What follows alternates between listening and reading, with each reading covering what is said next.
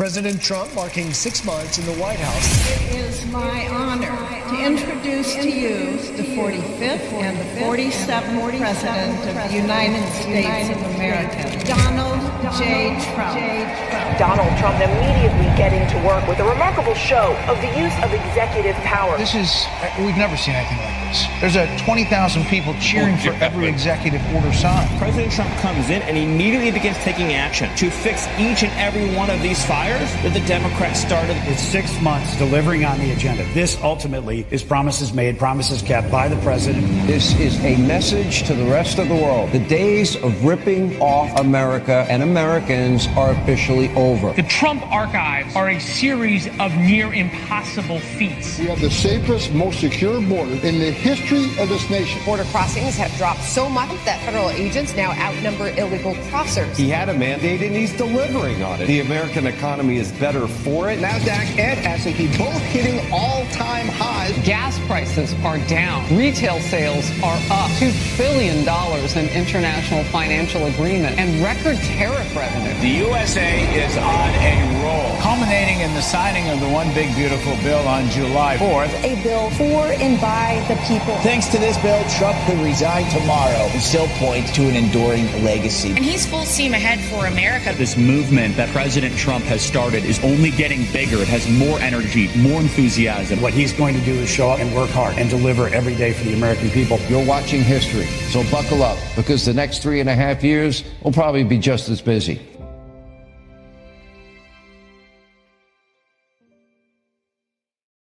And then, look at this crazy video, something you don't see here every day. President Trump walking out onto the roof of the West Wing, exiting the state dining room through a window, flanked by Secret Service officers as snipers surveyed windows across the street so the president could get a first-hand look at a White House modernization project, still TBD. Can you give us another hint?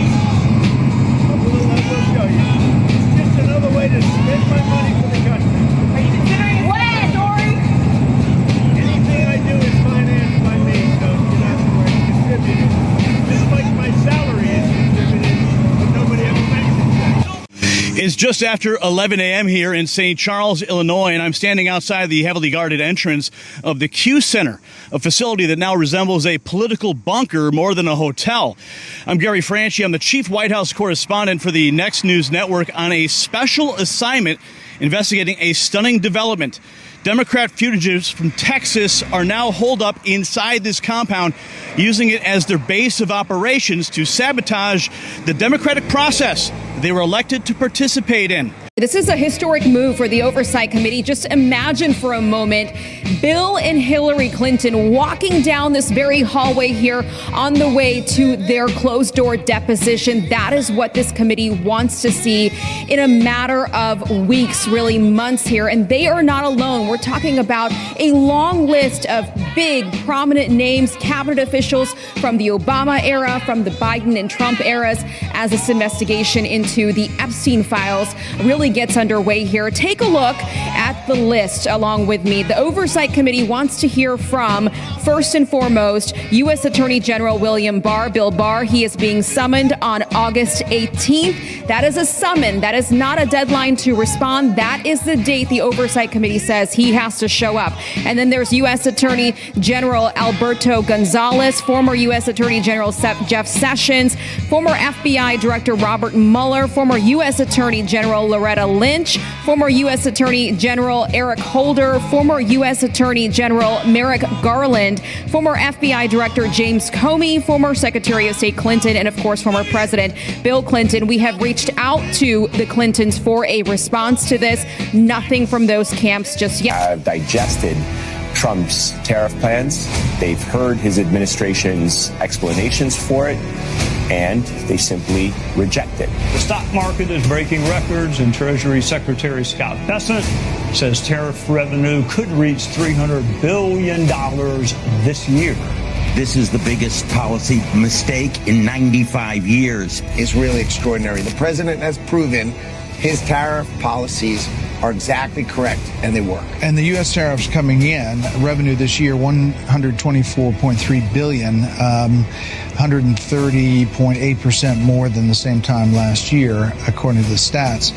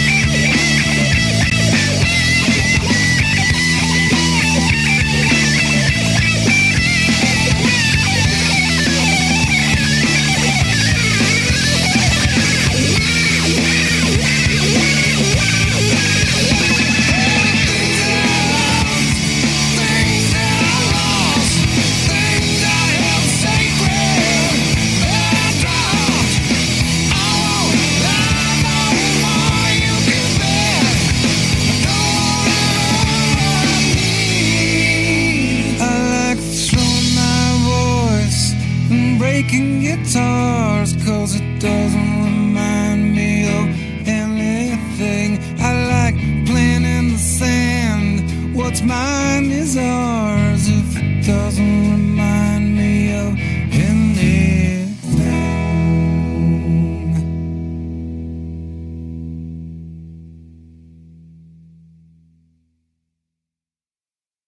I believe it is God's job to sit in judgment, my job to defend America, and to promote the fundamental interest of stability, prosperity, and peace. That's what I really want to do. The law Lord is full of wrath. The Lord taketh vengeance on his adversaries, and he reserves his wrath for his enemies. Who can stand before his indignation? Who can abide the fierceness of his anger? His fury is poured out like fire. The rocks are broken because of him. The Lord is good, but he will pursue his enemies into the darkness of eternity. Choices have consequences. Most see God's wrath as a loss of self-control, an outburst of God's temper out of control. Choices have consequences.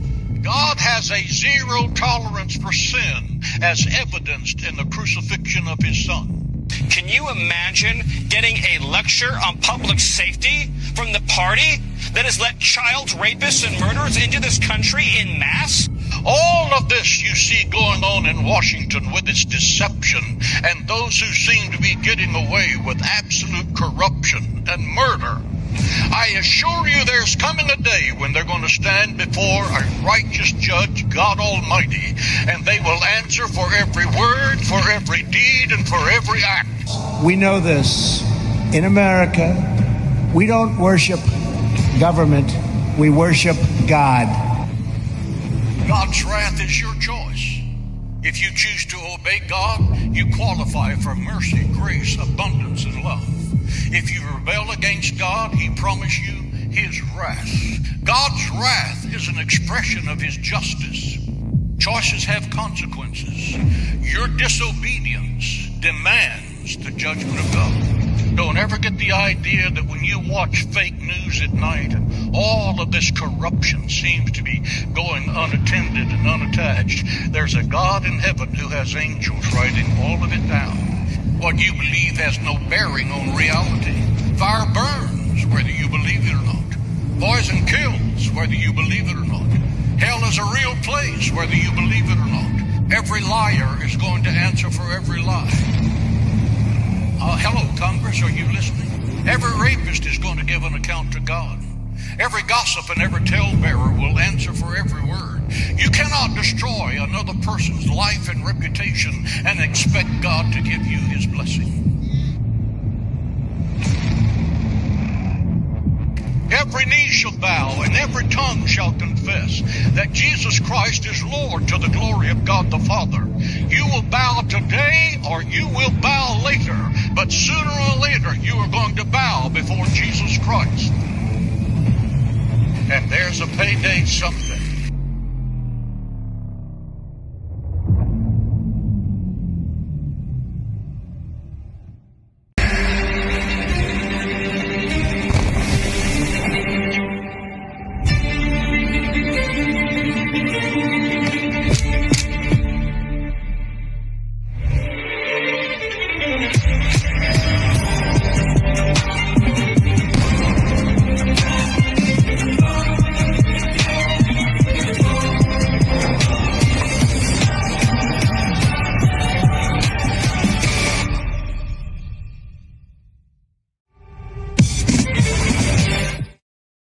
You will feel fatigue, you will feel fear, you will feel happiness, you will feel regret, you will feel sadness. At the end of the day, you will continue to breathe fire.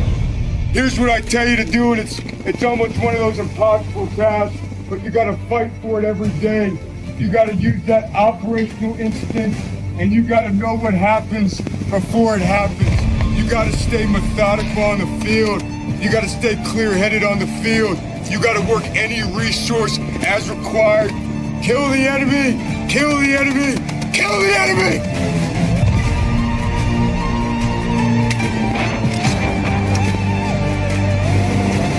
You are obligated to protect and serve the Marines on the left and right flank of you 24/7! All come home together. Gonna go. You guys will do the unit proud. You will do your country proud. Don't let fear get in that brain of yours. Organs harvested from patients that are still moving. I heard that from a congressional hearing last week. What can you tell us?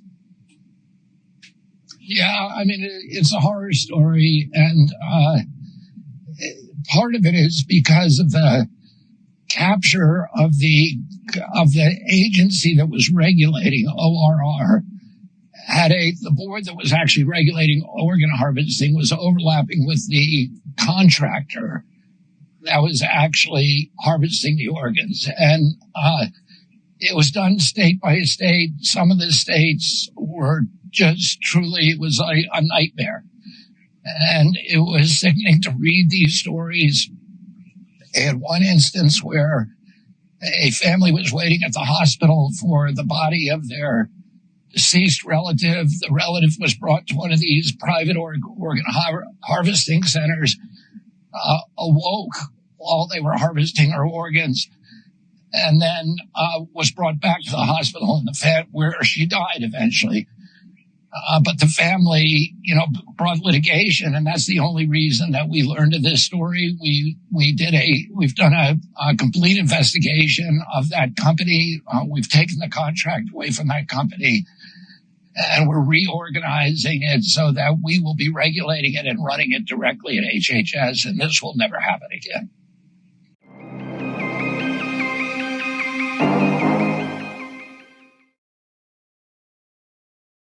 We just watched the speaker gavel out with a whole lot of anger, Kelly. Here's the state of play. Here's MSNBC sucks. Hey, how are you? MSNBC sucks. Talk to you for a second. MSNBC sucks. Okay.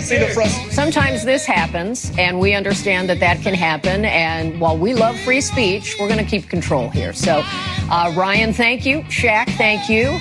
A volatile story. We'll be following it. And apparently, not only Shaq cleaned up. Okay.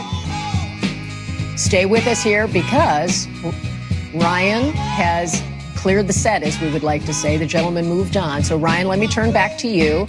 Nicely handled there. Can you give us an update on, as you were walking us through this, we'll all take a breath there. Maybe not. Okay. Go ahead, Ryan. See, hold on 1 second. Yeah. Okay. We're just going to pull the plug there. Thank Kelly, you, this Ryan. is all playing out in real time. It sure Passion is high. Yes. There's a whole lot of anger here, as you can see. So we're going to get control of this and come back to you when we can. Fair enough. And we recognize people are expressing their views, and we're there to cover it. You do that job. We'll move on with our audience. Thanks for your patience with. All right.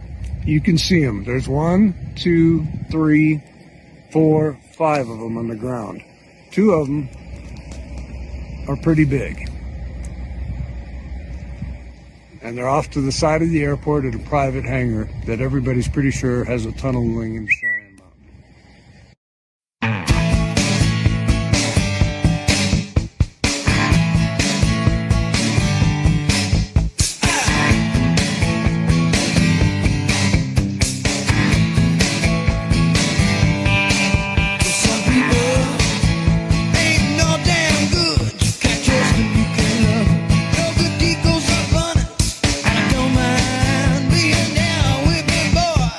I've had that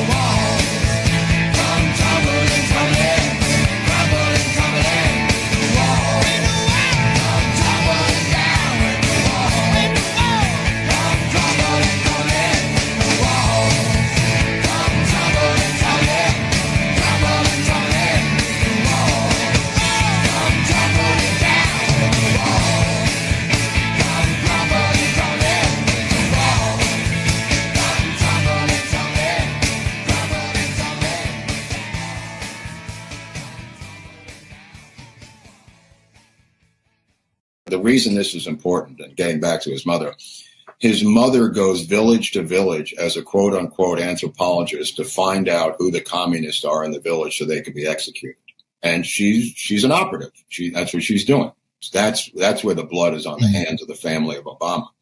And he refuses to acknowledge any activity about his mother during that time period, other than that she was an anthropologist and, going through these villages, which is far from true. This coup is one of the most underreported American-backed CIA coups in American history, with the highest body count of any coup in American history, the coup in Indonesia, of replacing Sukarno with Suharto.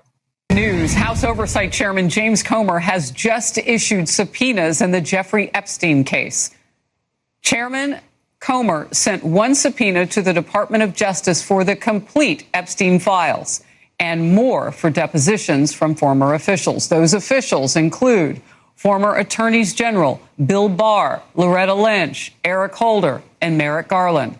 Also, former FBI directors Robert Mueller and James Comey, and both of these people now, former Secretary of State Hillary Clinton and her husband, former President Bill Clinton.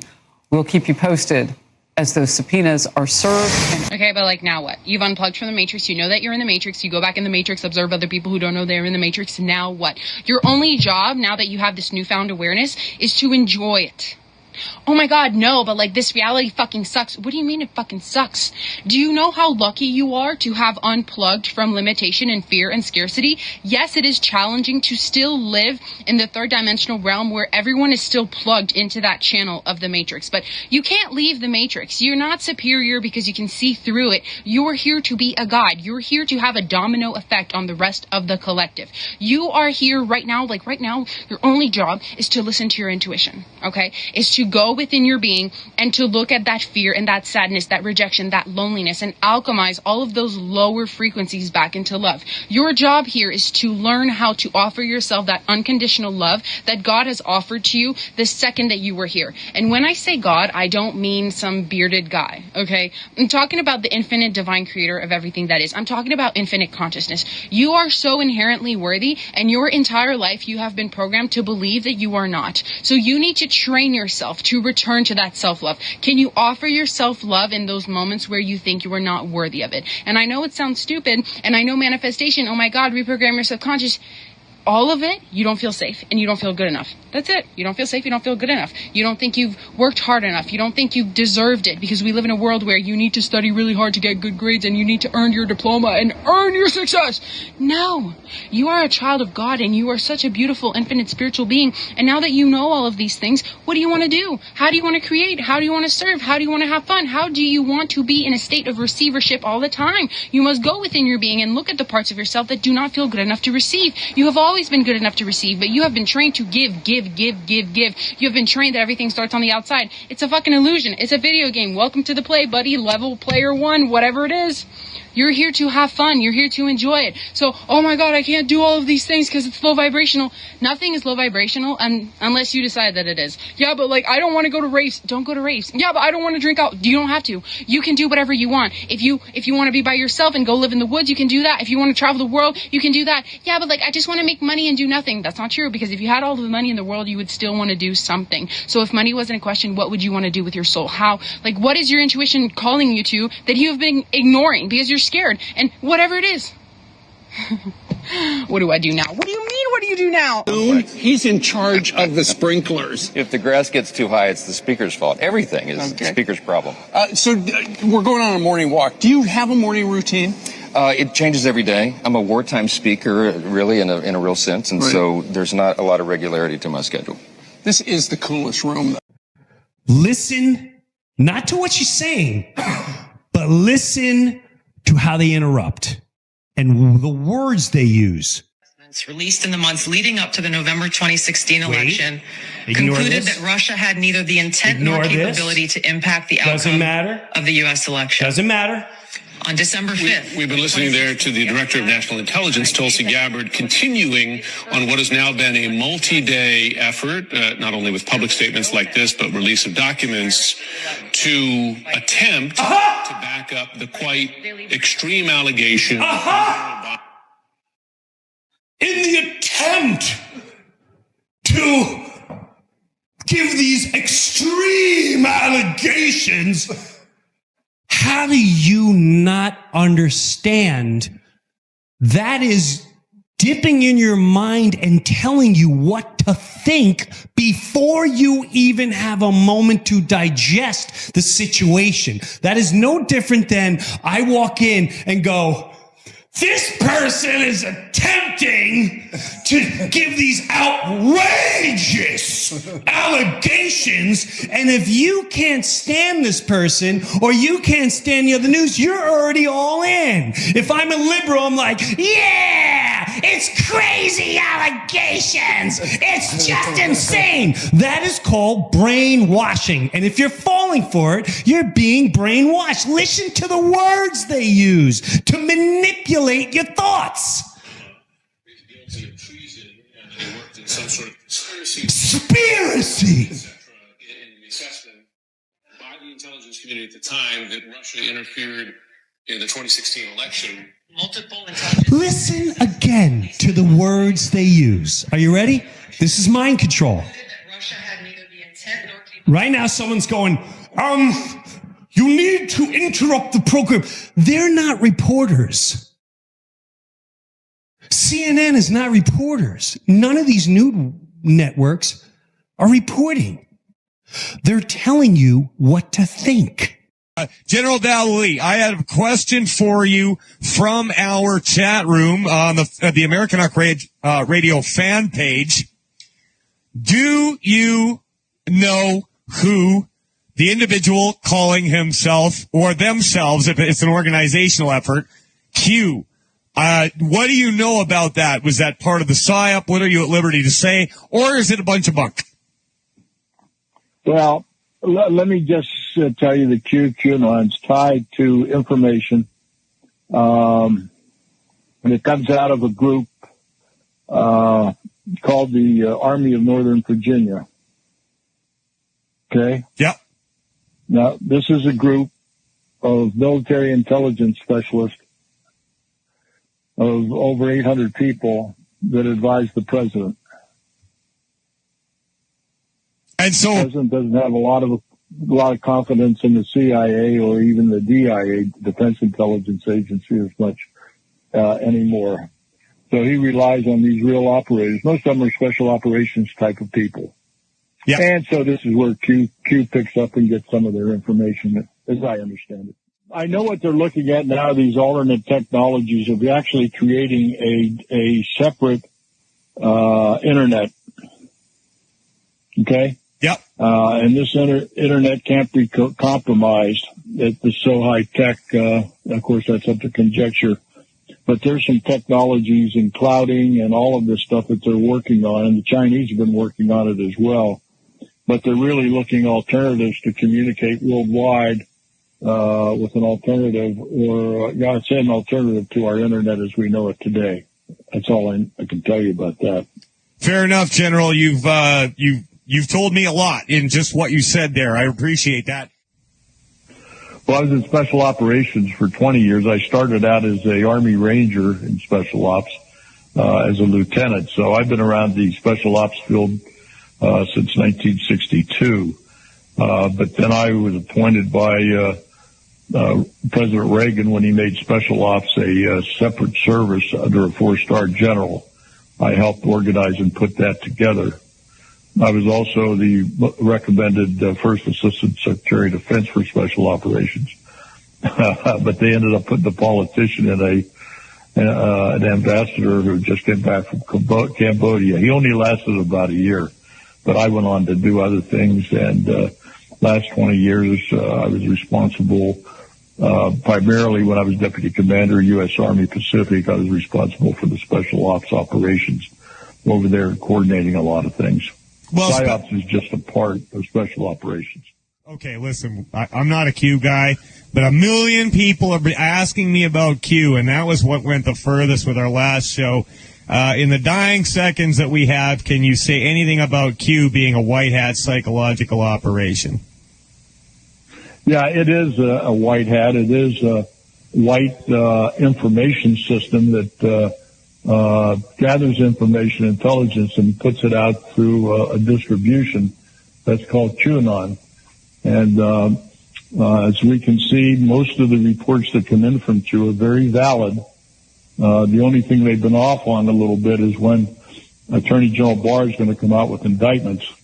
And the word was put out for the Red October to be October 18th. Well, that's since been delayed. So we're all standing by for these indictments from the Attorney General of the United States regarding the Russian collusion and the silent coup against President Trump. General Vallely, thank you so much for coming on the show. We've got to let you go. We have absolutely no time left. Well, there you go, everybody.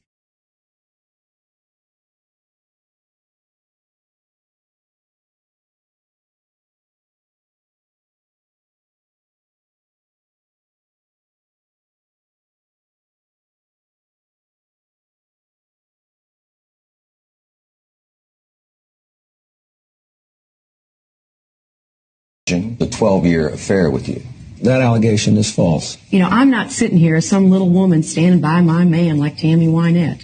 I'm sitting here because I love him. And for added drama, a light fell off the wall and nearly hit them. You know, an average person, Jesus, Mary and Joseph. Woo. Work for the DNC. The DNC absolutely rigged the primary against Bernie Sanders. He was aware of this. He was there while this was all going down. So was Donna Brazile. Everyone was aware of it. The guy got fucking murdered after he leaked information to WikiLeaks. If you don't think that's a little weird, what are you looking at? What delusional rose-colored glasses are you looking at your party from? You think you're in some Julia Roberts movie from 1990? This is real shit.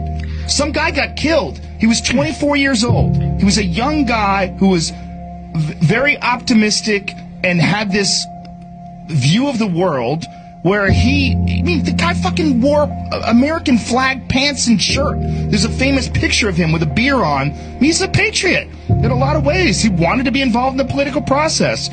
He was very idealistic. He was probably shattered by finding out that the party that he was working for was corrupting the democratic process. And because I've said this before, I've been accused of helping Donald Trump win by really wacky people online, by pointing out all the flaws of Hillary Clinton. Look, man, you can't ignore that shit because you want one side to win. I've talked about all of his flaws too.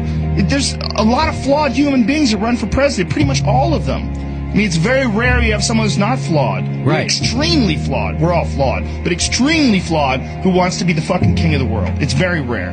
Listen, man, I'm not a fucking reputable person. That's what I try to tell my people. Political ideologies. I mean, I'm just not. I'm not that well read when it comes to politics. I have my opinions on things, but when it comes to things that are rock solid and clear, like that Seth Rich was murdered and people want to ignore it, I'm like, what the fuck do you think happened? There has to be some sort of a disconnect here. When a person is giving information to WikiLeaks that exposes corruption inside the very organization that's responsible for the fucking Democratic Party, and he gets murdered, and you're like, oh, the conspiracy theories. No, he got murdered. There's no conspiracy. It was a botched robbery. Says who? Says who? Where's his? How come his wallet was there? How come his watch was there? How come they didn't take his phone? What the fuck are you talking about that I'm a conspiracy theorist when I just tell you the facts?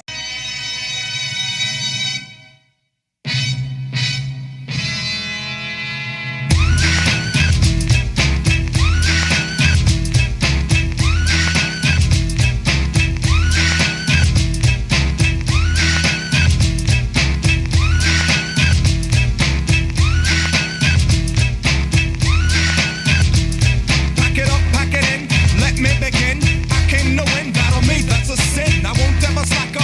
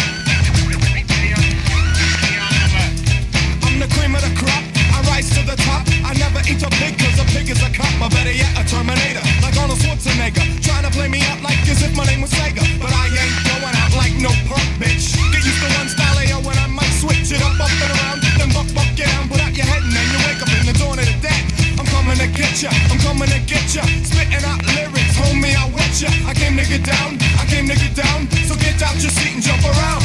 Jump around. Jump around. Jump around.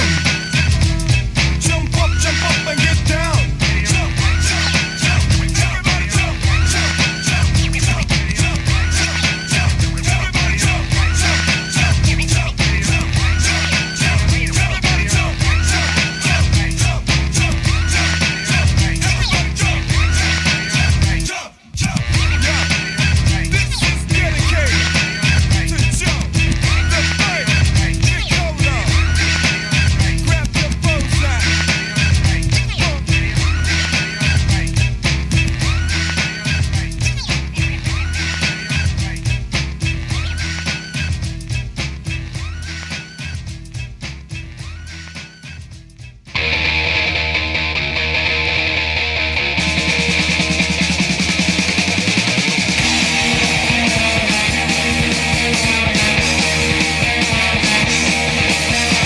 If you like to gamble, I tell you how you man. You win some, lose some, it's all the same to me.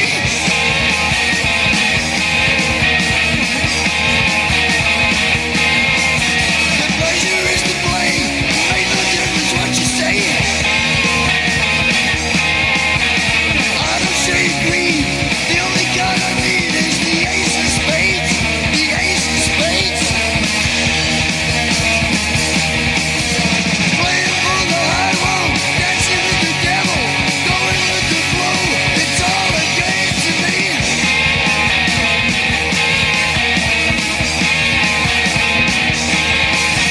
7 or 11, snake eyes watching you. Double up or quit, doubles take a split. The ace of spades, the ace of spades.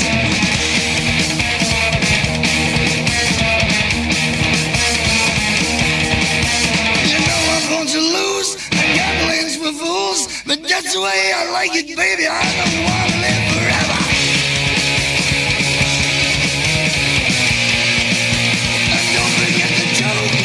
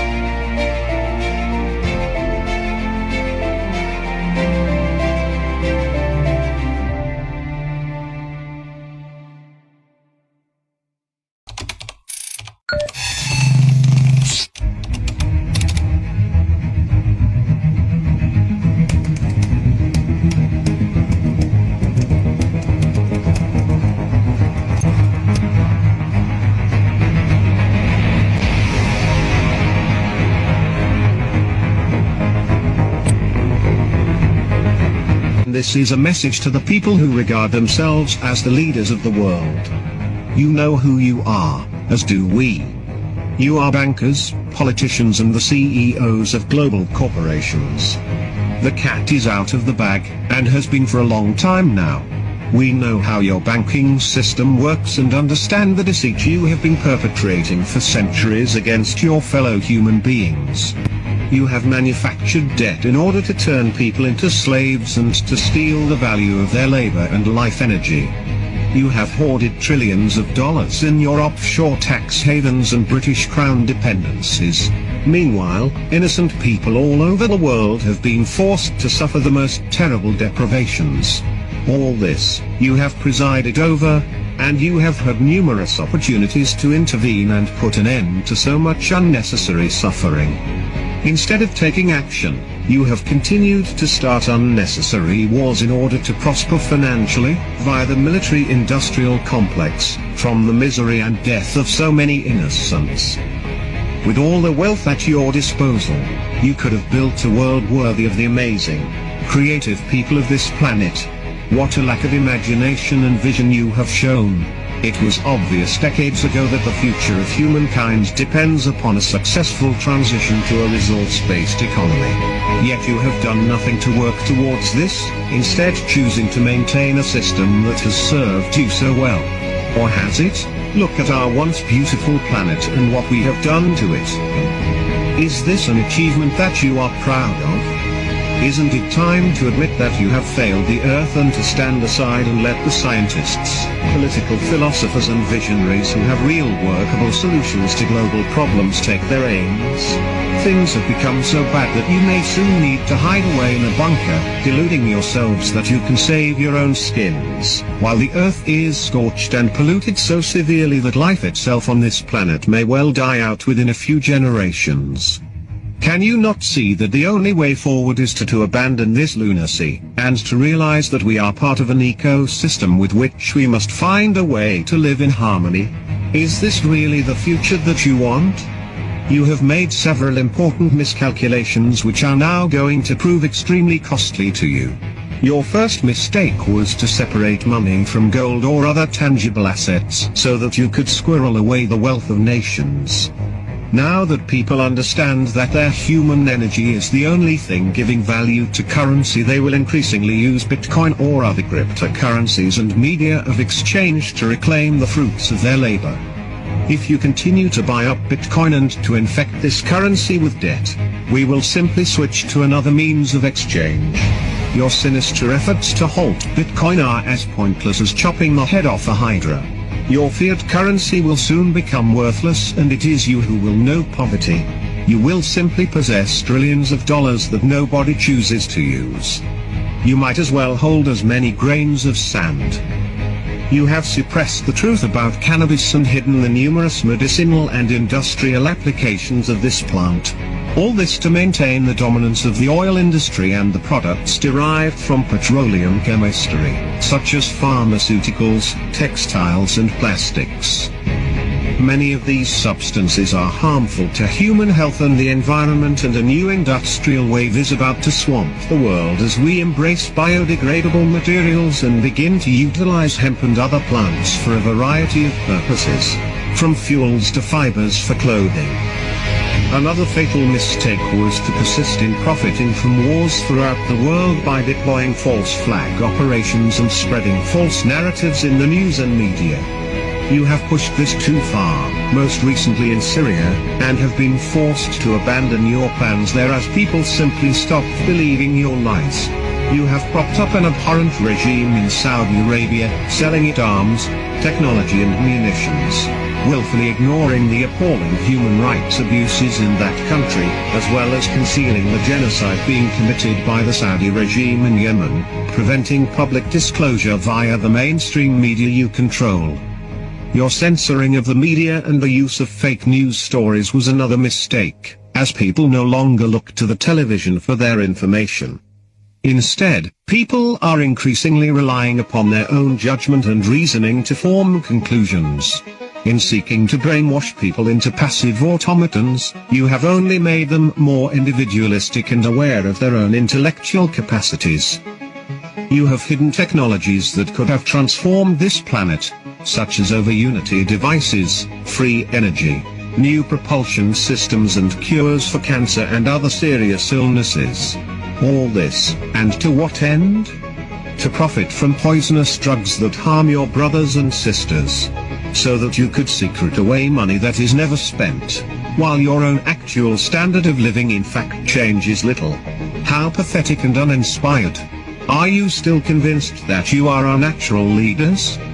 Your most significant terror was to have underestimated Anonymous. You have attacked us, misrepresented us, and sought to divide us from one another on various internet social networking platforms, such as Facebook and Twitter. All you have achieved is to have redoubled our resolve, and we are now stronger than ever. The numbers of our legion are greater, our talent pool richer, our ideas and philosophy more developed. Global elite. We know that your eyes are now turned to the African continent, where you plan to use the cloak of terrorism that you yourselves sponsor, as a ruse for doing to the people of Africa what you have done to the people of the Middle East. Know this. You will not be permitted to proceed with your covert agenda. We are several steps ahead of you. You will not be permitted to destroy this beautiful planet or to continue to keep its people as your slaves. There will be a new world order, but it shall not be the one you had planned. It will be ours. All over the world, people are waking up. We will not stand anymore for the current financial and political system. You have two options. Either you take the necessary steps immediately to facilitate the transition to a new, resource-based economy and surrender your power to issue currency back to democratically elected governments, or we will bring forth parallel systems to simply bypass most of your economic and political structures. We will not wait any longer. We are Anonymous. We are Legion. We do not forgive. We do not forget. Expect us.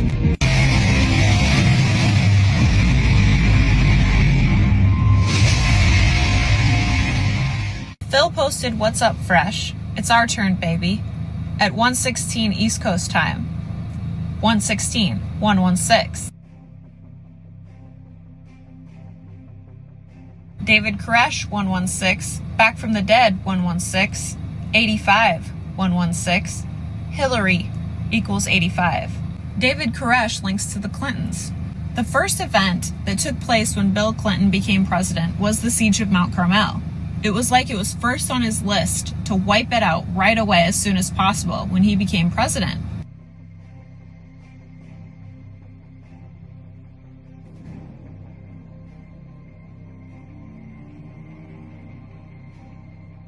I created this video for Phil's birthday 2 years ago. He just reposted it for his birthday.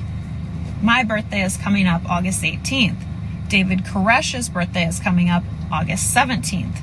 What if Phil is trying to tell us that something might happen around David Koresh's birthday or my birthday, August 17th or 18th?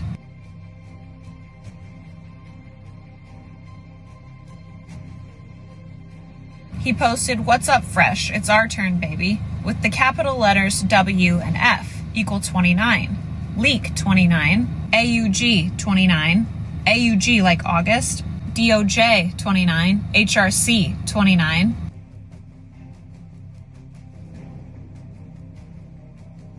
China and Russia began joint naval drills in the Sea of Japan on Sunday. Japan 42, Waco 42. Waco is where Mount Carmel is, the siege of Mount Carmel. Look closely at QPost 568. Shall we play a game? War games, double meanings.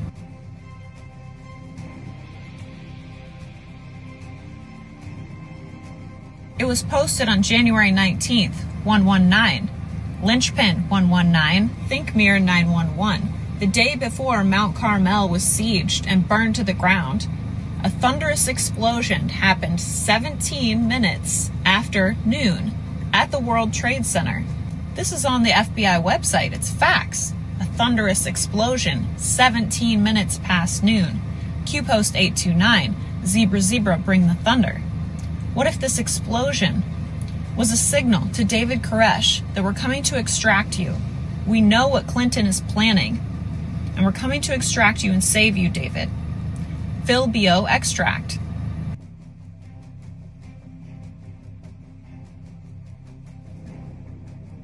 And what if Mount Carmel is linked to 9/11? What if the Clintons are linked to 9/11 and Obama, they're all linked together? What if Mount Carmel is linked to Israel? Save Israel for last. Mount Carmel is an actual place over in Israel near Gaza.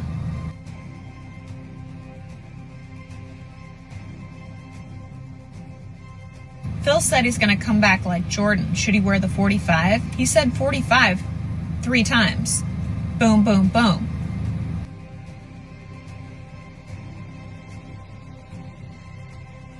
What if David Koresh was a double agent, was an inside agent? What if there was more going on at Mount Carmel than we know? What if there was labs underneath? What if there was tunnels? What if it leads to Israel? What if it leads to organ harvesting and human trafficking? What if David Koresh saved those children and gave the information to the White Hats? What if David Koresh was an operation, just like Snowden? China and Russia are doing war drills over in the Sea of Japan right now. Russia leads to Snowden. What if Snowden was an operation with operators dialed into specific orders? What if Phil is sending us comms that we might get a birthday surprise on 8/17 or 8/18? What if a leak comes out from Snowden or David Koresh about the Clintons, taking them down? First arrest, Clintons. Phil said it starts with 1. Q-Post 1 starts with Hillary's arrest. What if the first arrest is Hillary and it snowballs, dominoes to Bill and then Obama, and then, like the noticer said, everything, everywhere, all at once? August is going to be hot. The FBI is currently completing a mission called Operation Summer Heat. Special agents and special task forces going around doing raids, raiding the criminals.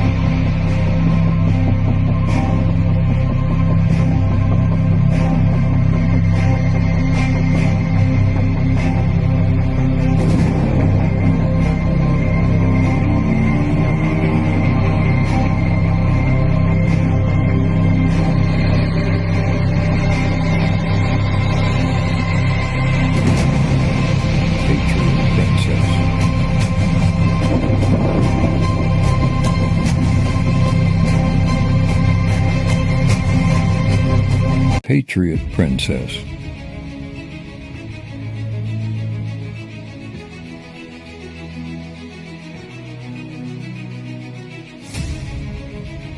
The belief that the rights of man come not from the generosity of the state, but from the hand of God.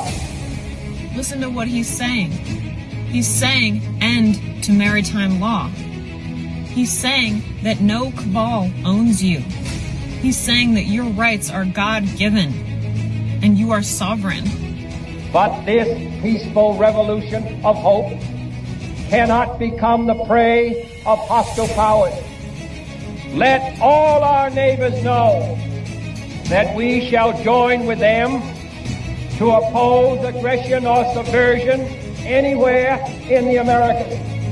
And let every other power know that this hemisphere intends to remain the master of its own house. This speech changed everything. This moment in time changed everything. He called for a world alliance, a plan to save the world, a peace alliance. Let both sides unite to heed in all corners of the earth the command of Isaiah to undo the heavy burden and let the oppressed go free. A fearless, loud and clear, bold message to the evil forces against humanity. Philippians 1:28. Do not be frightened by anything from your opponents. This is a clear sign to them of their destruction and your salvation, and that from God. Proverbs 28:1. The righteous are bold as a lion. Only a few generations have been granted the role of defending freedom in its hour of maximum danger. It is our time, patriots. If not us, then who? If not now, then when?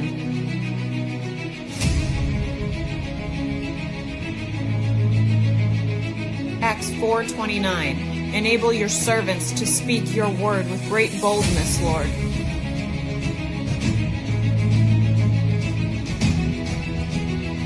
And so, my fellow Americans, and so, my fellow Americans, and so, my fellow Americans, ask not what your country can do for you, ask what you can do for your country.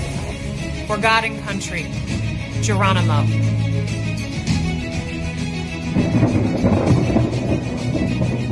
Dark to light.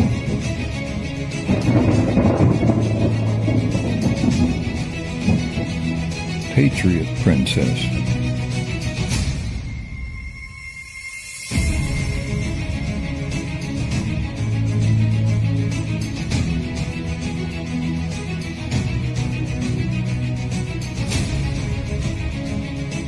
Welcome to the revolution.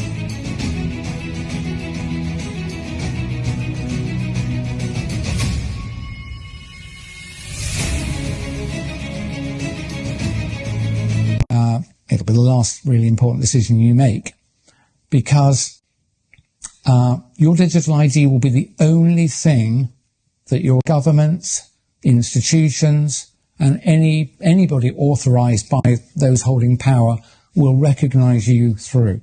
So you won't exist anymore. You'll be replaced by a QR code. You are not a number. You're an address to some resources. And that makes it particularly dangerous because those resources can be edited. And one of those fields, for sure, will be your vaccination status. And I'm absolutely sure, because I've seen it written down in multiple documents, that your digital ID will only remain valid if you comply with the conditions of validity. So one of them will be, have you had your latest recommended or mandated jabs? And because of the fact that I'm qualified in toxicology and worked for decades with others in what's called rational drug design, when I look at these jabs, the constituents, I am certain, formally certain, that they were designed to hurt you. And so, the digital ID will lose validity unless you roll your sleeve up. You must see that's designed to injure and, I believe, ultimately kill you. But you won't be able to escape that, because all your money will also be associated with your digital ID. So let's say you've gone to a supermarket, you want to buy a drink and a sandwich. You'll beat them through and it'll say, how do you pay? And it'll say, present your digital ID. And the cash register, as it were, the cashless system, won't proceed until you show it your QR code. And if you're not vaccinated, and if that means your digital ID is not valid, it'll say, sorry, transaction refused. The merchant will not be able to sell you the product. You can see how difficult this is. Now, a valid digital ID, just like a valid passport, is today required to cross a border. And I have no problem with a passport, of course. But I'd be pretty cross if to buy petrol I had to show my passport, or to buy a bottle of water I had to show my passport. But that is what's coming. You'll have to show your digital ID. If you've said hurty words on the internet, you might find that your digital money doesn't work. If you're outside of your 15-minute zone and you're not authorized to be, you will not be able to buy anything. That's what's coming. I just think Democrats are the party of ugly people, and Republicans are the party of hot, beautiful people, I mean, just look at President Trump when he's shaking his big, beautiful booty at the end of the rallies. That's just hot. And I know he's married and all that, but he's just so friggin' hot, I can't help it. Texas House Democrats will not be returning to their home state, despite Governor Abbott's warning that they could face removal from office if they are not back by 4 o'clock Eastern time today. Instead, they just announced a press conference at 7 p.m. And where are they? In Warrenville, Illinois, is where those Texas representatives will be speaking from, just about an hour outside of Chicago. This evening around 7 o'clock. They've been in Illinois. They've been in other states. They're protesting this GOP effort to redraw the congressional map. We know that both sides, Republicans and Democrats, are pretty good at getting very creative in carving out these lines. The Texas governor feels this is a legitimate move. The president supports it as well. We'll see where this whole thing goes. We'll be watching. The statute of limitations have not run out for those behind the Russia collusion hoax, according to Stephen Miller. Please take a listen to Stephen on Fox News. Well, do you believe we will actually get accountability? We've been demanding accountability now for a decade. Our audience is well aware that this is the biggest political scandal we have ever seen, and an effort to undermine and take down a duly elected president. But now we want to see the tricksters face the consequences. Will they? I have complete confidence in the Department of Justice to follow these facts, to follow this new, further avalanche of evidence, and to take all the necessary legal steps to ensure that the wrongdoers, the coup plotters, the schemers, and the insurrectionists are held fully accountable under the laws and Constitution of these United States. Yes, Maria, I believe that. Now, last weekend, John Ratcliffe, CIA director who is a former prosecutor, former DNI, told us that the statute of limitations, the 5-year statute, does not apply when it comes to conspiracy. And he says the conspiracy is ongoing because they still won't admit it. The conspiracy is still happening. So what is your take on what Ratcliffe told us last week? Oh, he's completely right. So several of the statutes I mentioned, we have not even come close to eclipsing the statute of limitations. But more than that, it is an ongoing and continuing conspiracy. It continued through the entirety of President Trump's first term. It continued through the entirety of President Biden's term in office. And it continues to this day. There are still deep state coup plotters who are trying to conceal and hide this information on behalf of the people they are protecting. There are still staffers in Democrat offices who know the full truth, who are concealing that truth. So all of this behavior, all of this conduct collectively means the conspiracy hasn't ended, is ongoing. Comey in particular has throughout the years engaged in conduct and lies, public statements, and testimony in front of Congress. False testimony whose sole purpose was to perpetuate and continue the conspiracy. So I have every hope and expectation that the Department of Justice, under the leadership of our courageous Attorney General, will follow these facts and follow the evidence and deliver justice. Because if we have a country where we can continue to have FBI careerists and CIA careerists, deep staters who will fabricate and doctor evidence, who will create and produce fake material, fabricated material, phony information to try to go after their political enemies up to and including the president. If we continue to create the impression and the reality that there is not a severe criminal penalty for such conduct, it will never stop. It will never desist. It will keep on going forever. And we will continue to have a country that is sabotaged endlessly by the production of fake documents, fake material, fake plots against democratically elected officials. We can't have that. There must be consequences. Well, I mean, it's just extraordinary.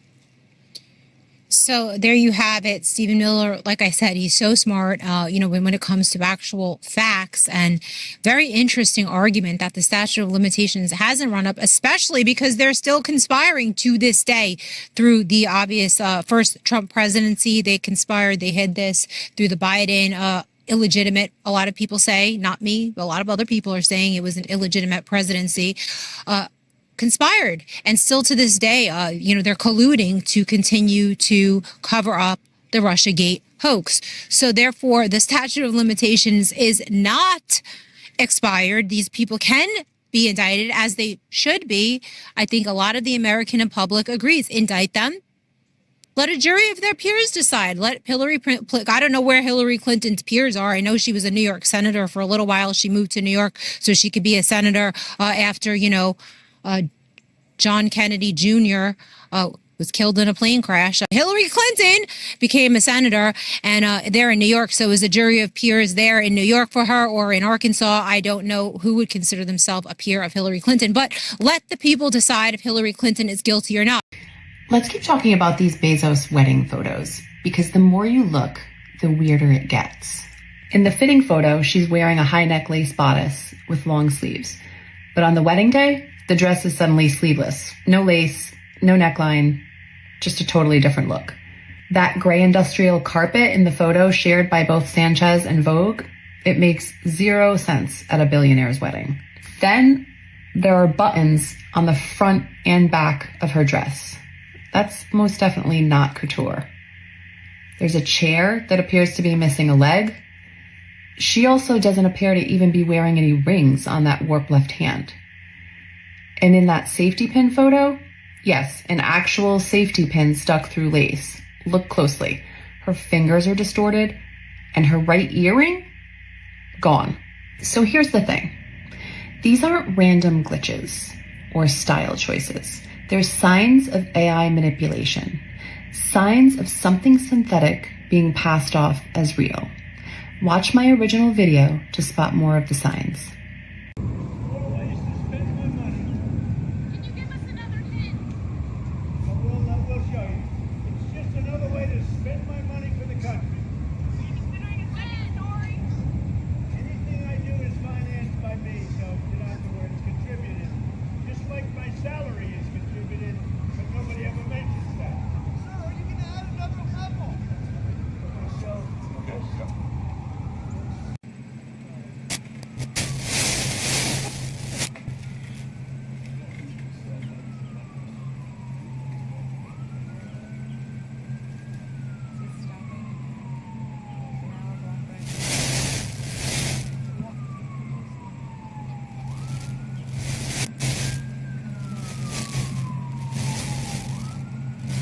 Sir, why are you on the roof? Mr. President, what are you doing up there? What are you looking at? Talk to us. How does the new Rose Garden look? The ballroom, which is on the other side. Are you connected? Hello, Peter. You're looking good, Peter. Are you going to move up there? What does that mean? What do you... 4 ways to spend my money. Can you give us another hint? We'll show you. It's just another way to spend my money for the country. Anything I do is financed by me, so you know where it's contributed. Just like my salary is contributed, but nobody ever mentions that. Are you going to add another level? Want to hear some sneaky ways the enemy works into your everyday and you don't even know it? I'm going to give you 5 things that we say, and I am one of them. I have said these things that we say every day, that it is the enemy getting into our minds, and we're repeating this, and I'm going to back it with scripture and why it's incorrect. The first one is, you've got this. No.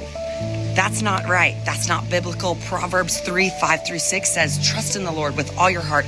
Lean not on your own understanding, and in all your ways acknowledge him, and he will make your path straight. Number 2, you are enough. No, you are not enough, but Jesus is.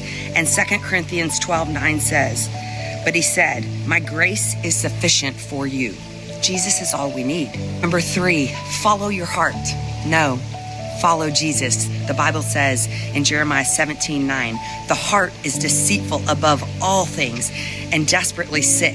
Who can understand it? Our heart will lead us astray. And Matthew 4:19, Jesus says, come follow me. Number 4, believe in yourself. Nope. Believe in God. Philippians 4:13 says, I can do all things through Christ who strengthens me.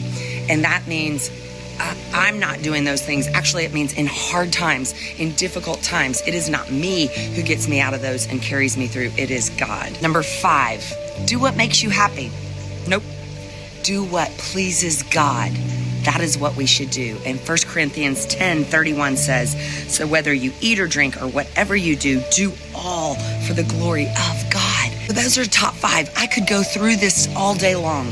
Y'all, do not let the enemy get in our brain and tell us that we are enough, that we can do it, that we, inward. No, keep our eyes outward. Keep them on God and do not let the enemy fool us into thinking that we can do anything ourselves. Y'all, have a blessed Sunday. Bye. Voted you into office because they were concerned about immigration policy in this country. But if you look at the jobs report last week, it did show a 1.7 million drop-off of foreign-born workers from March to July. And that's a great number, by the way. That's a great number. Because it means we're putting Americans to work. Well, the problem is immigrants have accounted for more than half of the U.S. workforce growth over the last 3 years. And so you wonder if that gets into an issue. And I know you've spoken with farmers who have had concerns about being able to find temporary workers there. That's right. And I think their pleas have kind of hit you in a way where you looked at that a little differently. Well, I think we're getting the criminals out of our country because they had an open border policy because they were fools, and they allowed people from prisons and gang members and drug dealers into our country. We're getting the criminals out of our country by the thousands, and they're taken. We have murderers. We have people that are mentally insane. They come out of insane asylums and psych wards, and they come out of places that you don't want to know about. You would not like to see it. But they dumped everybody in our country, from the Congo in Africa to all over South America. They dumped millions of people into our country that are dangerous people, and I'm getting them out. I'm working with the farmers, however, and the farmers have been great. I also got the highest vote for farmers, I think, that anybody's ever gotten. And I take care of the farmers. I love the farmers. They're a very important part of this country. And we're not going to do anything to hurt the farmers, and we're working on that, and we're going to be coming out with rules and regulations. I mean, you'll see a farmer with the same person working for him for 20 years. The person's even paying taxes and other things. And we're looking for the criminals, the people that murdered. You know, we have 11,888 people that came into our country under Biden, with our great czar, a border czar. She never called one. You know, she was a border czar. She never went to the border, and she never made one call to the Border Patrol. You know, other than that, she did a great job. But they had hundreds of people that were murderers, 11,888 murders, 50% of which murdered more than one person in our country. We've already gotten a lot of them out, and some of them are so dangerous we don't want to bring them back. We want to put them in our own prison because we don't want them coming back.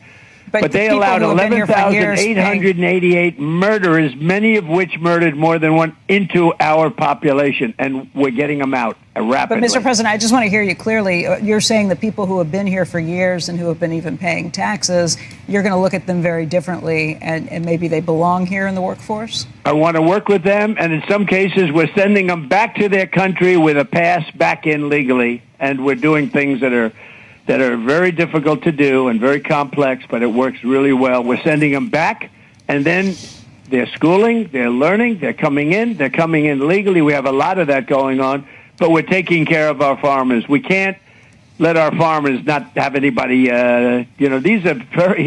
these people, you can't replace them very easily. You know, people that live in the inner city are not doing that work. They're just not doing that work. And they've tried, we've tried, everybody tried. They don't do it. These people do it naturally. I said, what happens if they get it to a farmer the other day? What happens if they get a bad back? He said, they don't get a bad back, sir, because if they get a bad back, they die. I said, that's interesting, isn't it? You know, these are very, in many ways, they're very, very special people. Okay, go ahead. Warning to viewers, the following images are disturbing. This all began after WikiLeaks founder Julian Assange released hundreds of thousands of secret documents detailing a backstabbing Clinton Foundation, but it now appears the real truth Assange was leading us to was hidden between the blurred lines of Hillary Clinton's campaign manager John Podesta's released emails. Fast forward past John Podesta's brother Tony's casual email exchange with thelemic spirit cooking adherent Marina Abramovic. The Rosetta Stone was needed next, a verification that high-level Washington, D.C. predatory pedophiles were using a code to communicate child sex trafficking as casually as ordering a pizza. An FBI unclassified document from WikiLeaks revealed symbols and logos used by pedophiles to identify sexual preferences, to include those who sexually abuse children, as well as those who produce, distribute, and trade child pornography, are using various types of identification logos or symbols to recognize one another and distinguish their sexual preferences. Investigators should also be attentive to pedophilia symbols advertised on websites. During examinations of computer files, investigators should be conscious of subjects who try to conceal child pornography by labeling them with symbols instead of typical suggestive, explicit names. Thus, the interest in code words. Now, clues. The menu from Comet Ping Pong. Notice the symbol of the ping pong paddles and its clever resemblance to the FBI document's symbol for child love. All right, hang on, New York Times. Before you declare this fake news from your ivory tower, now look at the symbol for Besta Pizza, just 2 doors down from Comet Ping Pong Pizza, boldly using the symbol for boy lover as was recorded on the unclassified FBI document. The evidence begins to reveal that Besta Pizza and Comet Ping Pong Pizza may be competing for the lucrative Washington, D.C. pedophile market right out in the open. Comet Ping Pong owner James Alefantis needs to explain himself, and so he did, via the Hillary Clinton colluding New York Times. But so many questions remain unanswered. Why was this said by the band Heavy Breathing performing in Comet Ping Pong? He likes the world sounds. Tamales. And little boys. And children. I think I was his manager. No. We all have preferences. Why is the artwork adorning Comet Ping Pong's walls at the very least so insanely creepy, especially for a family restaurant? Why is Alefantis so close to Tony Podesta as revealed in the WikiLeaks emails? And why does Mr. Podesta collect questions? The Donald Trump administration is arguably the most influential this century and probably as well dating back a good portion of the last century as well. Love it, like it, lump it. Trump is remaking in the United States of America. Let's talk about tariffs first, right? There's all this talk that Donald Trump always chickens out when it comes to tariffs. No tacos for Trump. The effective tariff rate, get this, it's 18%, the highest since the FDR administration in the 1930s, up from, get this, just 2% last year. From just 2% last year, we're talking about a level, an effective tariff rate level, get this, 9 times as high this year than last year. But it's not just on tariffs, which of course Donald Trump ran on, in which you're seeing a tremendously influential presidency. What about immigration? Of course, Trump ran and has always run on a very hawkish immigration platform. Get this, 2025 net migration in the United States down at least 60% from last year. In fact, we may be heading for the first time in at least 50 years in which we have net negative migration into the United States. And last year, of course, in 2024, the net migration in the U.S. was 2.8 million. This year, we might be talking about negative net migration. My goodness gracious. Now, of course, this is part of the larger story, as I was mentioning. We're talking about immigration, net migration. We're talking about the effective tariff rate. But get this, how is Donald Trump doing it? Well, he is signing a ton of executive orders. Get this, 180, the most in a year since Franklin Delano Roosevelt. Oh my goodness, you have to go back to the first half of the 20th century, the last century. And to make a comparison, Joe Biden signed, get this, just 77 during his entire first year. And we're only a little bit in August so far, and Donald Trump making history with 180 executive orders signed so far this year. So that's why I said that in my mind, Donald Trump is the most influential president of this century and probably dating back a good portion of the last century. That is because he is remaking the country in terms of tariffs. He is remaking the country in terms of net migration, and he is remaking the country in terms of how much policy changes he's putting through in executive orders. As I said, it truly is history making. Love it, like it, or lump it.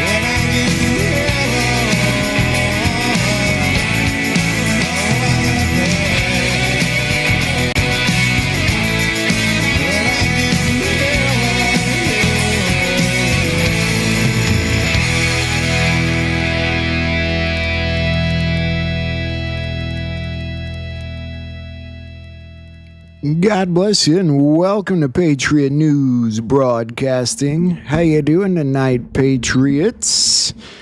Good to see you.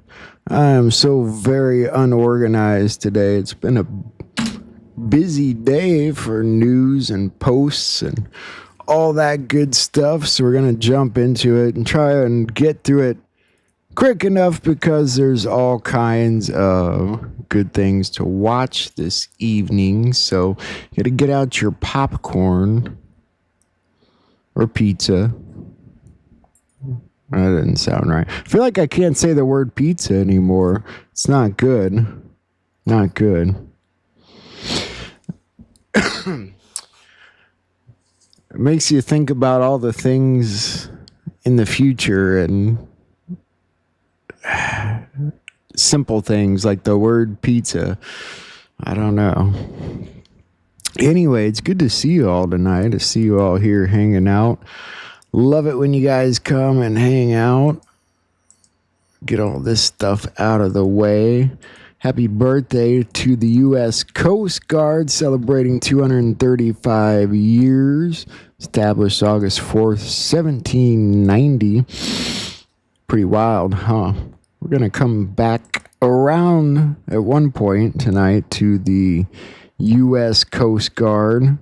First, we're going to look at the blob or whatever. This has got to be the weirdest story I pulled up this morning. A massive, mysterious, hot blob beneath eastern U.S. is moving towards New York, puzzling scientists. You don't see that kind of headline every day. But my, first thought was, where's Jerry Nadler? And is that the problem? But no, I don't think it's Jerry Nadler. It started with an earthquake that hit New Jersey and was felt in New York, but it didn't just stop there. Centered right around Hasbrook Heights, Rana. It happened just before 10:20. This.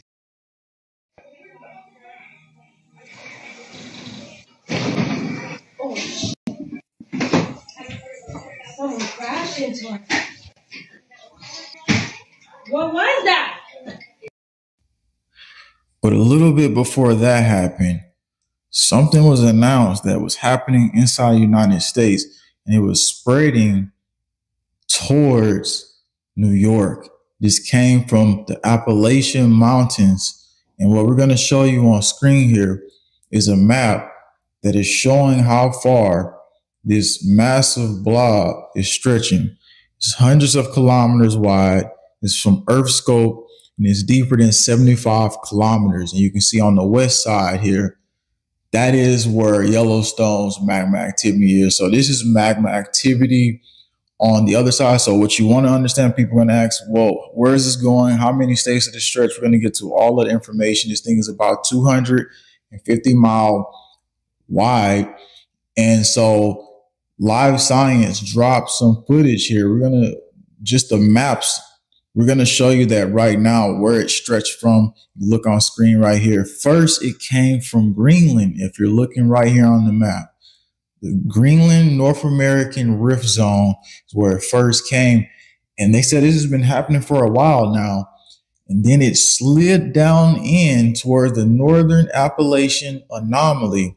And if you look on screen here, you can see where it says CAA, which is the Central Appalachian Anomaly, and NAA is the Northern Appalachian Anomaly. Now, when the earthquake struck, here's the interesting details here. When the earthquake struck, it was right over here next to a zone where a fault line was at. So this fault line was called Ramapo fault line. So it struck a little bit east of it, though. It didn't strike right there on the fault line, but it was right next to it. And they could just say it's lava moving around. You know, that Kamchatka earthquake was humongous. I imagine they said it set off a lot of volcanoes. I think I've got that somewhere in here. But yeah, I could see it. It looks like a blob of lava, basically. But that's, it's not like it's in your sewer and gonna come creeping up the drain type of blob. And it's not a Jerry Nadler type of blob. So, You're good on that so far. The Justice Department is launching a grand jury investigation into Russiagate conspiracy allegations. We did talk about this a little bit yesterday. We start today's show with some big breaking news, and we're going to go straight to Fox News correspondent David Spunt for the details. David.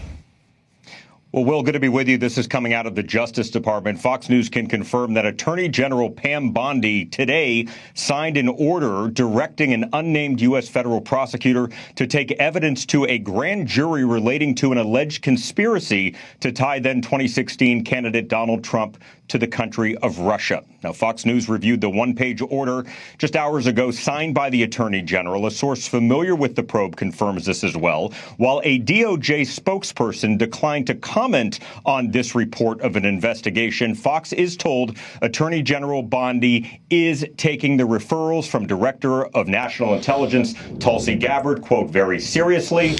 You know, today is like one of these days looking at the news and just all the posts out there where everything, you can see everything coming together perfectly, just like it's supposed to happen.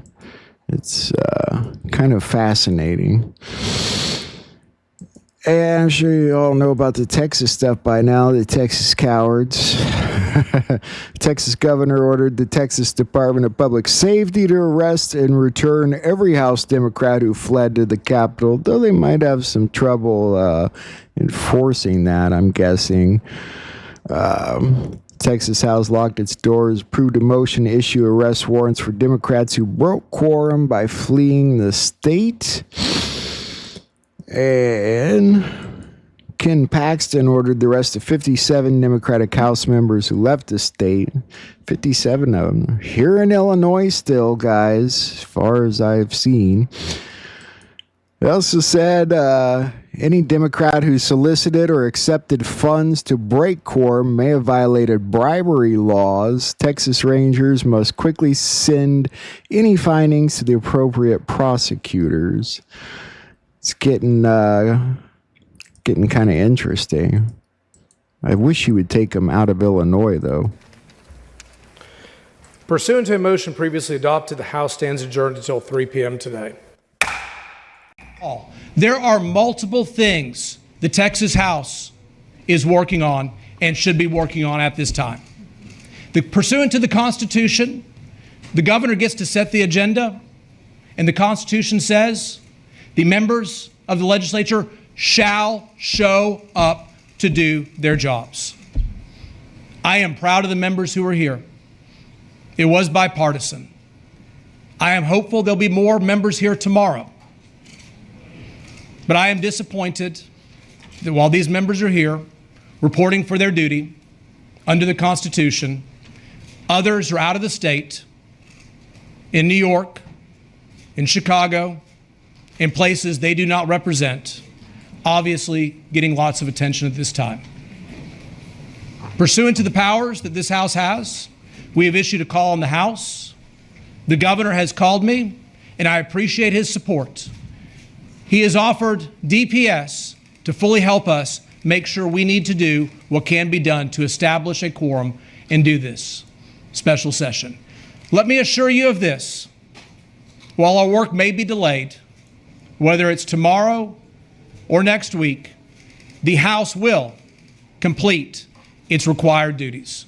I have signed the civil arrest warrants. We will work with DPS to locate members. I saw, for instance, there is one member who said that they're doing a fundraiser here in Austin tomorrow, and I've sent that fundraising letter to DPS and said they should be invited to attend as well. We'll see how that goes forward. Whether it's tomorrow or next week, they'll do their duties. It's kind of like making up homework, right? You guys need to get in there and make up your homework. Texas, for the love of God, get a hold of your representatives, please, because they're too close to me. I can smell them. I can smell them all the way down here where I'm at. Sean Diddy Combs lost his bid for a release from jail ahead of his sentencing. The Biden-appointed federal judge Aaron Submaranian in New York declined to grant Sean Diddy Combs bail, finding no exceptional reasons to release him prior to his October sentencing. So there is this. A New York judge has ordered Sean Combs to stay in jail until he is sentenced in October. The judge rejected his bail application, saying that he failed to present clear and convincing evidence that he won't run away or put others in danger. The hip-hop mogul, as you know, was convicted last month on 2 counts of transportation for the purposes of prostitution, but he was cleared of the more serious charges. His lawyers claim defendants in similar cases have been released on bond. How do you do that from jail? Just curious. How do you prove that you're no longer a threat to society other than doing what you're told in there? I don't know. It just sounded a little odd to me. I don't know, but you know how things go. I sometimes, and you know, I feel like his sentencing's already all done and carried out, and I don't know. Could be wrong. It's hard to tell him. One of those things. Transportation Secretary Sean Duffy will announce expedited plans this week to build a nuclear reactor on the moon. This one is kind of odd. And as the White House looks to establish a presence on the moon, one pressing question is, where would the power come from? NASA appears to have found an atomic answer. Here's ABC's Andrew Dimbert.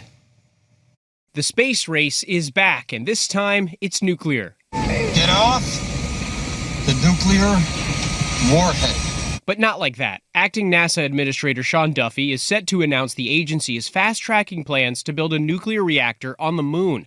Documents obtained by Politico reveal NASA will solicit proposals for a 100-kilowatt nuclear reactor that would launch to the lunar surface by 2030. And we're going back to the moon in order to learn to live, to work, to survive. NASA has made returning to the moon and establishing a lasting human presence there a top priority. Power is key to building bases, supporting crews, and staying long-term.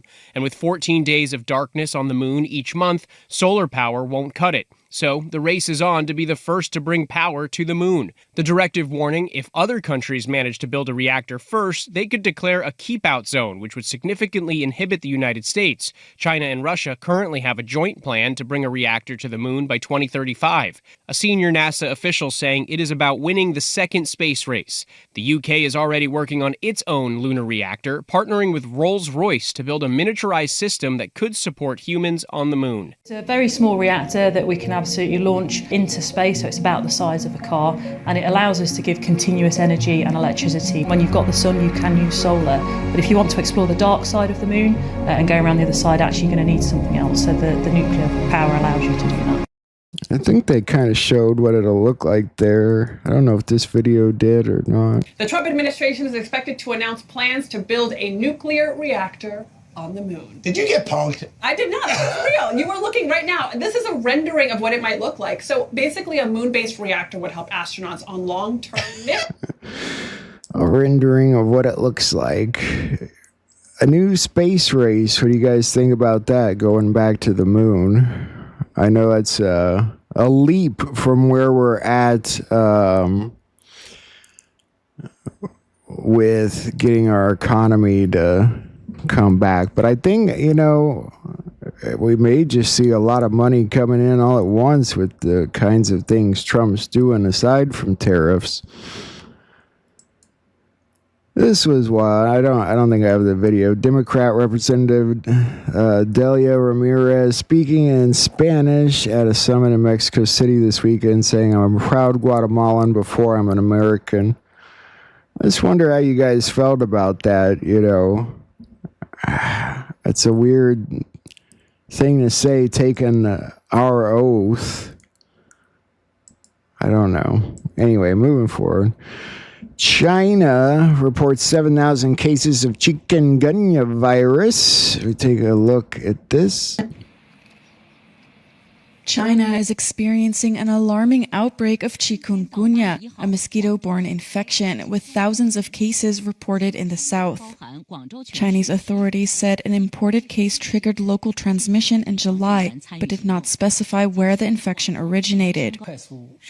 To prevent further spread of the disease, authorities are focused on eliminating mosquito breeding grounds and stagnant water.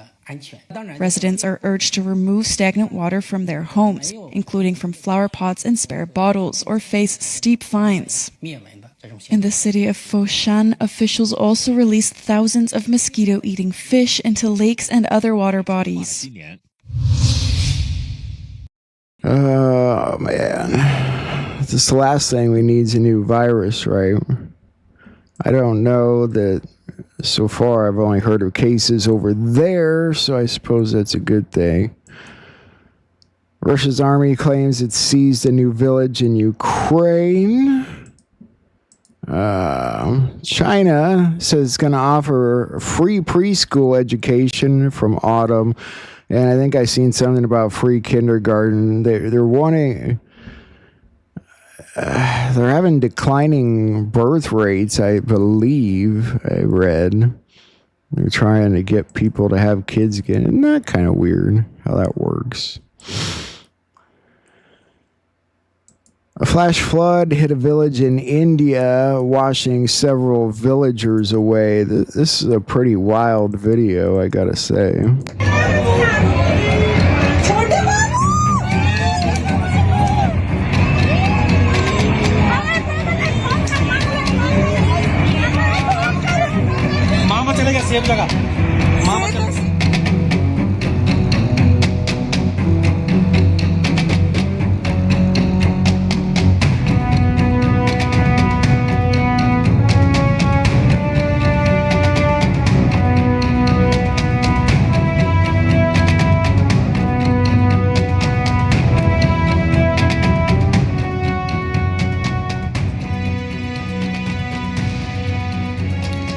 Like that whole village is covered in mud. Dharali क्षेत्र में बादल फटने की अभी सूचना आई है और बहुत तेज गति से मलबा आया है पानी के साथ।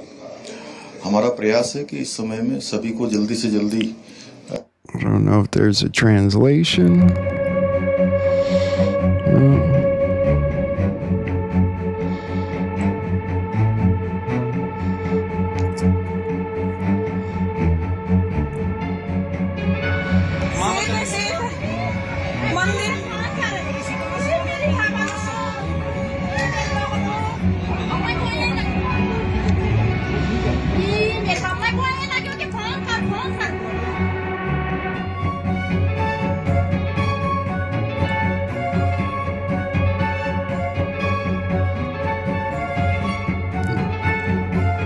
No casualties, but my God, everybody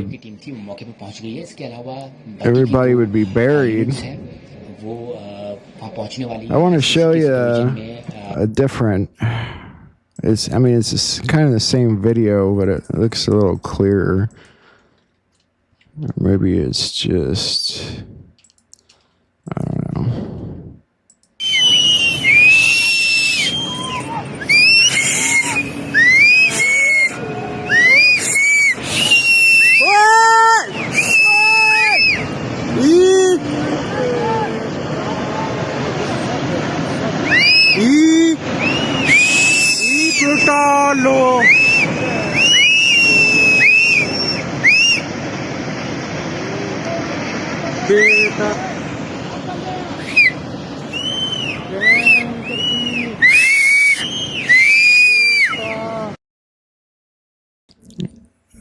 That was wild. That wave of mud was taller than the houses. I don't know. I've never seen anything quite like that. Moving forward, U.S. President Trump says incoming pharma tariffs may go as high as 250%. Trump says after a year to year and a half, tariffs on foreign pharmaceuticals are going to skyrocket to 250%. We want pharmaceuticals to be made here in America, not China. I think that's really the only safe way to I don't know. I think I would want my stuff made here in the country, but hopefully we're, going to back people out of these pharmaceuticals. But they're also talking about the pharma ads and other things today. I hope to see this happen at the same time. The tariffs, the ads. Here's what Trump said, though. They make a fortune with pharmaceuticals, and they make our pharmaceuticals in China and Ireland and everything else. And within the next week or so, we're going to be announcing tariffs on specifically. This is this is a separate class than the 15% tariffs on sort of everything. These are excluded classes, I call them. I like to call them excluded, like steel, aluminum, etc. Right, the well, 232. we're going to be announcing on semiconductors and chips, which is a separate category, because we want them made in the United States. And by the way, they're being made in the United States. We have the biggest in the world, as you know, from Taiwan is coming over and spending $300 billion in Arizona, building the biggest plant in the world for chips and semiconductors. But on pharmaceuticals, we'll be putting a initially small tariff on pharmaceuticals, but in 1 year, 1.5 years maximum, it's going to go to 150%, and then it's going to go to 250%, because we want pharmaceuticals made in our country. That's a good way to do it, and probably a good timeline. Let's see if there's anything else. On pharmaceuticals, we'll be putting a initially small tariff on pharmaceuticals, but in 1 year, 1.5 years maximum, it's going to go to 150%, and then it's going to go to 250%, because we want pharmaceuticals made in our country. And that's not the CHIPS Act like Biden did, because he didn't know what he was doing. All right, same thing, basically. Moving forward, the U.S. House panel subpoenaed the Clintons in the Epstein probe. We knew that was coming. They've also subpoenaed a whole host of other people, including the Clintons, of course, Merrick Garland, James Comey, William Barr, which should be interesting, Alberto Gonzalez, Jeff Sessions, Robert Mueller, Loretta Lynch, and Eric Holder. And I wonder if that list will get longer, but it seems like a pretty good start, I'd say. The House committee right now is investigating the Jeffrey Epstein case, of course, now issuing subpoenas to several high-profile people. That includes Bill and Hillary Clinton. Some of the other names on the list are former FBI and Justice Department officials like James Comey, Merrick Garland, Bob Mueller, and Bill Barr. These subpoenas today really is kind of a catch-all effort for anybody who might have been involved. Of course, the Clintons are involved because we know Bill Clinton flew on the plane.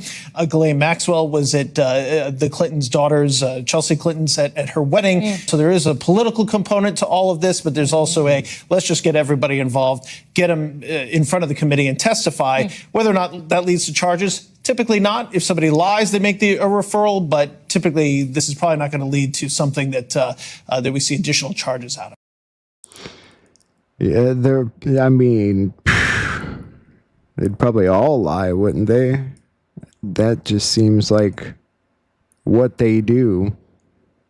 So we seen everything about the little earthquake this morning, but nothing big.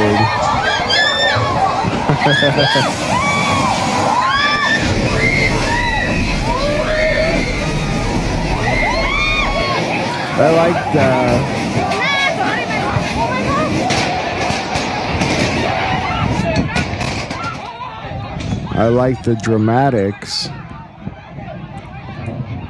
I think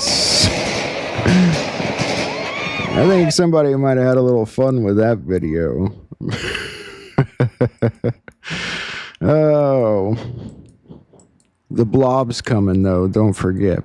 Russia claims the United Kingdom and Ukraine are plotting terrorist attacks against oil tankers in international waters to frame Russia and pressure Trump. We've seen a tad bit of that yesterday. This is a little more detailed. Press Office for Intelligence Service, the Russian Federation reports that according to information received by the SVR, British Special Service plans to use NATO allies to deploy a mass raid on the Shadow Fleet. The impetus for such campaign, according to London, should give a resonant incident with one or more tankers. The plan provides for the organization of a major sabotage, the damage from which will make it possible to declare the transportation of Russian oil a threat to all international shipping. They're trying to really hit them where it hurts. Execution of both terrorist attacks. London intends to instruct the Ukrainian security forces. Their expected dirty work and the inability to blind traces are considered by the British as a guarantee of their own impunity.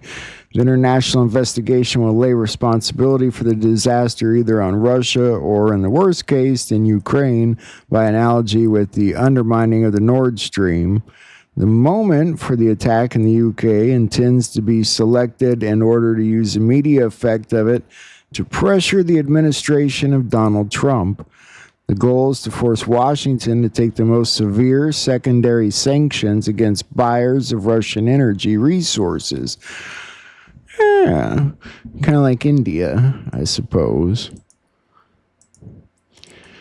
The Maui Emergency Management Agency is warning the public about an out-of-control brush fire burning dangerously close to homes. I seen this a little earlier, and I wonder if it's still burning.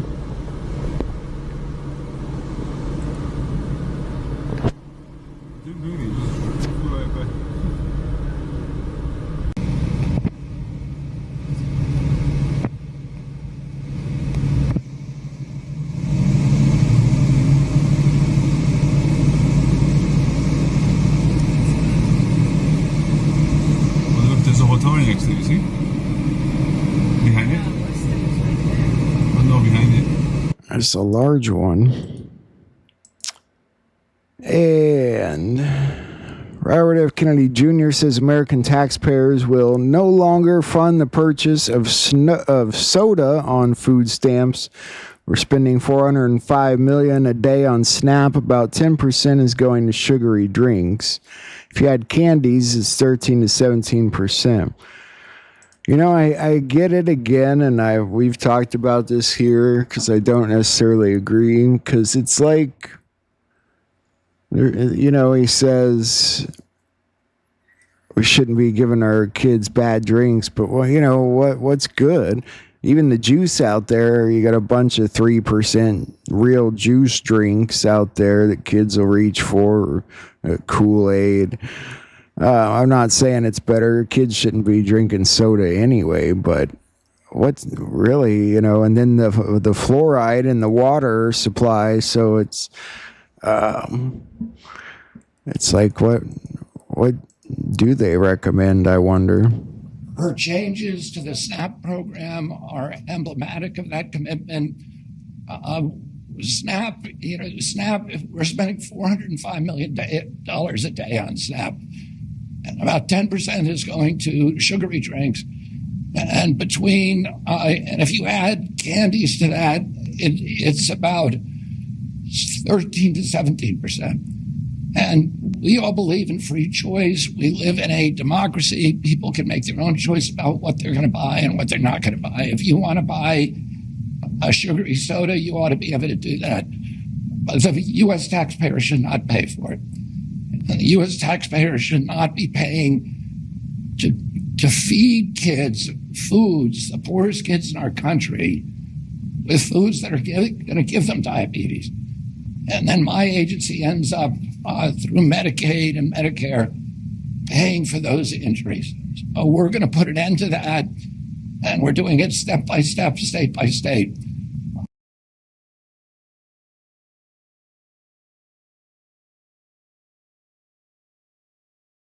That's what he had to say, and then there's this. One way is by not allowing taxpayer-funded benefits to be used to purchase unhealthy items like soda, candy, and other junk food.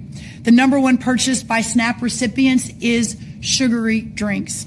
SNAP is a supplemental nutrition program meant to provide health food benefits to low-income families to supplement their grocery budget so they can afford the nutritious food essential to health and well-being. That is the stated purpose of the SNAP program.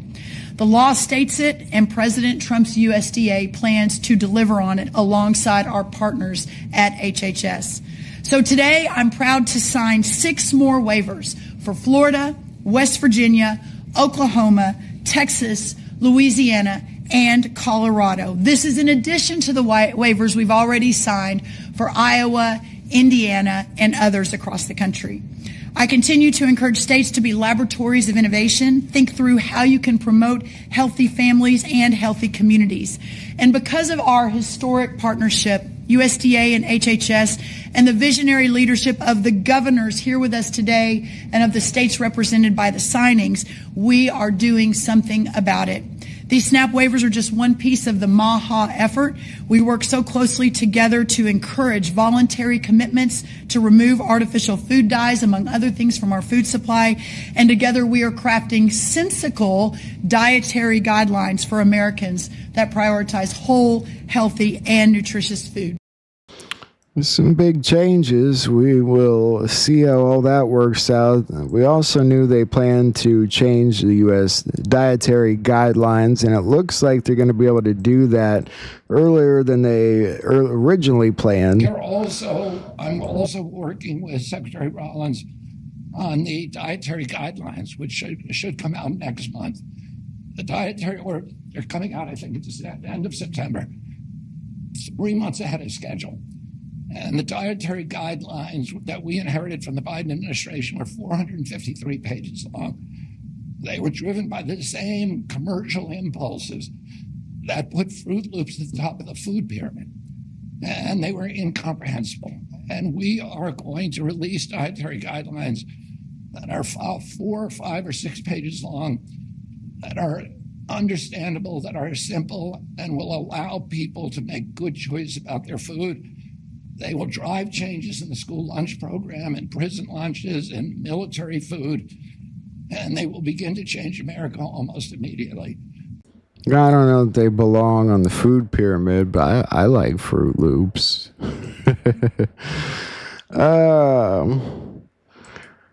MJ had posted this. We know that the Corporation for Public Broadcasting is getting defunded. Why it's huge. The corporation is a private nonprofit founded in 1967 that provides funds to 1,500 local public radio and TV stations, as well as PBS and NPR.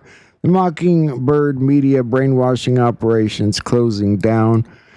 It's a big part of it. I still would like to see the pharma ads come in and take down the rest of it. The House Oversight Committee subpoenaed the Department of Justice for the Epstein files. What's very interesting is that they're requesting all communications regarding Epstein under the Biden administration, which is all, more recent stuff. President Trump has been saying they planted things in the files. If they're demanding communications, there's a very high chance there's incriminating evidence within those communications. So were they setting a trap for Trump, trying to put more stuff in there? I think that's what they're looking into, and it's probably likely that there's a lot of crap tampered with in there. And the grand jury for the Russiagate treason charges is likely to be convened in Florida, which is very significant. A grand jury in Florida changes everything. What the DOJ is doing is brilliant. By framing this as a broad criminal conspiracy, it blows past the usual 5-year statute of limitations on individual crimes. The clock starts from the last overt act in the plot. And guess what that was? Jack Smith's raid on Mar-a-Lago in 2022, which happened right there in Florida. The raid wasn't just a blunder. It handed the DOJ the perfect venue in the Southern District of Florida, a red-leaning area where juries are way more likely to indict and convict these swamp creatures. Trump baited them into it, turning their own lawfare against them into the hook that drags all of them down. That's a good possibility. It's just pretty cool, too. Let's listen in. The heat just got a little more uncomfortable for people like John Brennan and James Comey. Why?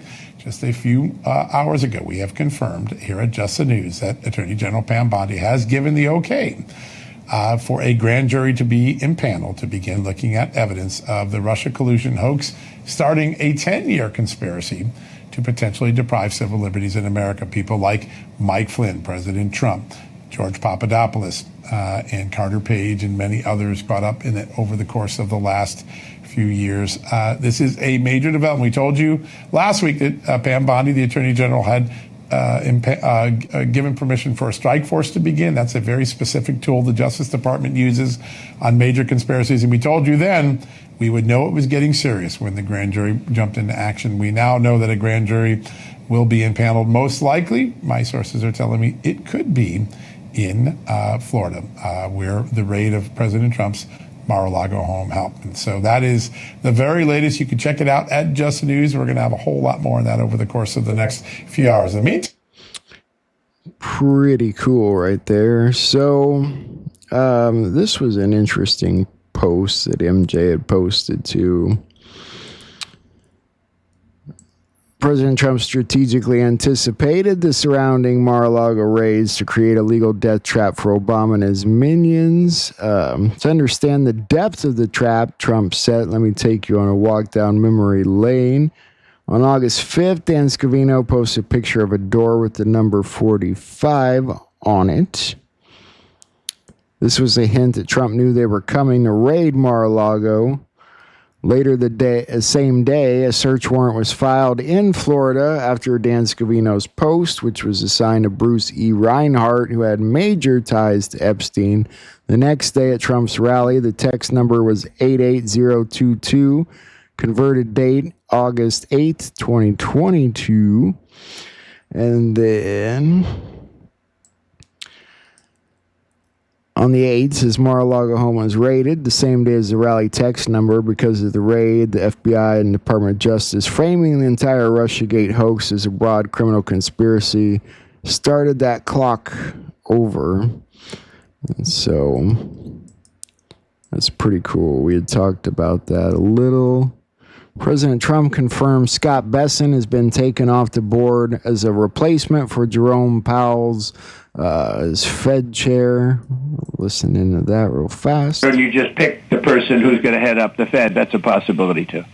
President Trump, you said there are 4 names. There are 2 other names that have been mentioned in the press. One is Governor Waller. The other is the Treasury Secretary, Scott Bessent. Are those the 4 that you're considering?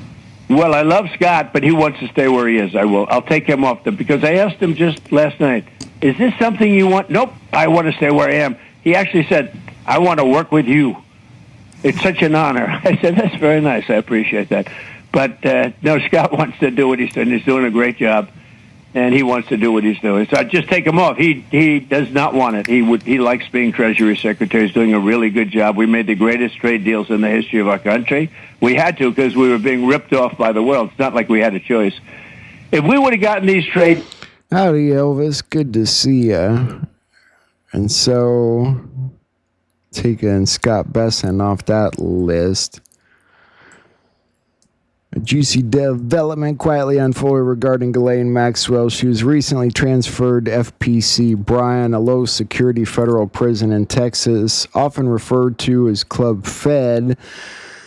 This move strongly suggests that her cooperation with DOJ No. 2 Todd Blanche was substantial and highly valued. The Department of Justice is now considering releasing transcripts from the grand jury proceedings in both the Epstein and Maxwell cases. Maxwell's legal team has submitted a filing opposing this potential release. Yeah. Pretty cool, but I don't think she can stop that from happening. The Supreme Court scheduled a private conference for September 29th to consider Maxwell's request to review her conviction for sex trafficking. It takes 4 justices to agree to hear an appeal, and it's unclear if the court will choose to hear Maxwell's case. They don't announce whether it will hear the appeal until sometime in October. So there's that. The State Department's preparing to launch a program that would require foreign travelers to pay up to $15,000 just to enter the United States. I don't know if that's a good thing. Well, Sandra, the State Department is prepping to launch a program that would require some travelers from all around the world to pay up to $15,000 just to enter the U.S. The policy is aimed at cracking down on countries with high visa overstay rates.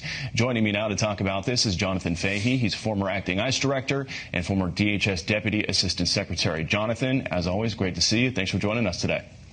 Thank you.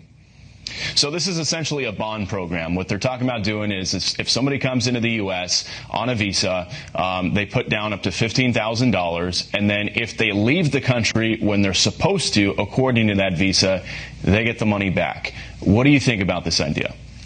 This is a great program for a couple of reasons. The first of all, about 40 to 50% of the illegal aliens in this country are people that overstayed their visas. And there are certain countries that have very high visa overstay rates.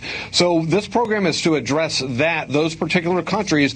The other part of it is also a national security and a public safety issue, because certain countries don't do a very good job vetting people for visas or doing other things to cooperate with us on national security and border security. So this will encourage their compliance. It will also discourage people from trying to remain in the country, gaming the system like many of them were doing during the Biden administration. Just once they came in on a visa, basically essentially became de facto citizens because the Biden administration had no interest in deporting virtually anybody. So all of these are good reasons to do this. And remember, this doesn't apply to a lot of countries. 41 countries are what's called the visa waiver program, which means you just simply have to have a passport. So if you're one of those countries, it doesn't affect you whatsoever. Well, that makes sense. Ones who have people overstaying anyway might just have to pay a fee. It'd be interesting. Chucky Schumer, who you hear all the time saying release the files lately. You go back to 2019 to this article, it said he got thousands in donations from Epstein. Yeah, I don't know what to make of that.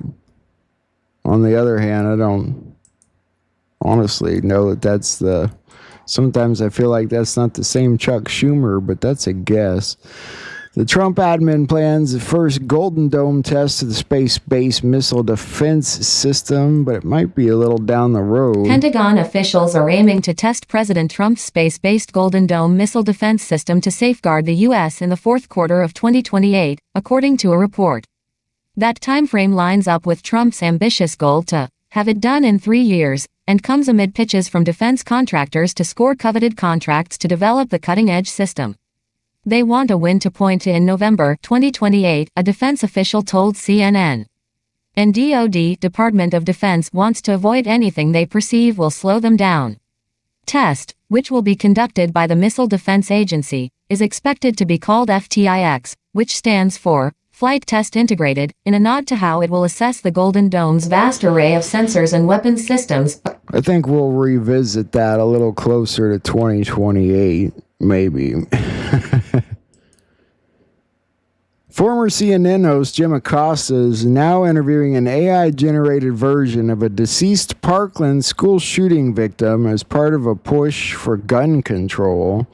This is pretty wild. I don't know what to make of this. Die Eltern eines bei dem Parkland Amoklauf getöteten Schülers schufen eine Key-Version. And I'm not going to figure it out in Dutch either. Yeah. Basically, though,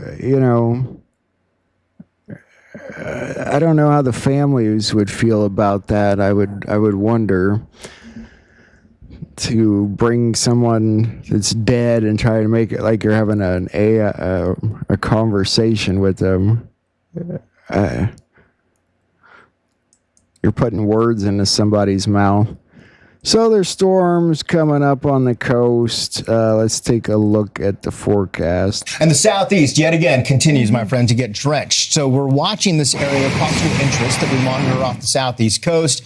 Could see some development there. Chances are low, but nonetheless, Well, we're going to talk about the impacts, right? Carolina to Florida should stay on an alert. We've got some rough surf, large waves, and also more in the way of rain for you. A couple of areas to watch as we take a look at the Atlantic Basin. It is lit up and right on time, right, Haley? Those three areas to watch. We talk about Dexter, one to the just off the coast of Africa, but we focus in right now on what's going on across the southeast. Now, we'll watch potentially for this, whatever does happen, if it does happen, to move a little to the west. Regardless, it's more in the way of rain, and many of these spots have already received up to 6 inches of rain in some cases. Yeah, well, the stationary boundary is super. Actually, looks pretty decent to me. The worst part of hurricane season will start approaching later in the month, and September always seems to be some of the worst times anymore for hurricane season. So FBI Director Kash Patel was in Sydney a couple days prior to Julian Assange. It's kind of interesting. I suppose they probably met up or something of the sort. Is it just me, or does today resonate with weird energy? Feels to me like a lull in events. When this happens, as it does on occasion, it's typically short-lived before all hell breaks loose.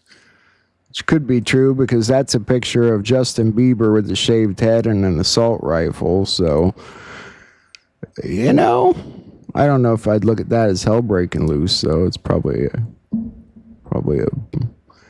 good improvement on his part.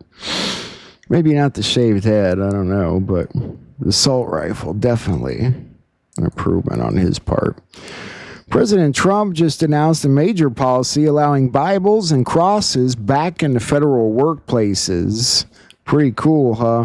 And you can see that happened like a week ago, and didn't see that news popping up anywhere. And the stories you do see are all like this one from The Hill. Trump memo allows federal workers to persuade co-workers their religion is correct. I mean, what the hell is that? You can't catch a break, I swear. But that's pretty cool, huh? It's a good thing on his part to do. The quadruple murder suspect, Austin Drummond, was captured after that intensive search throughout Tennessee. At least one of the manhunts is finished in this country. Good evening, and thank you for watching the news at 10. I'm Pepper Baker. We have breaking news tonight. Just in the past hour, the Jackson Police Department released 2 security videos they say show a suspected killer. Officers say this is Austin Drummond caught on camera around Pipkin Road. And it appears that he is holding a rifle, wearing camouflage clothing, and tugging on the door. This is another one. He's trying to get inside. And that's why local, state, and federal investigators are warning everyone who lives in that area to lock their doors tonight. ABC 24's Ezekiel Telemaco is live in Jackson in that area where police say cameras captured Drummond. Ezekiel. Yeah, Pepper, the manhunt for Austin Drummond is really starting to pick up after new surveillance shows Drummond walking around Jackson armed and in camouflage. Now, this all started on Tuesday when somebody opened up their front door and found a baby in front of their home in Dyer County. And then in Lake County, officials confirmed 4 deaths in Carrington Road in connection to that baby that was found. Now, that's wild. So I take that back. It sounds like they haven't found him. They're trying to find him. They captured him on camera, not captured him. Damn.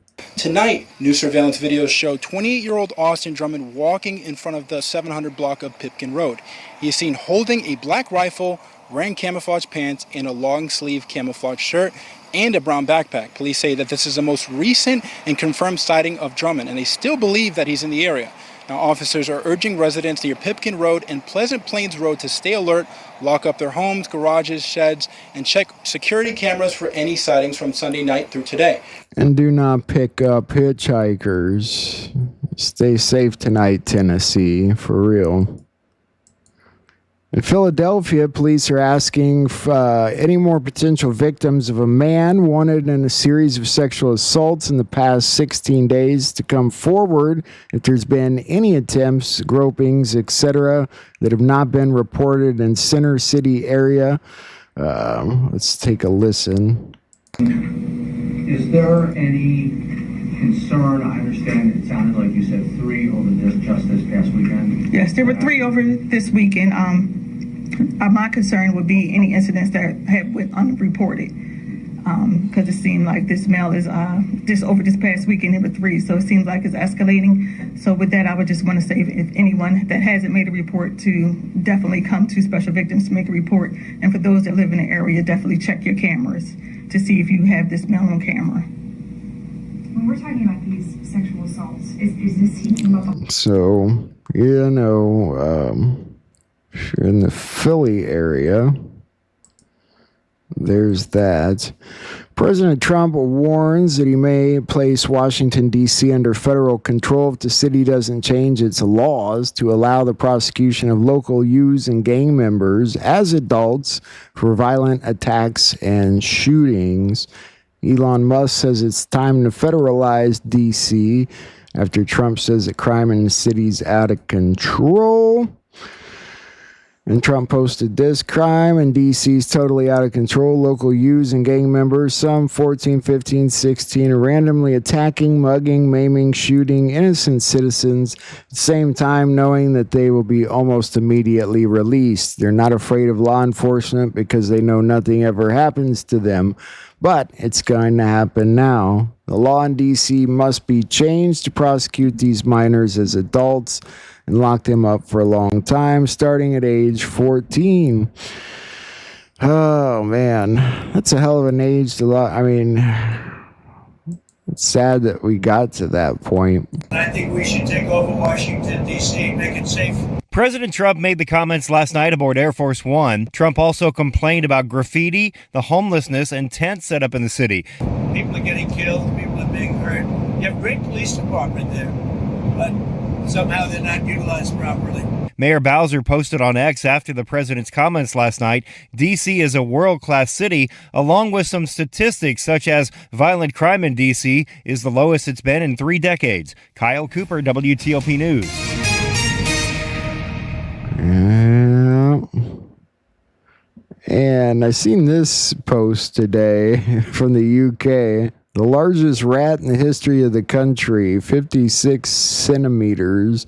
Could this be real? A 22-inch rat, the size of a small dog, has been found inside a home in the UK. The massive rodent was discovered by pest control in Normanby, near Redcar, after reports of an infestation. Now councillors are warning this could just be the start, urging the council to launch a full vermin survey and a crackdown across council-owned land, alleys and even takeaways. Locals say poor bin management. I'm sure they'll see that crackdown come right away. This is a big damn rat if it's real. Department of Homeland Security confirms to Fox News that the next alligator Alcatraz will be in the state of Indiana at the Miami Correctional Facility and will be branded as the Speedway Slammer. What do you guys think about that? There you go, Indiana, home of the next alligator Alcatraz. I think they should still dig a pit and put alligators in there. The powerful 8.8 earthquake that struck Kamchatka activated 7 volcanoes in the area. That's what I was talking about earlier. Trump DOJ is now considering releasing the transcripts. We also looked at that earlier, the Epstein, Maxwell, the Maxwell interview, which she, again, is trying to prevent from happening.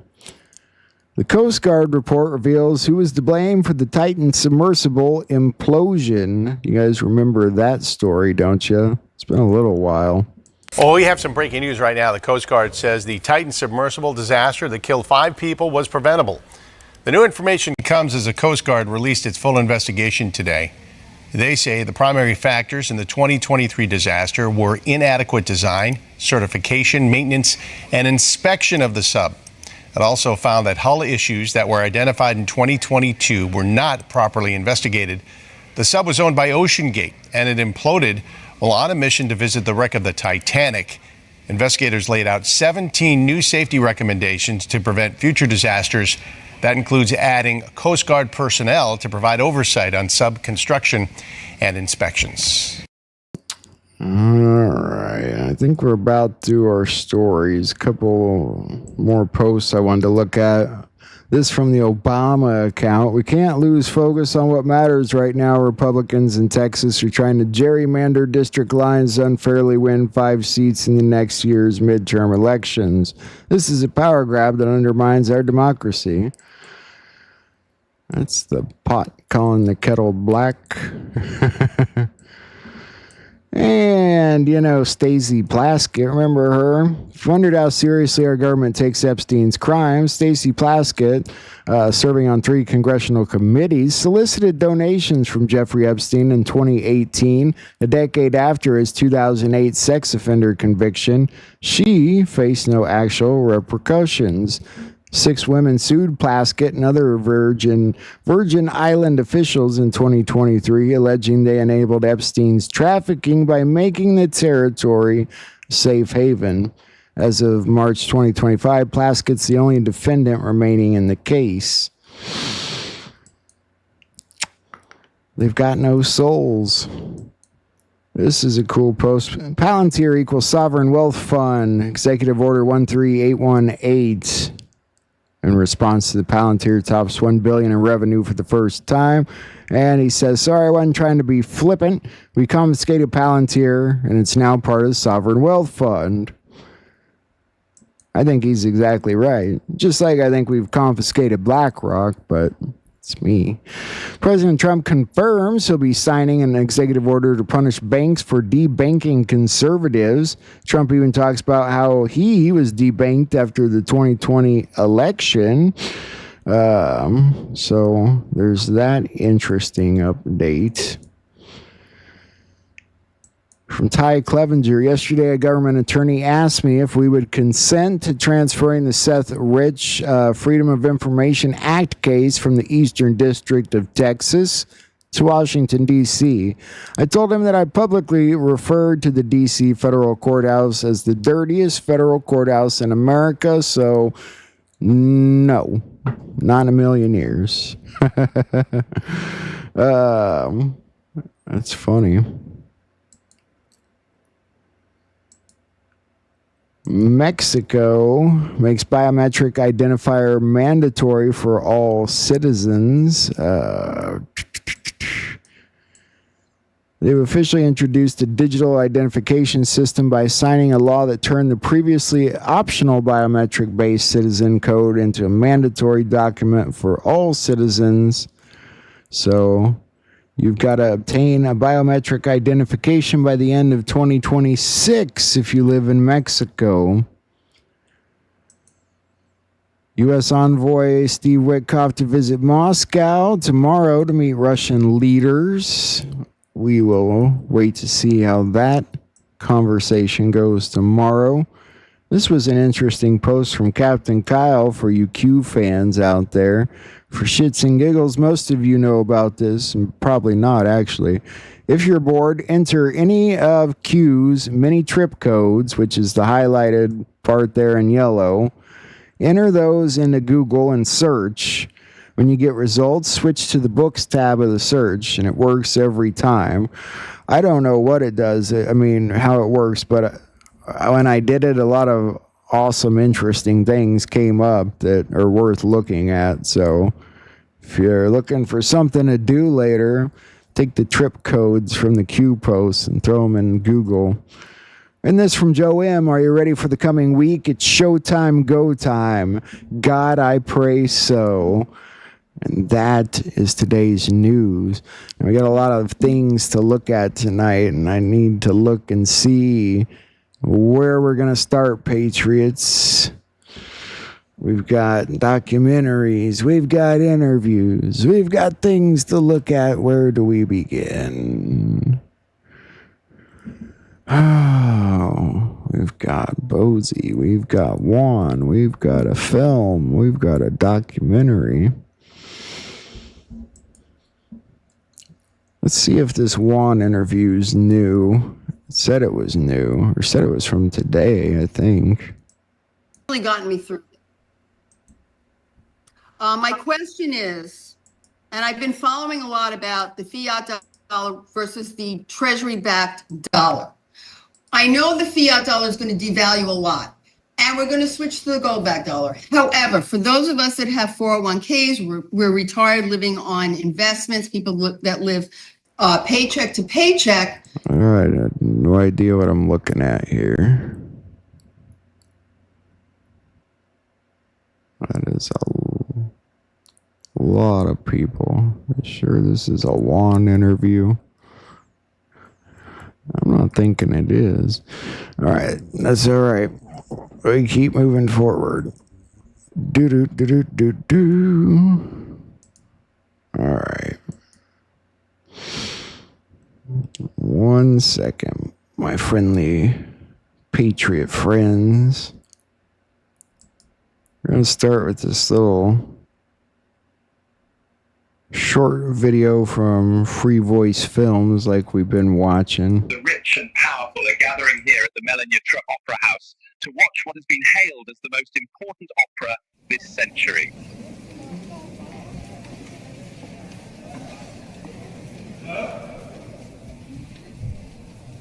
So qualcosa dei tuoi rapporti con le organizzazioni religiose. Sarà il prossimo in linea e farà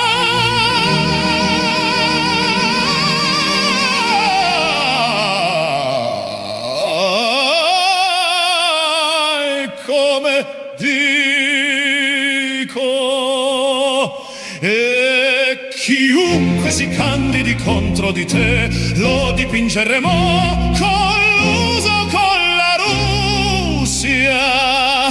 Conosco un tipo duro che fa i dossier.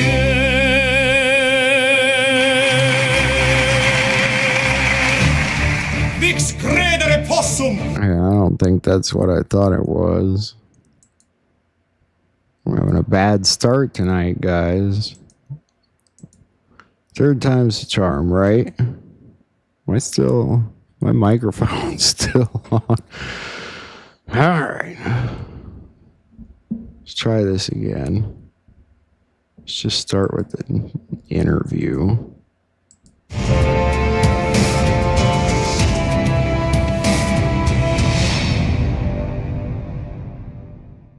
Hello, I'm John Michael Chambers, and welcome back to BOSI Briefs. This program publishes across a broad spectrum of platforms, the first and third Mondays of each month at 6 p.m. Eastern, where retired Lieutenant Colonel Ricardo Bosi will weigh in on the current events of the past week. Please share this far and wide and subscribe for free at jmcbroadcasting.com, and be sure to follow me on my Rumble channel. So who is Ricardo Bosi?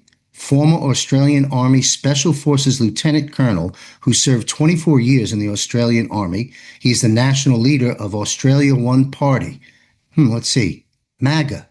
Make Australia Great Again. That's right. Ricardo's expanded bio can be found below in the show notes. Please welcome back this week, Ricardo Bosi. Hello, sir. John, absolute pleasure to be here. Thank you so much for your kind invitation.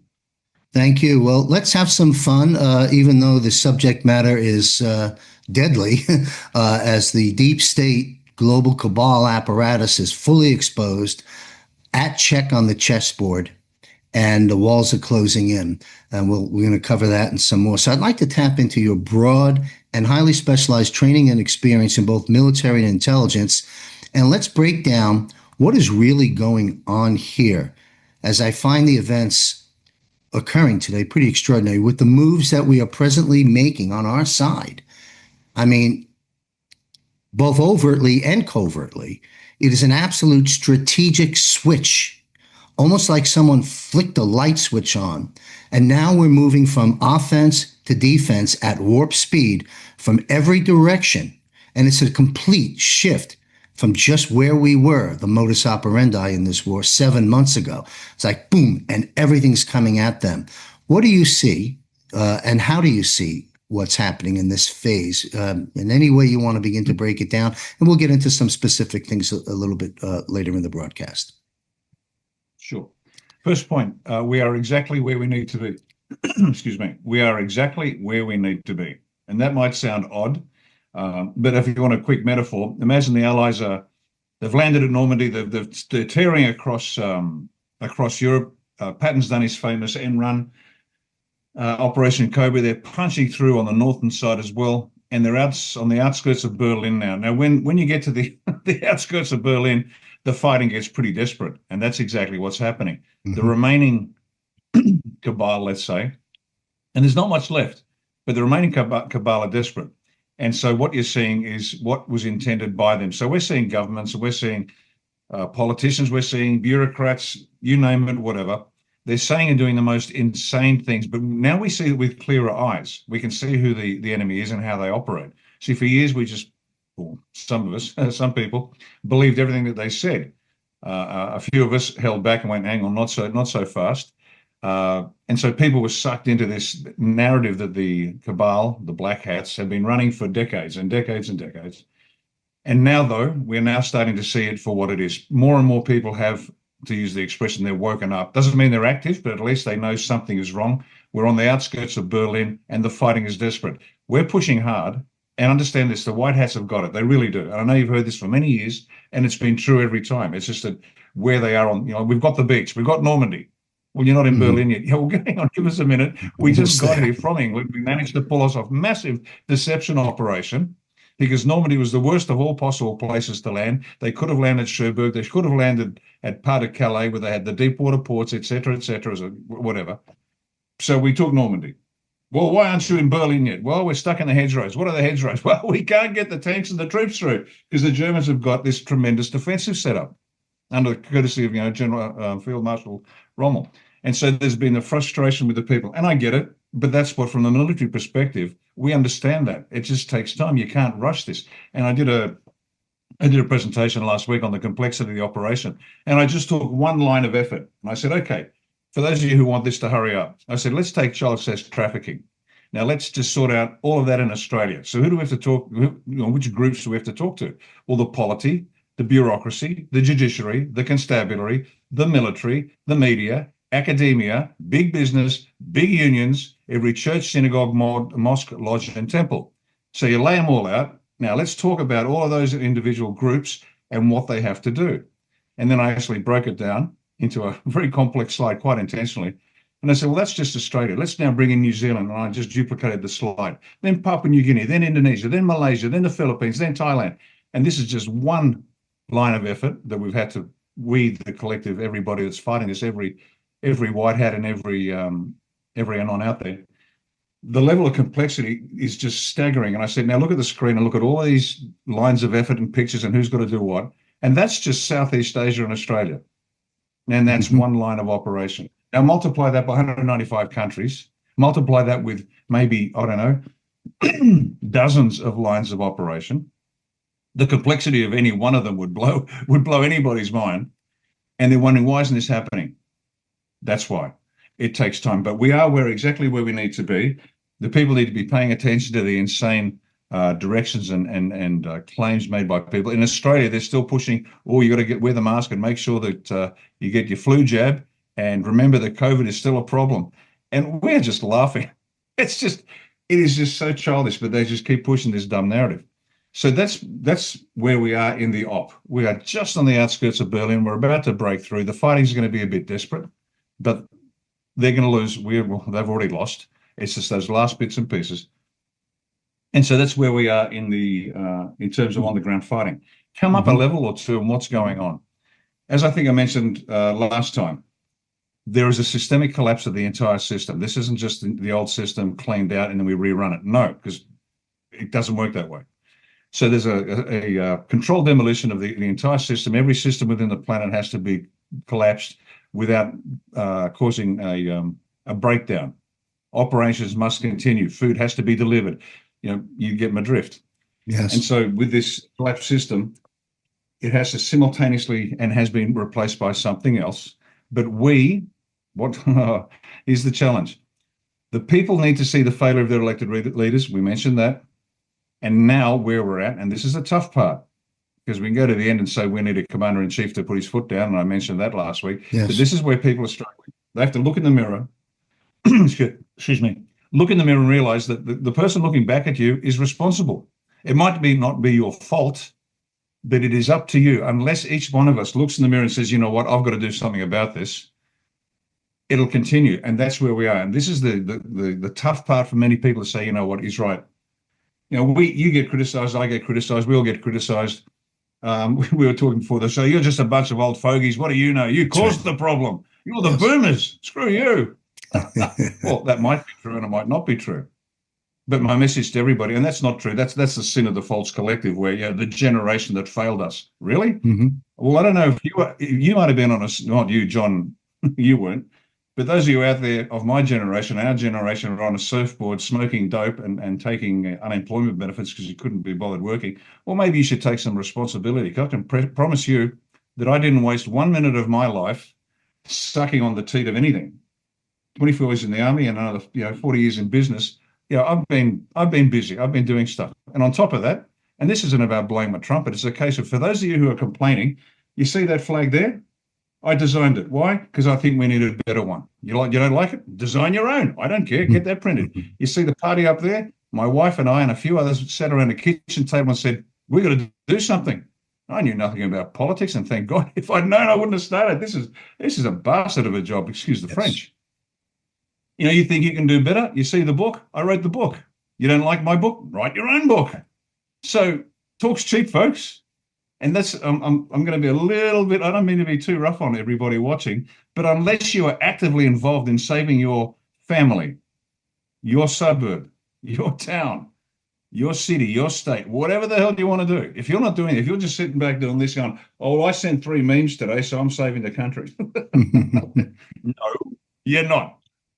Get out of the bleachers, get on the field of play, because unlike sport, and I'll finish here, unlike sport, life is not a match between two sides of equal numbers according to a set of rules.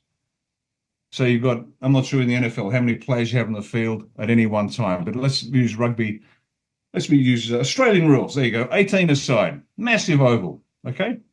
And you got 18 aside. That's not how it works. Real life is every fan in the bleachers gets off their ass, runs onto the field, and the opposition's still got 18, and you've got 25,000 people on the field. Guess who wins?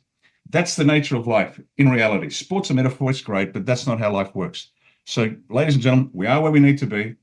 Look in the mirror and realize that person looking back at you is the only one that's going to save you. And when you realize that all of us together are invincible, we got a chance.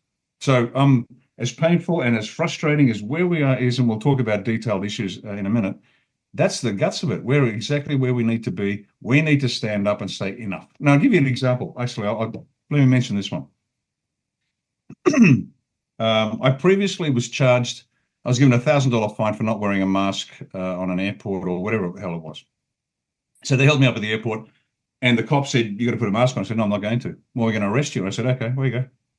I wasn't belligerent. I said, okay, arrest me.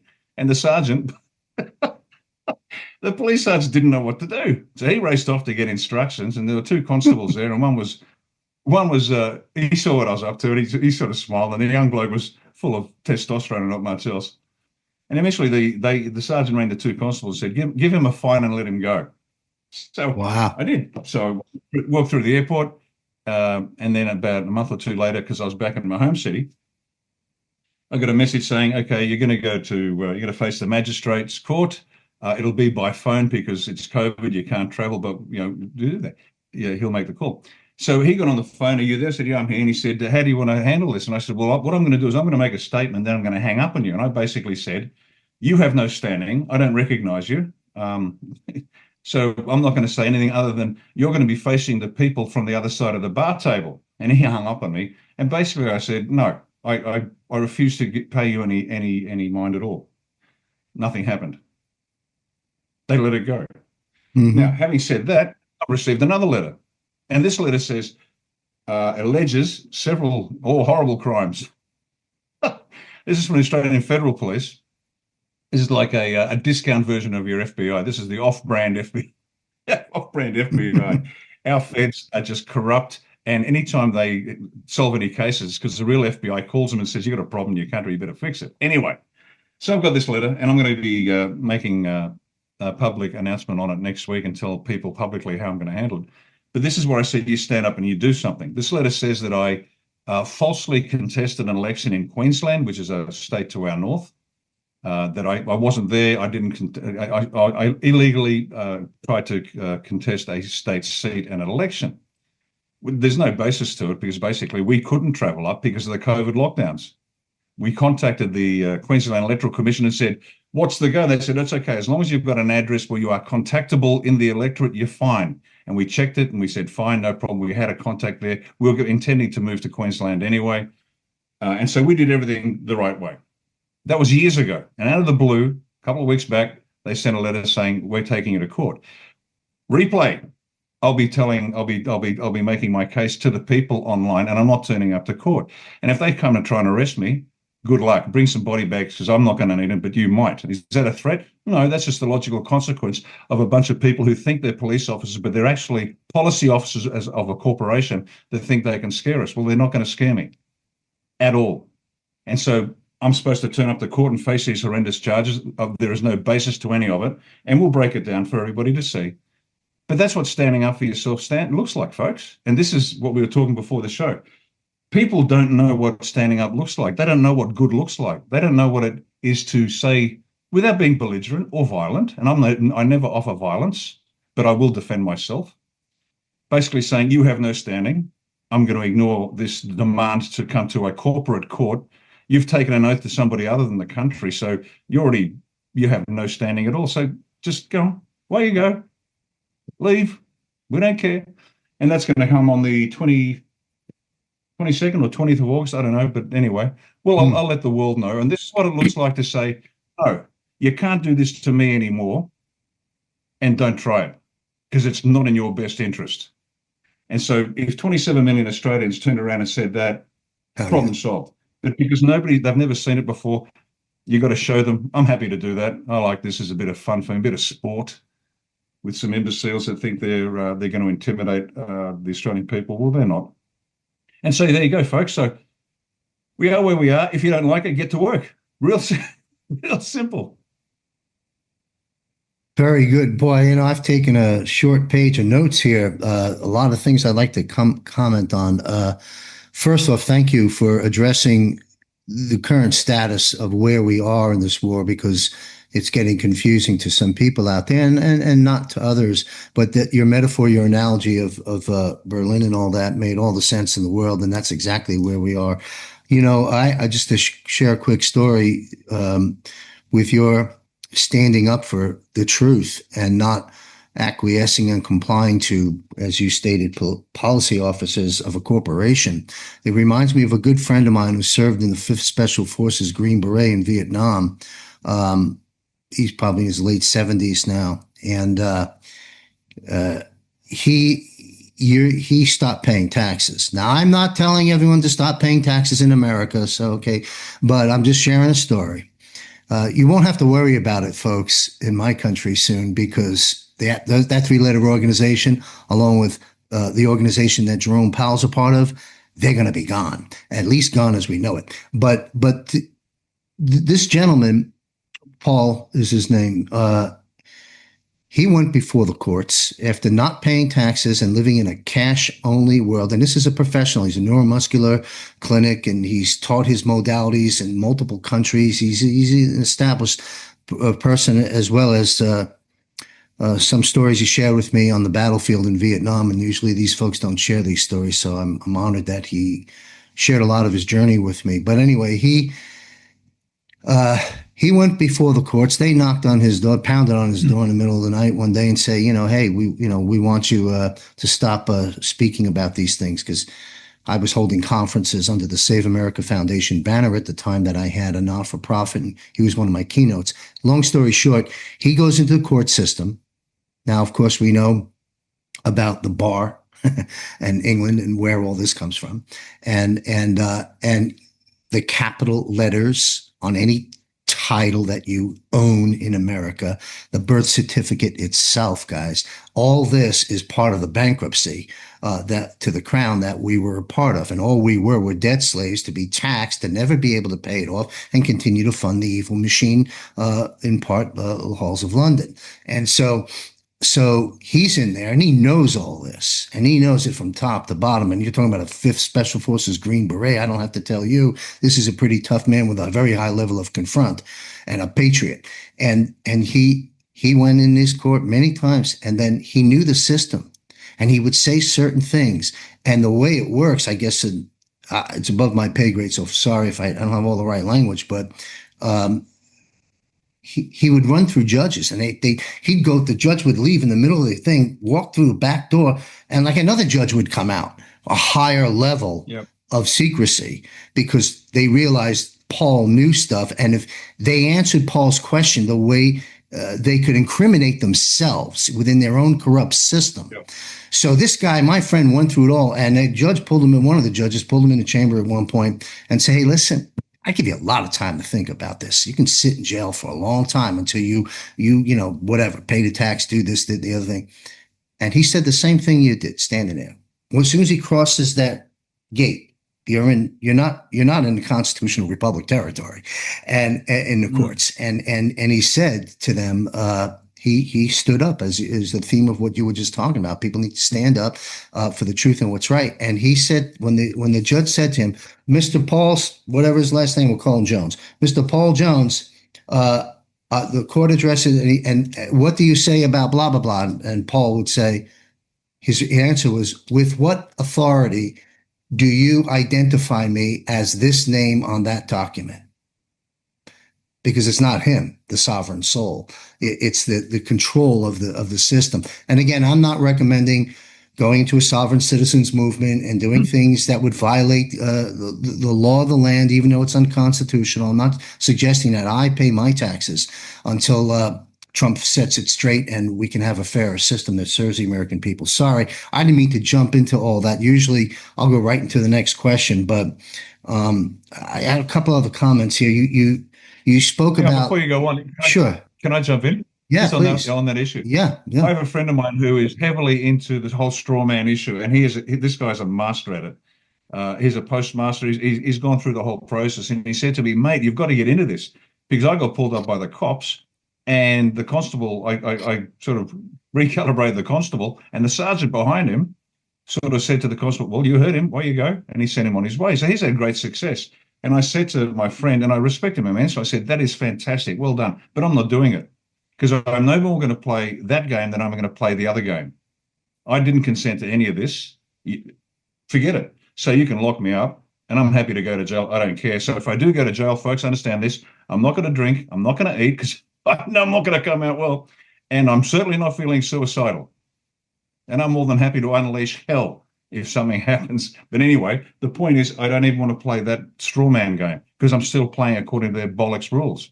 And what sort of leader am I if I take a quick left turn and play their silly game while encouraging other people to do something else? No. This is critically important. Every one of us has got to stand up and say, I don't consent. I never signed up to this nonsense, just because you have a set of rules. And I'll go back to that analogy I use. It's like the mafia. We don't have a market economy. We don't have a communist-controlled economy. We have a criminal economy. And it's like the 5 families in New York, and I love using this example because it makes sense. And a special hello to New York. I found out this morning that John's in New York. Hey, forget about it. How you doing? We love the New Yorkers. Hey.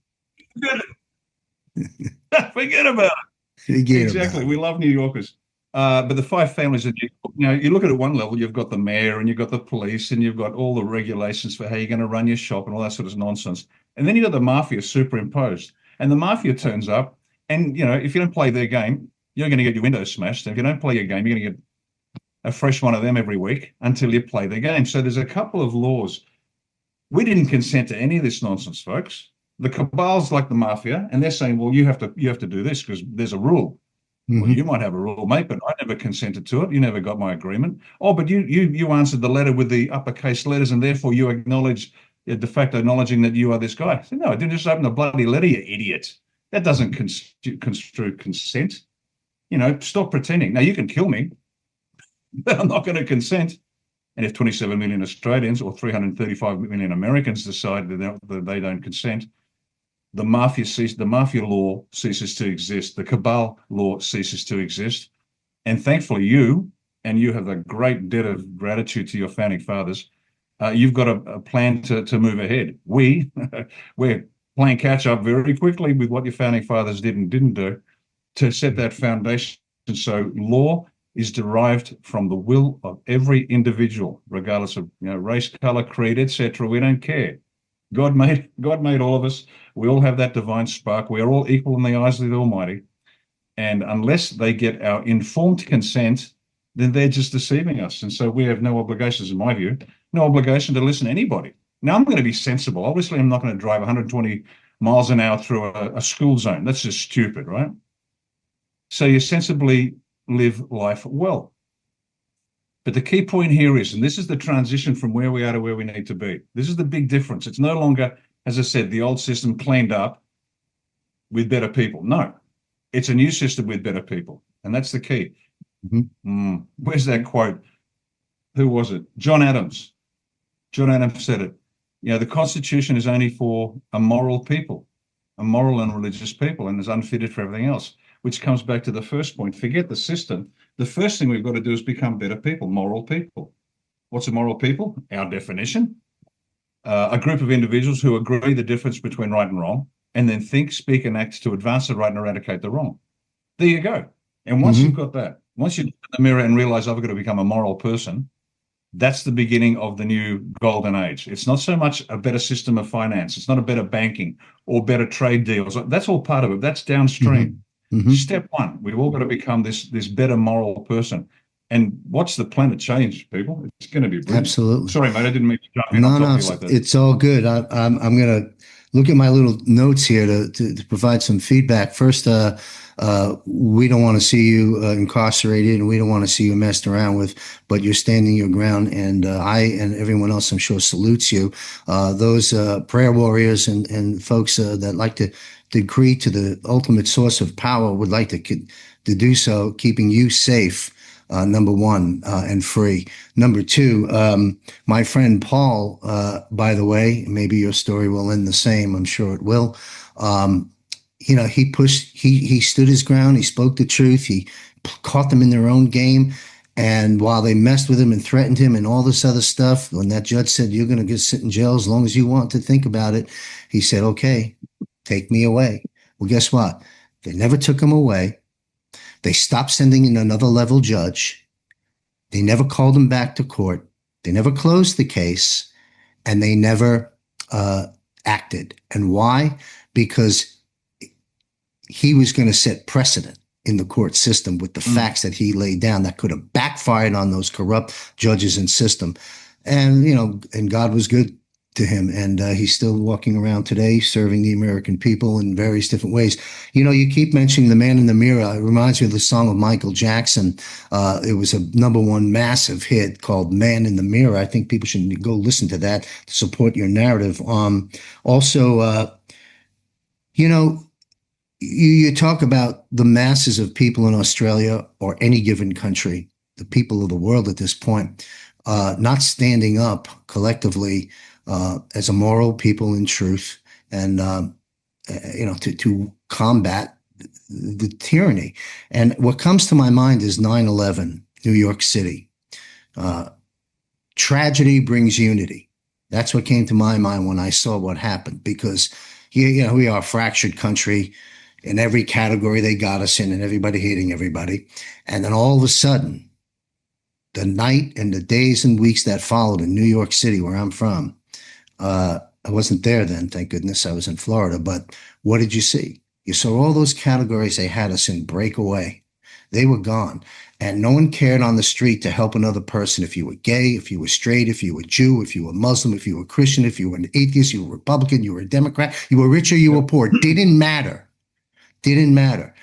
So what I learned from that is people, we're spiritual beings. We're good. We get corrupted through this system called birth on earth, but we're basically good, and the good comes out in people, and you can get things done when you stand up. Unfortunately, New York fell back to sleep, and now they want to elect a communist, but that's a different subject. I want to move on to some other things to get into your mind here. Seems we're getting close to the big confrontation, I like to call it, with Barack Hussein Obama or Barry Soetoro and the witch or Hillary Clinton. and others being revealed as arrested than justice. Seems that that's about to happen, and it sure looks, or at least be revealed that it's happened. And it sure looks like to me that the trapped enemy has only psychotic, dangerous moves left. So the question is, should there be a high, let me phrase it, should there be a high level of threat due to fierce retaliation from the enemy? Should this be of concern for those listening to this broadcast in my country, your country, or virtually anywhere? My country's, really under the, it's all happening here because we're about to arrest and execute leaders of our nation. Never before occurred, the best of my knowledge. So what level of concern do you have with the fierce retaliation that the psychotic deep state cabal is going to pull on us during this 11th hour? What can you tell our audience about that? Okay, before you assault an objective, I'll use military analogies because everyone watches war films, they understand. Before they landed at D-Day, they had bombers dropping bombs, they had the naval gunfire support hammering the Atlantic Wall, which was the defenses set up by Field Marshal Rommel. And they hammered them. I mean, man, now some of the fire was ineffective, but they hammered it. And so they did their best to make the actual assault by the troops as safe as possible. Now, nothing ever is 100% safe in the military, and people died, and it was brutal. Don't deny it. So in assaulting an objective, you always put in preparatory fire, whether it's artillery, naval gunfire support, close air support, makes no difference. You've got to soften the enemy up. So the poor bloody infantry, to use that well-worn expression, the poor bloody infantry have a chance of getting up the hill. The same has been done with this. You're right about Barry Soetoro's arrest, but there's been significant preparatory fire, let's say, to soften up the objective being the will of the people who might support the first black president. Well, he's not, never qualified for it, so let's try again next time. So you'd expect this big kickback. Now, there's two parts of this. The cabal will try to generate the idea that there's going to be terrible chaos. In fact, in Australia, our own national threat system, terrorist threat system, has gone up a level to possible. It's halfway between definite and nothing. So it's gone up a level. And I interpret that as an attempt for people to the cabal in Australia to start generating a sense of unease and concern. And that's what they'll want to do. They'll say, if you attack this objective, if you hit Barry, all hell's going to break loose. There'll be blood in the streets, people this, people that. Well, that might have occurred a couple of years back when people believed who he was. But you've got, I'm not talking to the veracity of these clips because we know where these people really are. But let's say for the average Joes out there that still believe that Barack and Big Mike are still alive, you've got an interview of Big Mike, Michelle Obama, talking up transgender people, and at one point he says, "As a black man, I appreciate what you're doing." Now we know. It's a trick of war. We know that. But the fact that it's out there, it's starting to shift psychologically the mindset of the people. So there's a resentment. The truth will create the resentment, right? Mm-hmm. And you know where I'm going with this.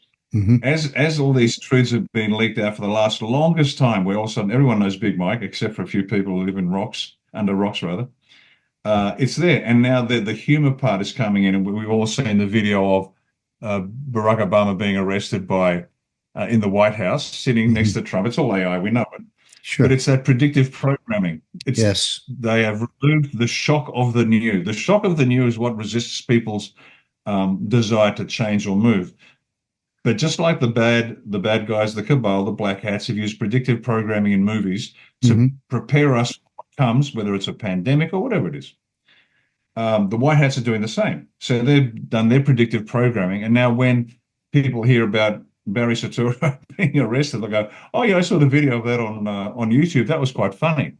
Mm-hmm. And so there's an intelligent approach. So it's a long answer to your question, but I have to give it to you that way. Is there going to be what's my level of concern? Very low. Is there going to be an attempt to generate high levels of fear and concern in the people by the black hats? Yes. Will it succeed? Marginally, maybe with a few small groups, but not much else. And remember, if you do see massive response from groups that spontaneously get on the street. No, one of two things.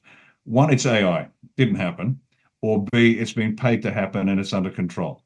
Wow. Because I can tell you it is to get people on the street for anything other than a free donut with the COVID injection. Yeah, it doesn't happen. So long answer to a short question. One of my concerns, very low. Well, that's encouraging, and that was valuable analysis that might tighten things up for people that are still getting banged around from the psyops of things. I think that was very important.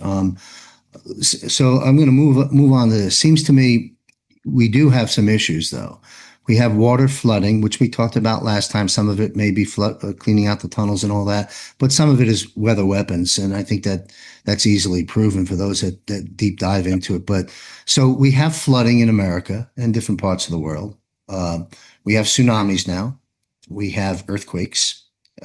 All these things are happening any given day of a week somewhere in the world, certainly in my country. Extreme temperatures in certain areas that normally isn't.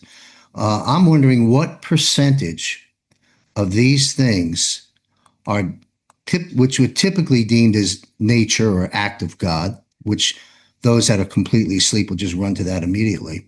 But what percentage of these seemingly daily events that seem to be an act of God, what percentage is nature versus sinister weather weapons?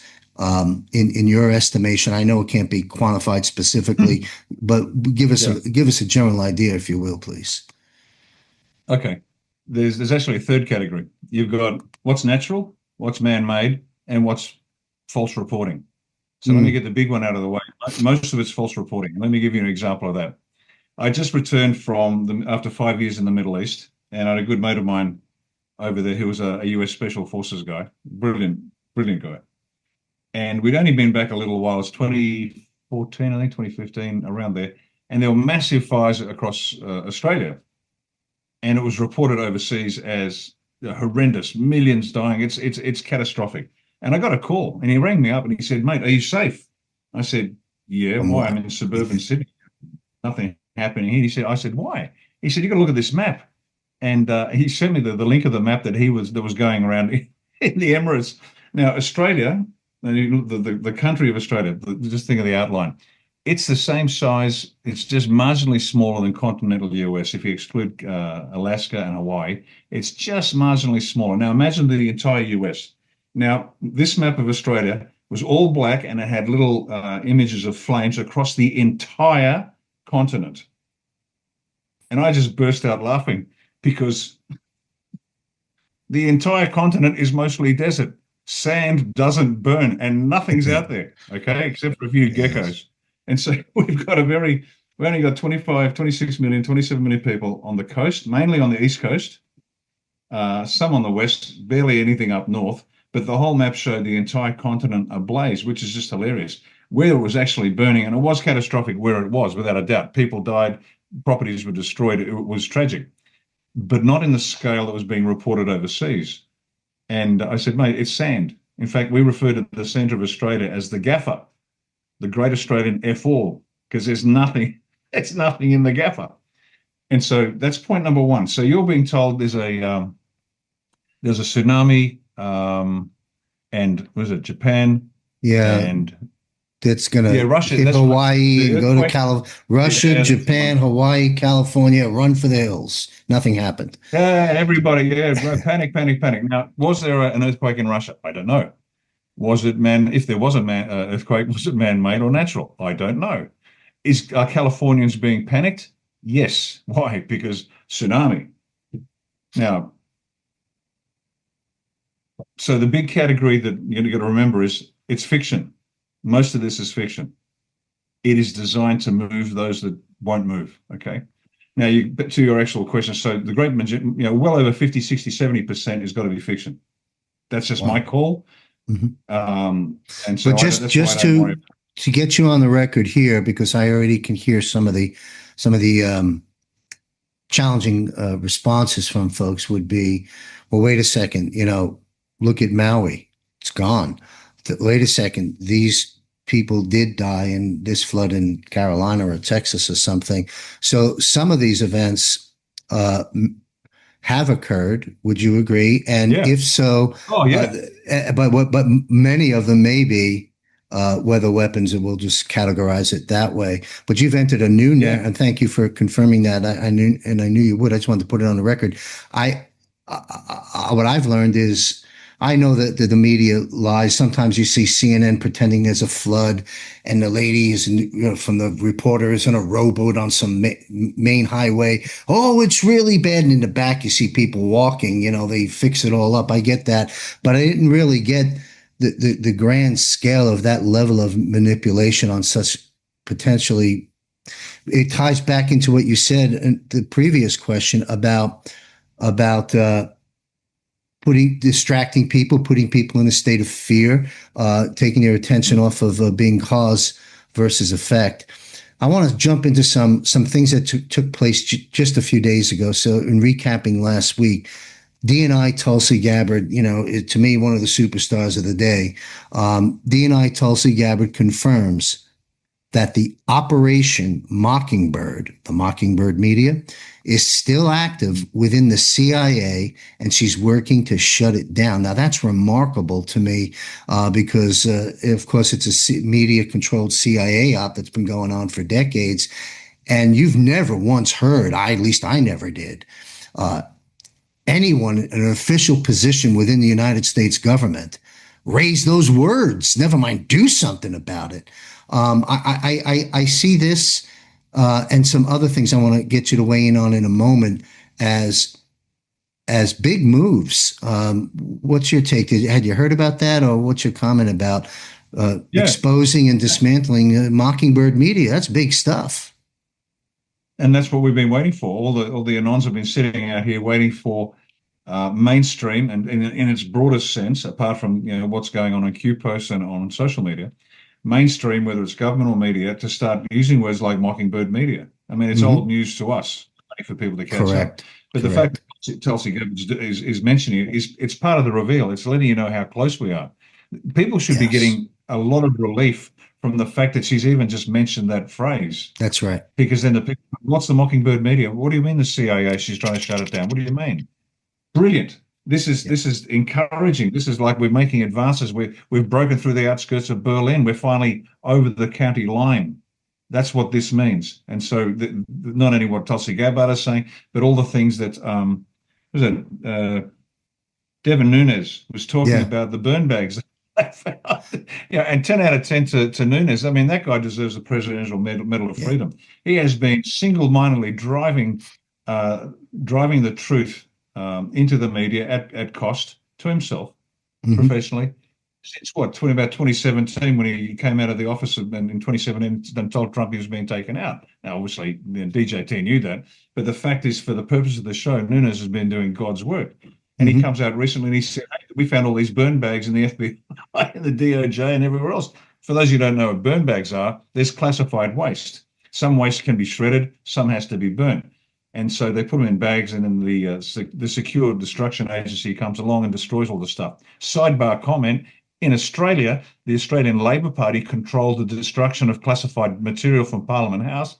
And so what they do is they come in, take all the classified waste, which is supposed to be destroyed, and the Australian Labor Party, the biggest bunch of crooks on the planet, would go through all the class documents in order to advance their agenda, which had nothing to do with good representation of the people, but to work for the cabal and destroy what's going on. So the burn bags were found, and they're just sitting there, bags and bags of this stuff.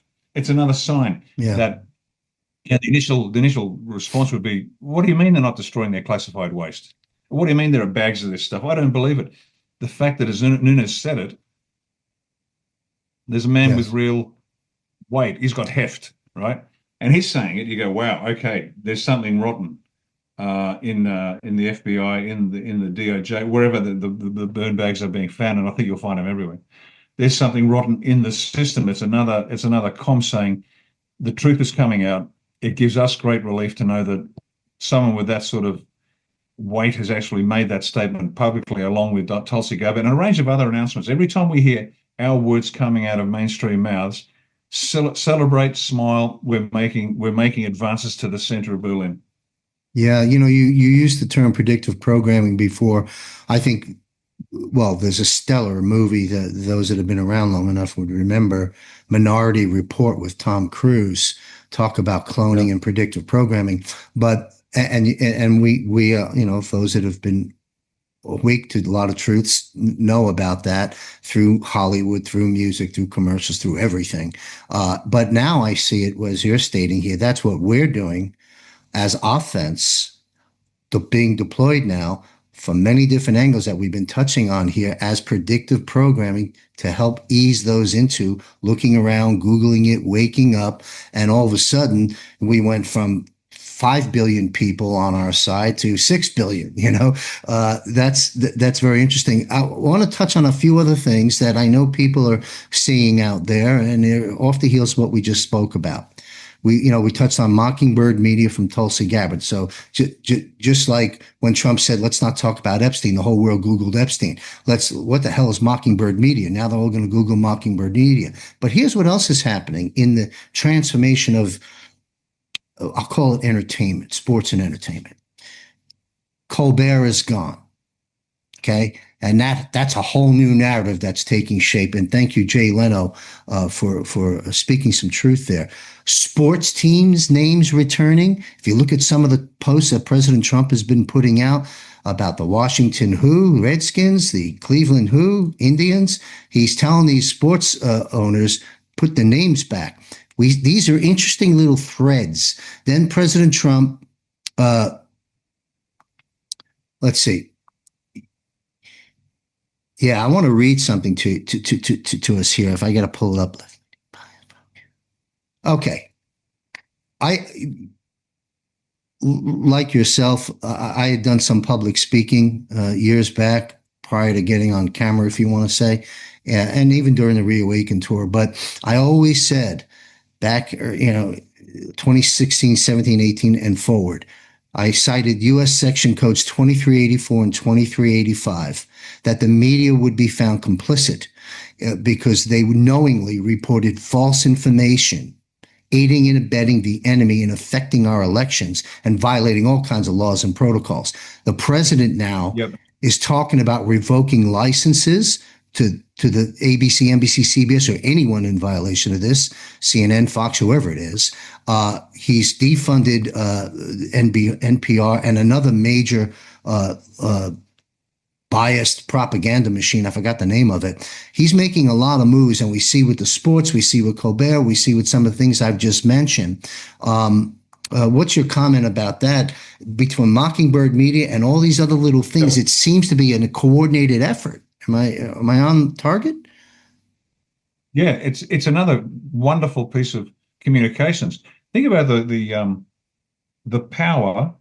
They're not changing their team names because he's the president.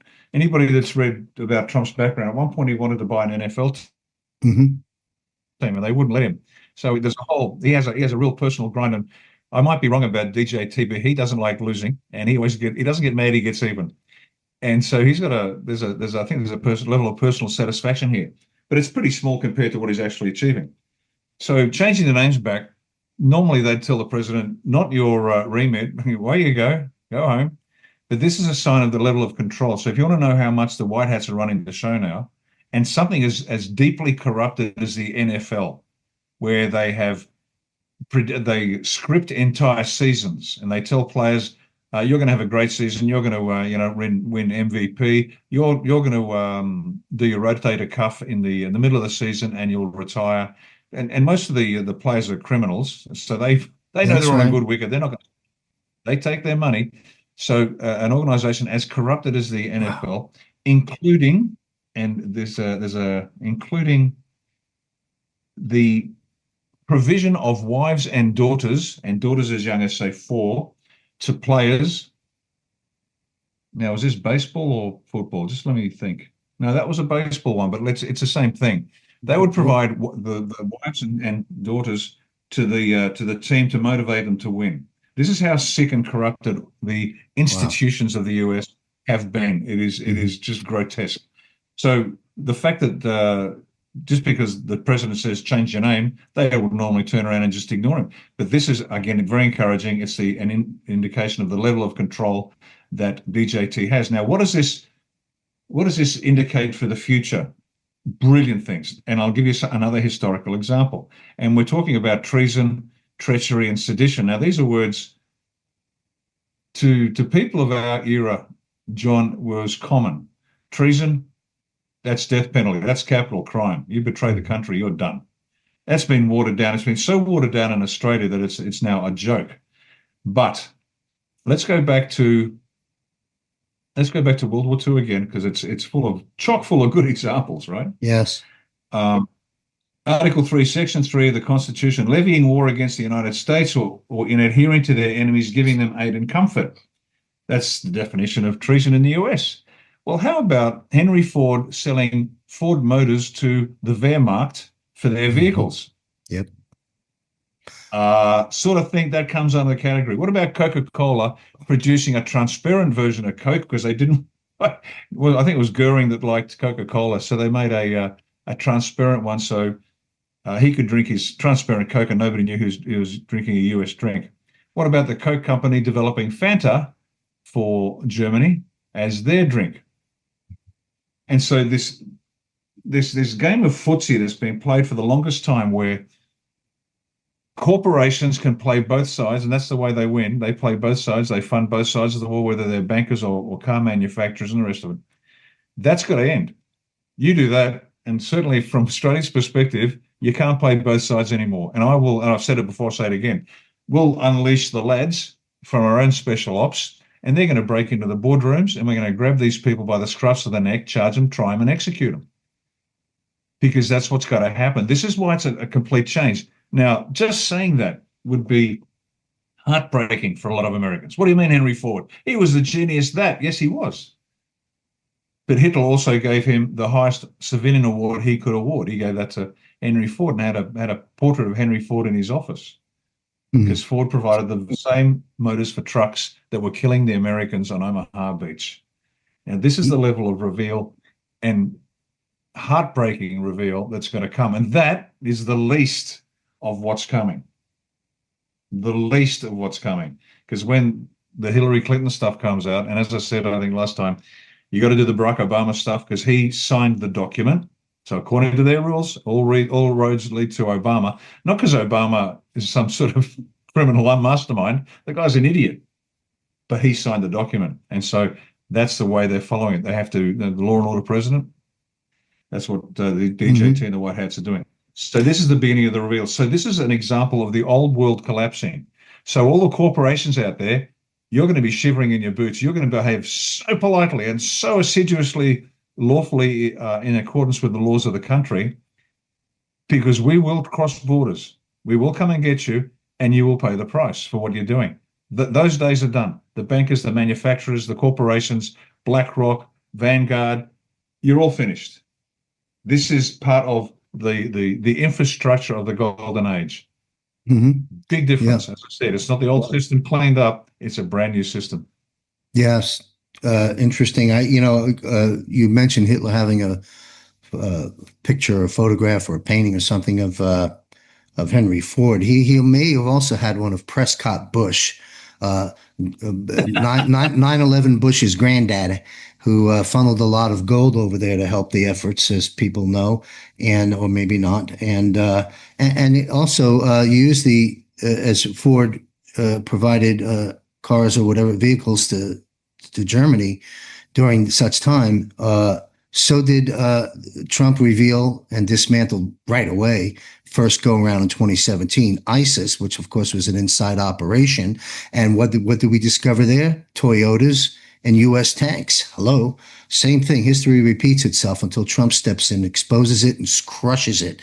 And that's what we're doing. I want to talk about Caroline Leavitt and Nancy Pelosi. I'm going to read this to you. It's up before me here.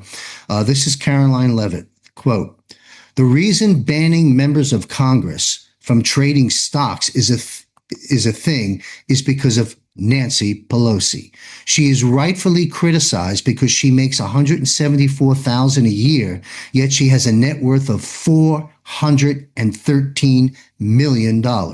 In 2024, Nancy Pelosi's stock portfolio grew 70% in 1 year and outperformed every single large hedge fund and doubled even the returns of Warren Buffett's Berkshire Hathaway.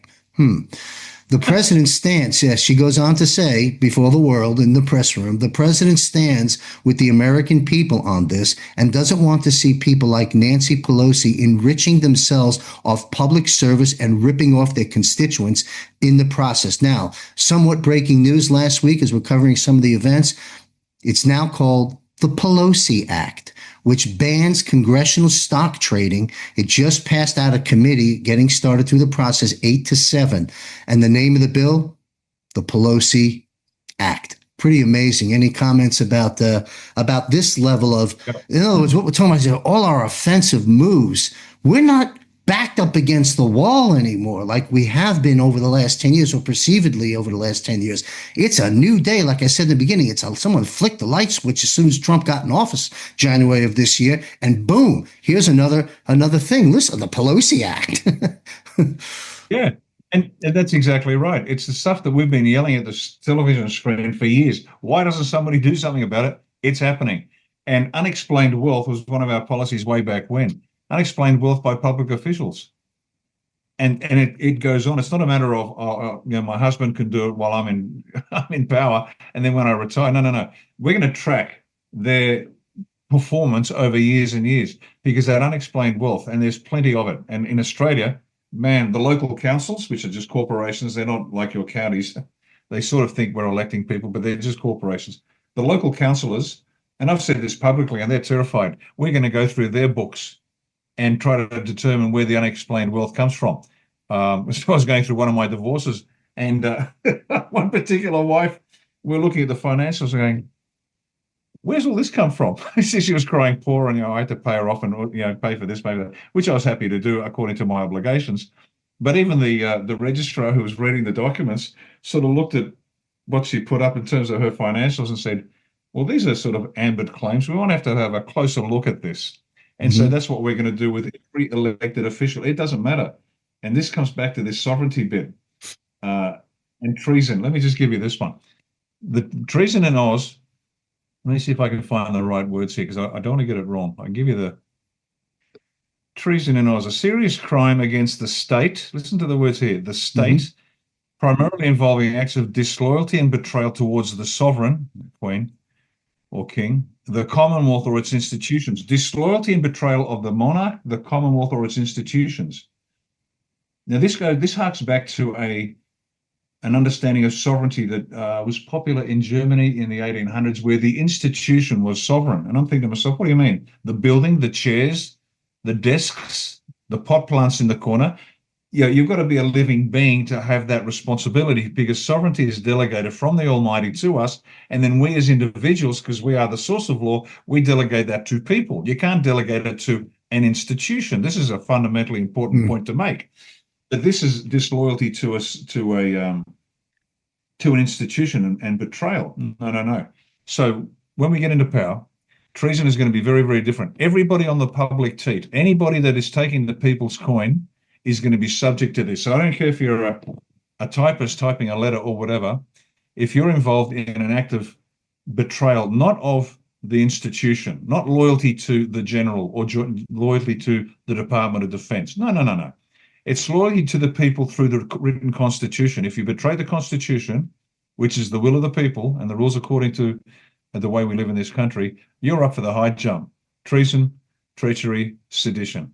And everybody is now, again, this is the golden age where we actually have honest people tapping away. And when they produce statistics and conclusions from those statistics, the individuals are held to account for their words, their advice, and they'll sign off on it. And if there's the slightest hint of dishonesty, they're out of here. This whole new world, ladies and gentlemen, is going to be extraordinary. It's going to be brilliant. And instead of yelling at the TV set saying, why doesn't somebody do something about it? We, the people, are going to do something about it and hold them to account. Yes. And on that note, something just popped into my head. Robert F. Kennedy Jr. I haven't followed it closely, but I'll make a announcement here. I'm interviewing my good friend of 10 years, Dr. Sherry Tenpenny, in Conversations of Consequence coming up soon, I think in a week or two. So she'll reveal a lot of the good, bad, and the ugly of what's going on. But what's came up as you were walking us through that, to me, was Bobby Kennedy taking big pharma, eventually I think it'll happen, and preventing them from sponsoring all the media. In other words, they can't advertise their business plan anymore to everybody. All the commercials are going to go away, and that's pretty extraordinary.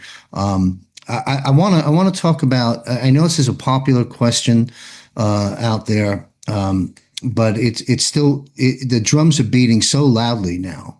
When you look at the work of Kash Patel, Dan Bongino, Caroline Levitt communicating, the president himself, as you said, Devin Nunes, you got Dan Scavino posting a lot of interesting things.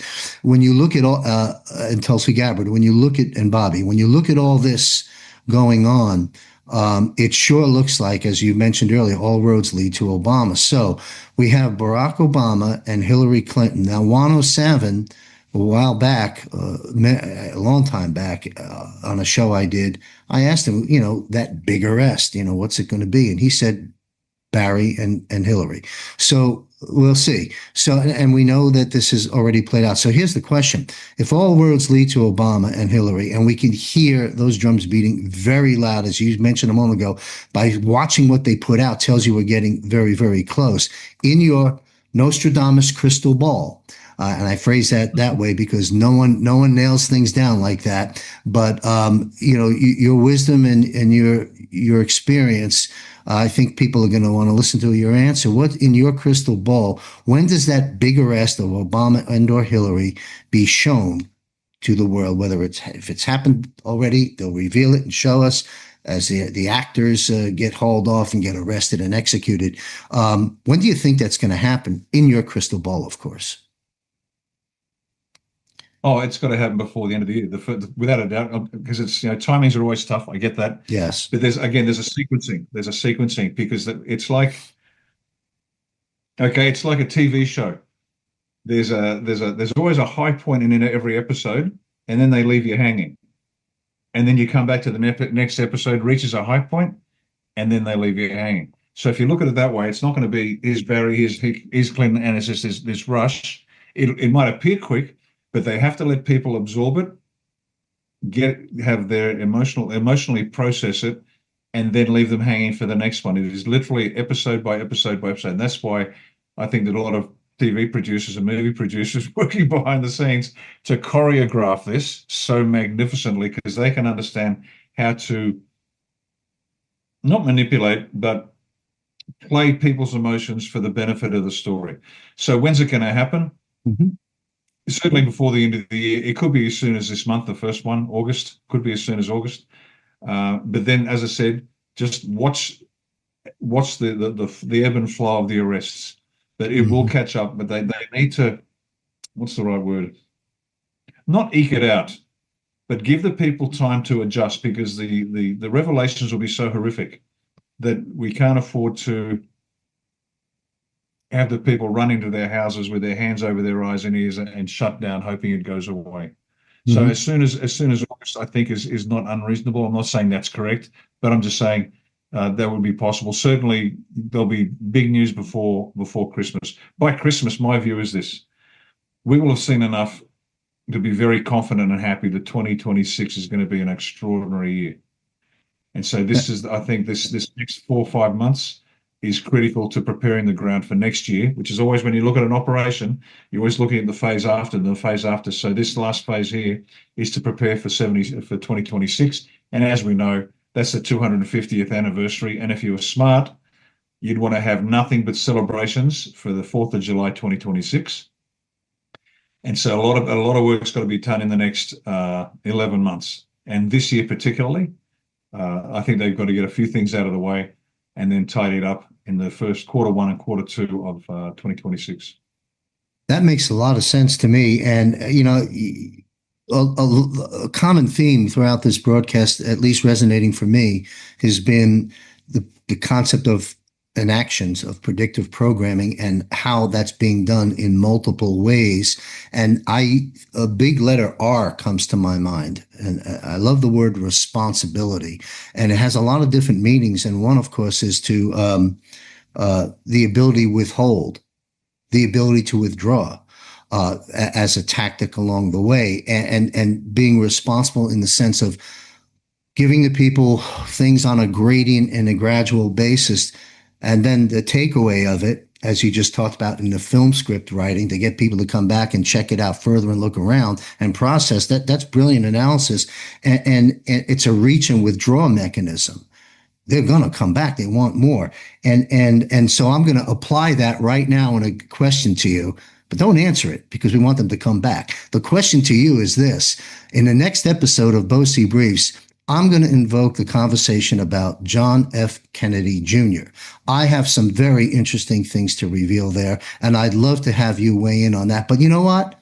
Later. So what I do want to do is ask you this. What's the best? Well, before I do that, before our closing question, I appreciate your time. I received this yesterday from Wano Savin.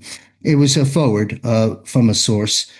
Trump orders deployment of nuclear submarines in response to Medved. What's you know about this, or any angle or view that you'd like to discuss about Trump ordering and deploying nuclear subs? Because that nuclear word is nuclear. In response to what, though? Hold on, let me pull it up. I don't want to misquote this here since it's sure. Trying to provide value, not confusion. Trump orders deployment nuclear subs. Okay.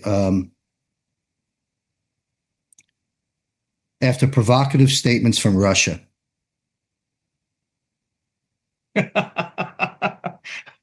When has DJT ever telegraphed a punch? Never. Okay. And so if he's talking about it, it's just don't look at my left hand because the right hand's doing something else. Yeah, so right again, hand. it's just the right hand's taking Jerome Powell down to Chinatown. That's what the right hand is doing. Anyway, what's the best advice you can give to everyone listening to this broadcast around the world? What's the best advice you can give? And I think you've really already stated it if people have been listening to this broadcast. But if you could summarize it, speaking to those that maybe aren't as comfortable as you and I and others are, and I hate to use that word comfortable when people are dying. The numbers just came out from what's his name? Sorry to call him what's his name. The gentleman who used to work at BlackRock as a money manager, the $1 billion, Ed Dowd, good guy. Ed Dowd crunches numbers, and the numbers just came out on the deaths of COVID throughout the world, what's coming, the damaged goods that people are alive, the injuries and so forth. And it's horrific numbers. I don't have them before me. I'll cover that with Sherry Tempany, I'm sure. But to those that aren't as comfortable in this phase of the war as perhaps you and I and others, speak to them. What's the best advice you can give these folks right now? Sure. I'll do three. There's three things I'll say. In relation to themselves, I've said this before, get yourself in order, physically, mentally, emotionally, psychologically, and spiritually. Get yourself squared away. Understand that you are more powerful than you know. You have capabilities you have no concept of. We're all suffering from the demoralization and degradation of the black hats and the cabal and everybody else for years. We are made in the image of God. Get on your knees and pray and ask for help. That's step number one. Okay. Then you look after your family, look after your town, etc. In relation to the awful news that's coming, there's nothing like having prior experience. Now, nobody's had prior experience of this, but the more you understand the nature of war and the brutal mathematics of war, and every death is a tragedy, 100 deaths is 100 times worse, and 1 billion deaths is potentially what we're looking at on the planet. It defies comprehension. But the best thing to do is face it. If you want an easy way, easy in the sense of easy to absorb the message, get online and watch 12 O'Clock High with Gregory Peck. 12 O'Clock High. It was a training film for the military way back when. Still a brilliant film. And it talks about, and it gives you the military perspective of casualties, collateral damage, the cost of the war. And it's an extraordinary piece of work. So if you want to watch that and watch Peck trying to explain to his bomber group why the casualties have to be accepted. We just got to take the hits. Now, if they hit the wrong target, then civilians die. And it's not a matter of just waving it away. This is the reality of life on Earth. We've been persuaded that, the world finishes in 23 commercial minutes, throw a few ads in there, and by the end of the show, everybody's happy. No, this is the brutal part. So prepare yourself for the reality of what's coming, the brutality that's coming. And then finally, and this is the long-term solution that'll take you away from the immediate mess that is this, where we are now. Please, I beg you, all of you, to buy and get this book, The Political Theory of the American Founding, by Thomas G. West. He comes out of Hillsdale College. This is the most extraordinary book. It is just extraordinary. Now, for Australians, and I recommend this book to the Australians because I want them to understand what it is that your founding fathers did, which was just extraordinary. It's brilliant. Never before. There was nothing new except a group of men that came together, and women, that cobbled together lessons from ancient Greece, ancient Rome, and everything else in between to come together with your Constitution, your Declaration of Independence and your Constitution. And this explains the political thinking behind it. Mm-hmm. What that'll thank do you is for this. sharing that. Yeah. What that'll do is this. Firstly, it'll encourage you that you are part of the greatest nation that's ever existed. Now, Australia's going to beat you a few years down the track. Give me a few years and we'll give you a good run for your money. You might get a silver medal after we're in good shape. But my point is this. No country on the planet has ever been founded on such a brilliant idea as yours. So that's point number one. It'll give you encouragement. Secondly, it'll allow you to understand what they were thinking. And so when real power is returned to you, the people, you'll understand what their intentions were, and you can apply that intelligently. And you get to create. You get to be the mothers and fathers of the new America that's coming. Because it's already brilliant, but it's suffering. You get to nurse it back to full health and let it become that beacon to the rest of the world. Because you are. Whether you know it or not, whether you like it or not, you are. And other countries will say, oh, well, our country is just as great as yours. No, it's not. Not by any margin. And I'm a proud Australian. We're going to get there, but we're not there yet. So that's it. And it is such an important book. I can't think of a more important book for everybody on the planet to read, to prepare themselves for what's coming. Let me just give you the heading on one chapter alone, which is actually the subtitle will give it to you. Natural Rights, Public Policy, and the Moral Conditions for Freedom. The moral conditions for freedom. And I'm like a broken record, I get it. We got to be moral people first. The moral conditions for freedom. Absolutely. And once you get those foundations, everything else grows. Everything makes sense. Every policy problem becomes very simple because you've got your foundations, the prism through which you watch everything. So that's it, folks. That's my 3 bits of advice. 1, get yourself in order so you're ready to withstand it. 2, understand the nature of war. Watch 12 o'clock high. It's a quick way to get a perspective that the military has. And thirdly, prepare yourself for the future. Read that book. Go to Hillsdale College. They have a number of online free courses, which will get you going on a range of subjects. But that is probably the most important book that the planet should be reading right now. So thank you to Thomas G. West. Just brilliant. Well, thank you. Great direction and advice for those that are challenged by the times that we're living in. So, of course, many of our followers know how to reach you and contact you, but those that don't, please take a look in the show notes. You'll see an extended biography on Ricardo Bossi. How can our viewers connect up with you and follow your work beyond this program? Sure. Go to www. You've got to put the W's in. AustraliaOneParty.com. Australia One Party, written like up there, O-N-E. AustraliaOneParty.com. Go to the links there. You'll see our aims and objectives. You'll see the underlying philosophy. All our social media links are there as well. We have hundreds and hundreds of interviews, ranging between some short ones of an hour up to 3 and a bit hours. I think there's in excess of 500 videos of that duration that covers every range of subjects, you name it, it's all there. We've done the work over many, many years. And so use it take it, adapt it, make it your own, do something with it. Perfect. MAGA, make Australia great again. That is something you and your team and your people and followers are most definitely en route to doing. And I want to thank you for your time with me here today, folks. Ricardo and I come back first and third. Is that what it is? Monday of each month? Every 2 weeks. Every 2 weeks. As we say, every fortnight, yeah. And Every before fortnight. we go, I'd just like to Sure. tell the New Yorkers, forget about it. Hey. You'll be right. Hey, how you doing? Hey, F you and the horse you rode in on. Hey, yes, indeed. The old New York comes out in me, talking a million miles a second, not pronouncing words right. You know, we get the vowels. Hey, I, oh, you. How you doing? How's by you? Anyway, I'm probably irritating everyone. So, but enjoy the humor. Thank you very much for joining us. I'm going to sign off now with some closing comments. Thank you, Ricardo Bossi. So be sure to, thank you, sir. Be sure to join Ricardo and I on our monthly global. All right, now that Ricardo's over, it looks like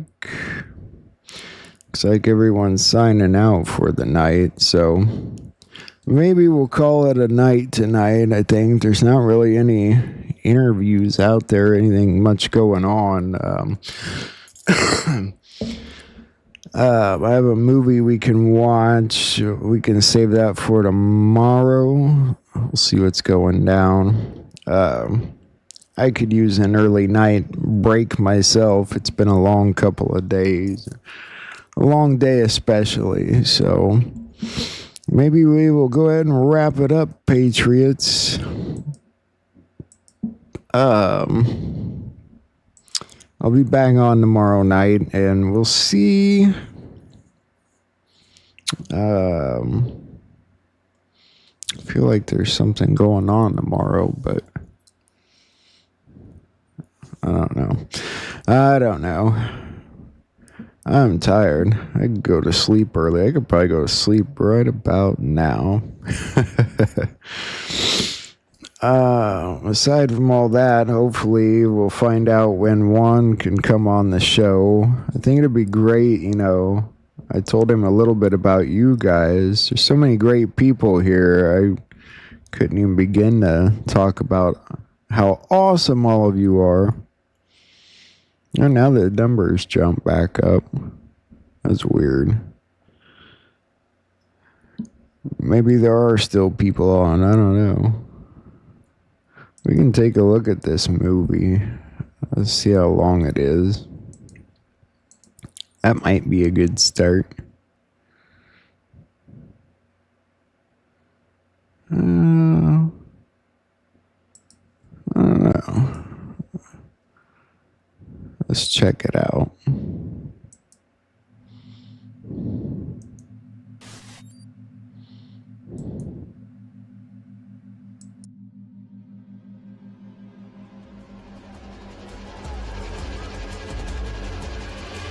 "2020 has been quite a year, and we've all seen things that we never thought were possible. War in the streets, worldwide shutdowns, and iron-fisted control over our daily lives. Things that none of us have ever experienced, and before 2020, didn't even think was possible. And even though you've learned so much, it's time to graduate to the next level. The story goes much deeper. How deep, you ask? Well, as deep as it gets. What if I told you that we're living through a conspiracy so vast, so twisted, and so outright bizarre, that the only way that you're going to believe it is to see it for yourself?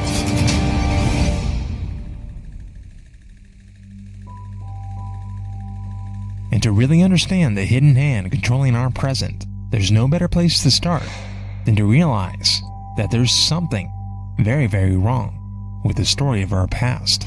Imagine the entire span of recorded human history, about 5,000 years. Double it, 10,000 years, to the time when plants are domesticated and agriculture begins. Double it again, 20,000 years. Ice Age hunters are painting stunning images on cave walls. And 99.9% of the most highly respected academics would tell you that this is how humans developed. The only problem, it's a goddamn lie. What if tens of thousands of years before what we've been told to be the dawn of our first civilization, there existed a culture so advanced that it reached across the entire globe? It mastered its environment, and even had a deep relationship with the natural world that might even surpass what we know today. If anything like that were true, there'd be evidence. However, what complicates things is an event in our distant past. There's a sudden radical change in climate. The temperature drops massively. The global temperature just plunges to as cold as it was at the coldest point of the Ice Age. And this episode lasts for 1,200 years. And then equally mysteriously, global temperature rockets up. I mean, these changes in temperature are gigantic. Author and researcher Graham Hancock is one of the most dedicated proponents of the lost global civilization theory. And in my opinion, he's a total badass. For the past 25 years, Graham has traveled the world, fearlessly standing up to pretty much the entire academic orthodoxy. And in May of 2017, Graham, along with his colleague, respected geological theorist Randall Carlson, appeared on the Joe Rogan Experience podcast. Randall cites the mass extinctions of every land mammal in North America bigger than a coyote as evidence of this violent cataclysm. Most of the extinctions did occur between roughly 13,000 and 11,600 years ago. The cave bears, the short-faced bear, the giant beavers, the giant armadillos, the ground sloths that were the size of giraffes, 4 species of mammoths extinct on 4 continents. And to me, like, wait a second. So, exactly what kind of cataclysm are we talking about?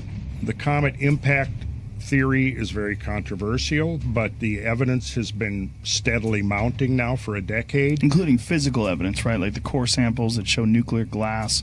Yes, most of it's dating to 12,800 to 13,000 years ago. The nanodiamonds, iridium, and nuclear melt glass known as trinitite found in these layers can only be formed on Earth by events such as nuclear explosions, lightning strikes, and extraterrestrial impact events. Other theories argue that it was the result of unusual solar activity. Either way, what the Earth went through was sudden and incredibly destructive. If an advanced global culture existed 13,000 plus years ago, it wouldn't be hard to see how such an event would remove almost all trace of them. For the moment, archaeologists are not interested in and apparently completely unaware of the fact that an extinction-level cataclysm took place on this planet between 12,800 and 11,600 years ago, right in the foundations of the edifice of history that they have built. And that surely has to shake everything up. The possibility that the myths of a former golden age, which was destroyed in a global cataclysm involving flood and fire, now must be taken extremely seriously.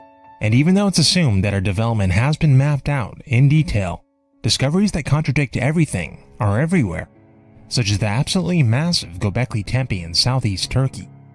We have a body of archaeology that megalithic sites date to no older than 5,500 to 6,000 years old. There are no older sites than that. Then along comes Göbekli Tepe, 7,000 years older than Stonehenge. If we take what's still under the ground into account, we're looking at the largest megalithic site that's ever been created on Earth. Not to mention that at the time it was constructed, humans had yet to develop agriculture, the domestication of animals, pottery, or even the wheel. I must say, Göbekli Tepe strikes me as a gigantic fucking mystery. It confronts us. It challenges the mainstream model. I think it's reasonable to consider the possibility that there was something more than just hunter-gatherers involved here in creating this extraordinary place.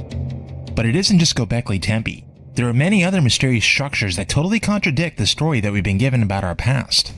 But maybe the most single interesting thing about many ancient sites from around the world is not when they were built, but where. If you plot the ancient sites on a world map, you'll notice something very peculiar. The line that connects the Nazca Lines in Peru to the pyramids in Giza is part of a 25,000 mile long, 60 mile wide path that connects several major ancient sites worldwide.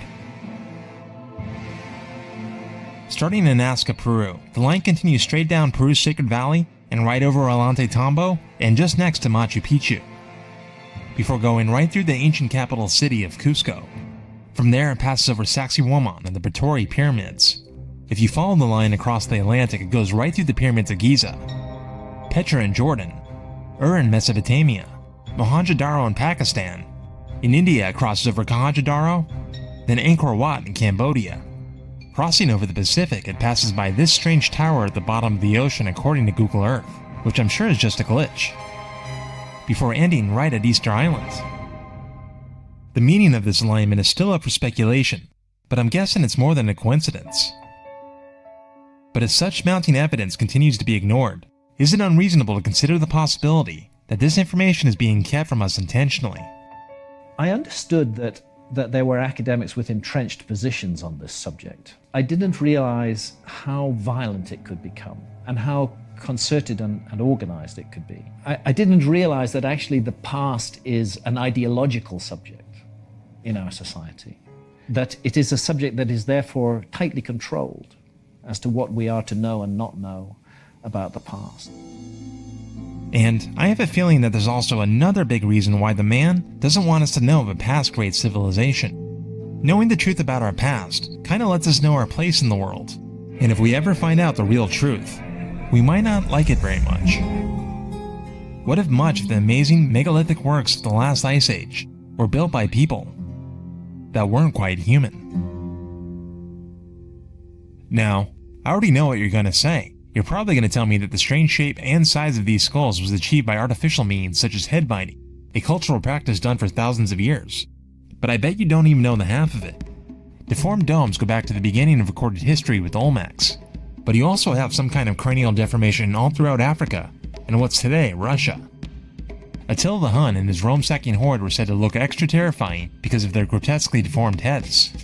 You also find strange-shaped skulls all throughout Germany, France, Chile, England, and Malta. In North America, head altering was practiced by various tribes such as the aptly named Flathead Indians. In Europe, this practice was widespread up until the Middle Ages. And in nearly every case, the altering of the skulls was practiced exclusively by the royal family and other members of the ruling caste, and almost never by the peasants, with the most striking examples found in Bolivia and Peru. Most examples do appear to be artificially elongated, but some of these skulls stand apart from the rest. The skull of a normal human being is made up of 3 separate plates. This design is crucial because it allows our head to change shape as we pass through the birth canal. However, the oldest and largest of these skulls seem to have 1 bone at the back of the skull instead of the 2 that fuse into what is called the sagittal suture, which is normal for pretty much all Homo sapiens. But the most important difference is their size. Head-binding humans when they're young can create dramatic changes in the skull's shape. However, these techniques in no way alter the overall volume of the brain cavity. With Homo sapiens, it's about 1200 to about 1800 cc's. The largest of these skulls have a brain cavity volume of around 2500 cc's. This skull from a mummy purchased from grave robbers was examined by forensic specialists, and through dental analysis it was determined that the child was between 18 and 24 months old, too young for binding to create such an enormous effect on the head. And there seems to be little interest in a detailed study of these skulls to see if they're natural. But in 2017, independent researchers were able to carefully collect samples from 18 of the Peruvian skulls and find a series of DNA testing with labs in UCLA, UC Santa Cruz, and Lakehead University in Canada. And when the DNA test results came back, the conclusions were shocking. This species with enormous elongated heads turned out to be aliens. I'm just kidding, they're human. However, the DNA test did reveal that 13 of the 18 skulls were more genetically related to people from the Middle East, specifically the areas of the Black Sea, Caspian Sea, and Crimea, where elongated skulls have also been found. And as far as I know, no one from mainstream academia has come forth to debunk the findings. In fact, the reaction from the scientific community has been unanimous. Utter silence. And maybe that's because some of them already have the answers. Perhaps they already know that not too far in our distant past, there existed a highly intelligent offshoot of the human species with massive elongated heads, who ruled over much of the relatively flat-headed population. And I'll go out on a limb to claim that many of the ruling elite of more recent times wholeheartedly believe that they too are genetic descendants of this alternate line of humanity. If the royal families of today did descend from this not exactly Homo sapien line, then it would sort of shed a little more light on their crazed obsession with the virtues of bloodline rule. Even if you don't have the strongest grasp of history, you're probably somewhat aware of how much importance things like lineage and divine right were to the rulers of up until our not-too-distant past. It's not such a big deal for middle-class Western society of today, so I think it's a little hard for us to truly comprehend just how big it was, and is. It might be crucial when you literally see your lineage as being a species above the common man. Let's look at the bloodline that the current British royals descended from.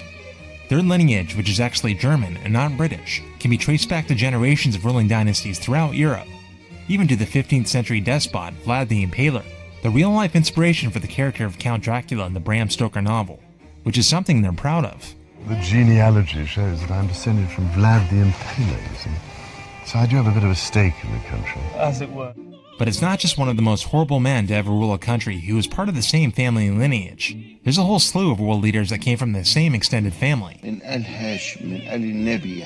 bloodline even goes back to the Muslim prophet Muhammad. Even in the land of meritocracy, all US presidents, with the exception of Martin Van Buren, can trace their ancestry to this royal line. Even Barack Obama. You and Dick Cheney cousins? You know, listen, I don't think I'm going to family reunion.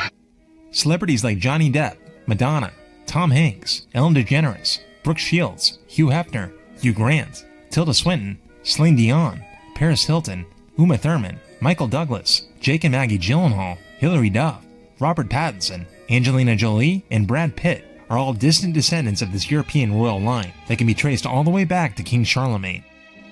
In the 800s, Charlemagne, as legend would have it, was crowned emperor of pretty much all of Western Europe by Pope Leo III.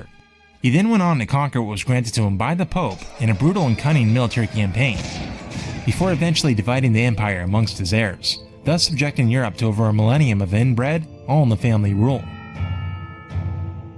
They believed that they were so special that they even collected their own bowel movements for examination, cataloging, and archiving.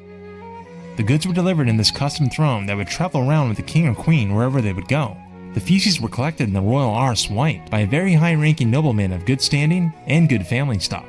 The million-dollar question, do you actually wipe the royal bum? Well, of course, yeah, because you're not just a king, you are a divine body on earth. You are a divine body on earth. Therefore, there's no Tom, Dick or Harry that touches your body. But it wasn't just their prized blood and other bodily fluids that they sought out and sought to keep from others. It was also a vast and detailed lineage of occulted knowledge, most likely passed down from a previous lost age, that they feverishly seek as the key to their transcendence. Now, when I say occult, it simply means hidden from view. This is the knowledge that ruling circles have kept to themselves, and that they view as the key to their power. The purpose of this guarded knowledge was to evolve the consciousness into a higher state of existence. They studied this information, wrapped them in rituals, and protected it with often gruesome blood-spilling oaths. And many secret organizations emerged out of the need to protect this occulted knowledge. But to this day, the most powerful secret society is the Knights Templar. As they returned from their crusade in the Holy Land between the 11 and 1300s, it's alleged that the Templars brought back a number of mystical, religious, and spiritual beliefs. They were often accused of worshipping such anti-Christian symbols such as snakes, owls, the hermaphrodite deity Baphomet, and the human sacrifice demanding Baal. Their detractors claim that the Templars were heavily into ritualistic sex magic as a gateway into the spiritual world. And these alternative beliefs seem to serve the Templars well. Even today, their unmistakable symbol, a red cross on a white background, can be seen all over the levers of power. The Templars became so powerful, in fact, that they eventually had to create spin-off orders like the Knights of Malta, a secret society so powerful that it's often considered diplomatically sovereign and maintains separate diplomatic relations with over 100 countries. Another organization created out of the Templars are the Freemasons, whose prominent members are way too many to even count. I hold that to be self-evident, Brother Franklin. All men are created equal. Indeed, Brother Washington. All Freemasons meet as equals, and we have an opportunity to create a nation in the very essence of Masonic morality. And high-ranking Masonic leaders in the US knew perfectly well that their occult knowledge had been passed on from a previous lost age. One Confederate general whose statue was toppled in 2020 was Albert Pike. 33rd degree Freemason and ritual designer of the Ku Klux Klan, Pike's legacy was firmly placed among the memorials of DC, and he wrote about how Freemasonry was in fact a custodian of pre-flood knowledge in his book, Morals and Dogma. And I quote, That of bronze, which survived the flood, represents the mysteries of which masonry is the legitimate successor, handed down from age to age by an unbroken current of tradition, embodied in symbols, emblems, and allegories. You know, I wonder if other presidents after me will also be Freemasons.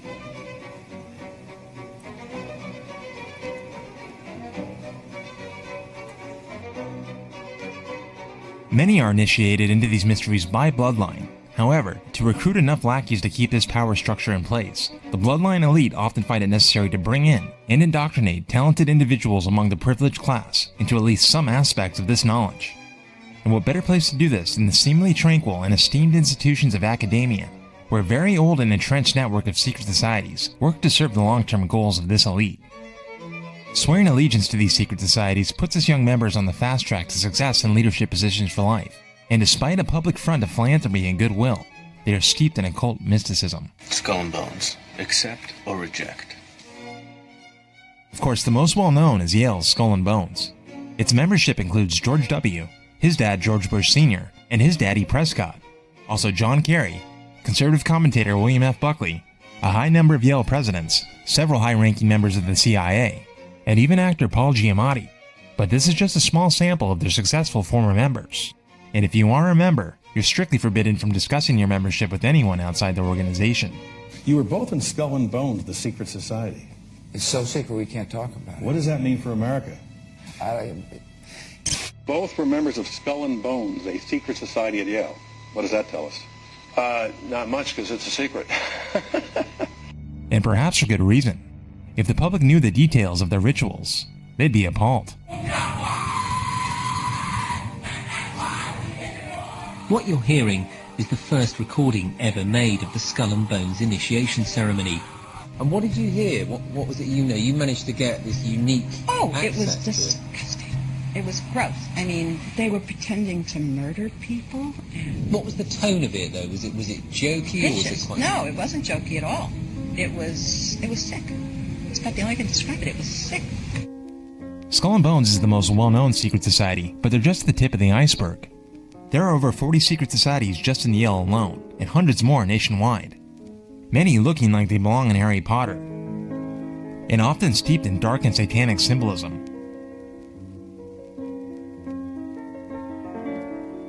But with successful alumni able to donate millions of dollars to these schools, it's most likely that these secret societies enjoy undue influence on the choice of university presidents, board members, and student government positions. What these fraternal secret societies have in common with their big boy counterparts is an incessant importance placed on ritual. And it is the masters of these rituals who are some of the most revered figures among the intellectual and political elite. And the most notorious black magician in recent history is the early 20th century occult practitioner, Aleister Crowley, or as some like to call him, the Beast. This high-level Freemason is most famous for creating the religion of Thelema, a key component of which was the practice of ritual sex magic. Sex magic is the belief that during a sexual union, the moment of orgasm literally opens doorways into another dimension, where the barriers between the physical world and the astral dissolve. And it was Crowley's pioneering of such rituals that would land him friends and admirers in high places. People like Aldous Huxley, Timothy Leary, James Bond creator Ian Fleming, author Roald Dahl, and even Winston Churchill.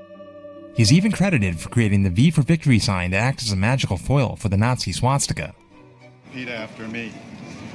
What's even more bizarre are the rumors that Crowley was indeed the biological father of former First Lady Barbara Bush. Although this is often scoffed at by the mainstream, a British documentary on Crowley entitled In Search of the Great Beast 666 points out how the historical details do line up to make this a possibility. Could the most wickedest man in the world be George W. Bush's grandfather? And would that even be surprising? Barbara herself was no stranger to the macabre, and she even kept a miscarried fetus in a jar for decades and showed it off to family members. And my mom's what I learned was she's a straightforward person. She says to her teenage kid, here's a fetus.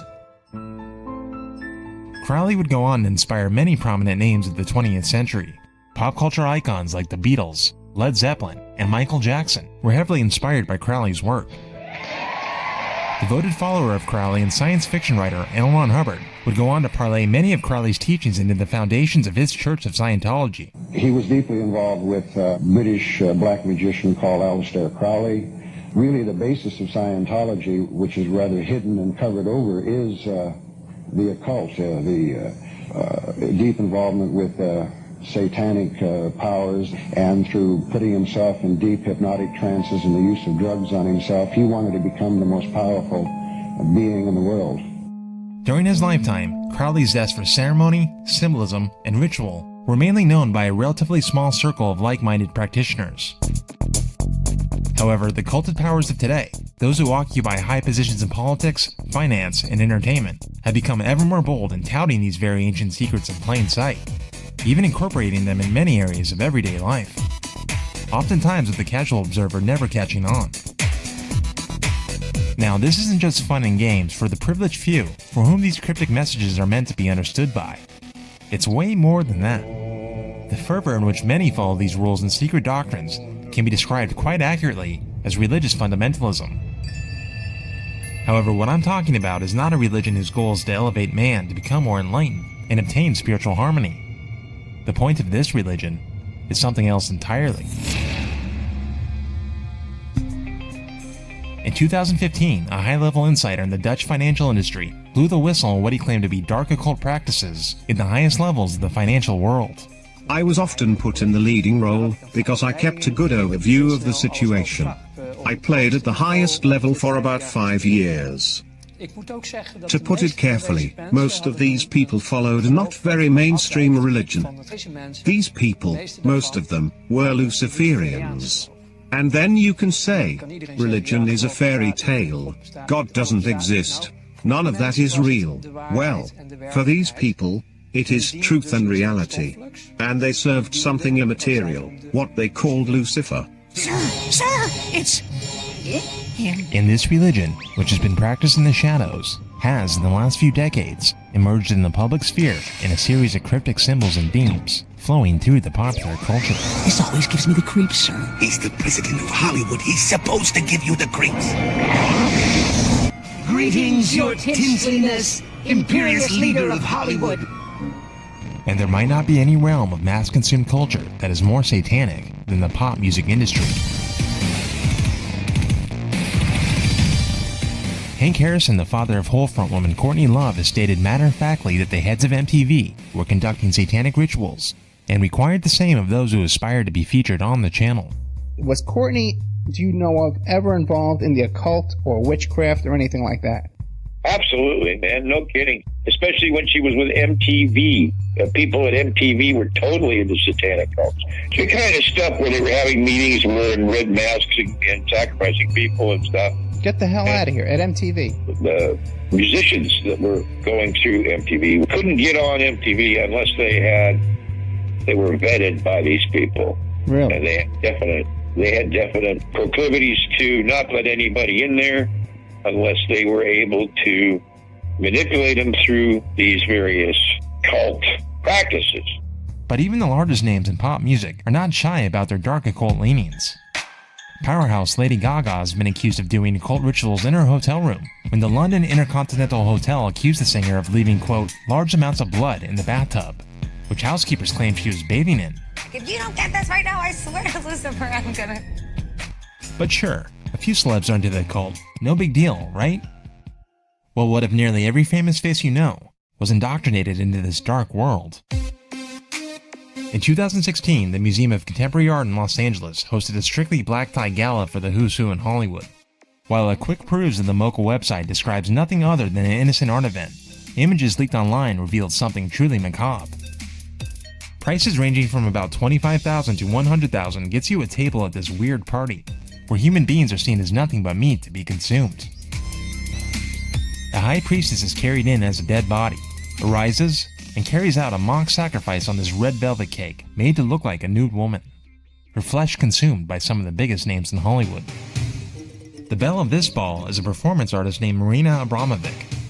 Not only is she the darling of celebrities and satanic trendies everywhere, she's most well known on the internet for a practice called spirit cooking, a ritual that you can see her performing here that includes pig's blood, human menstrual blood, breast milk, and semen.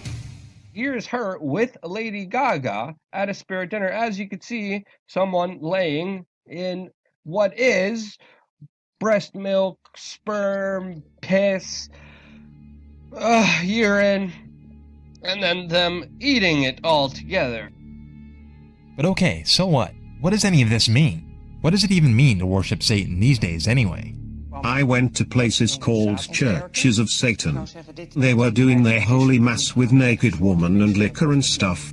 And it just amused me. I didn't make the connection yet. The Luciferians, the Satanists, whatever you wish to call it, it is a real entity.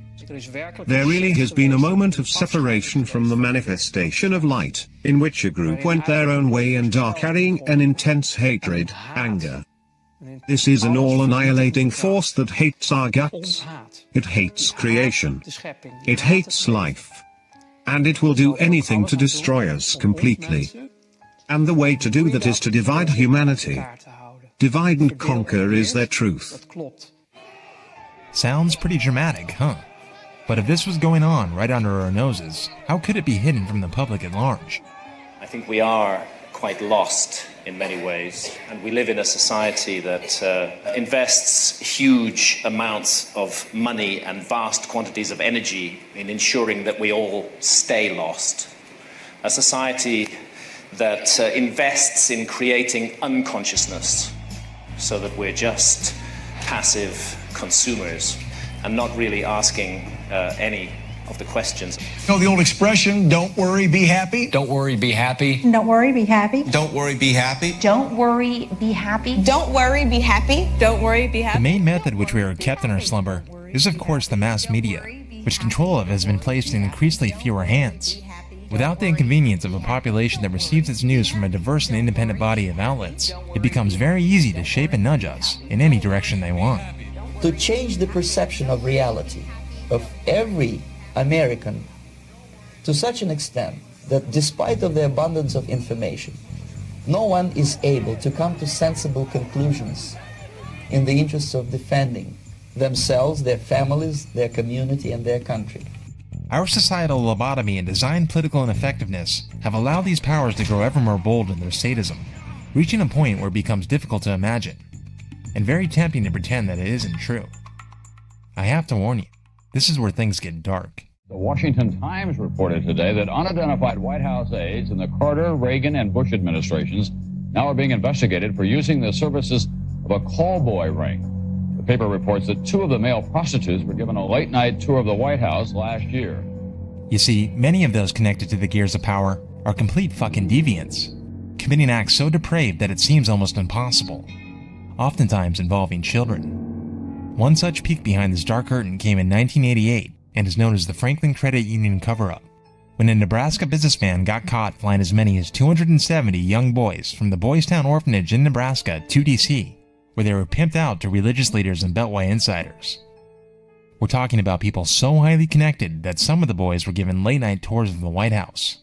And despite mountains of damning victim testimonies, nobody went to jail, and a number of the accusers died in mysterious circumstances. You see, if you're a sick pervert, it helps that you're above the law.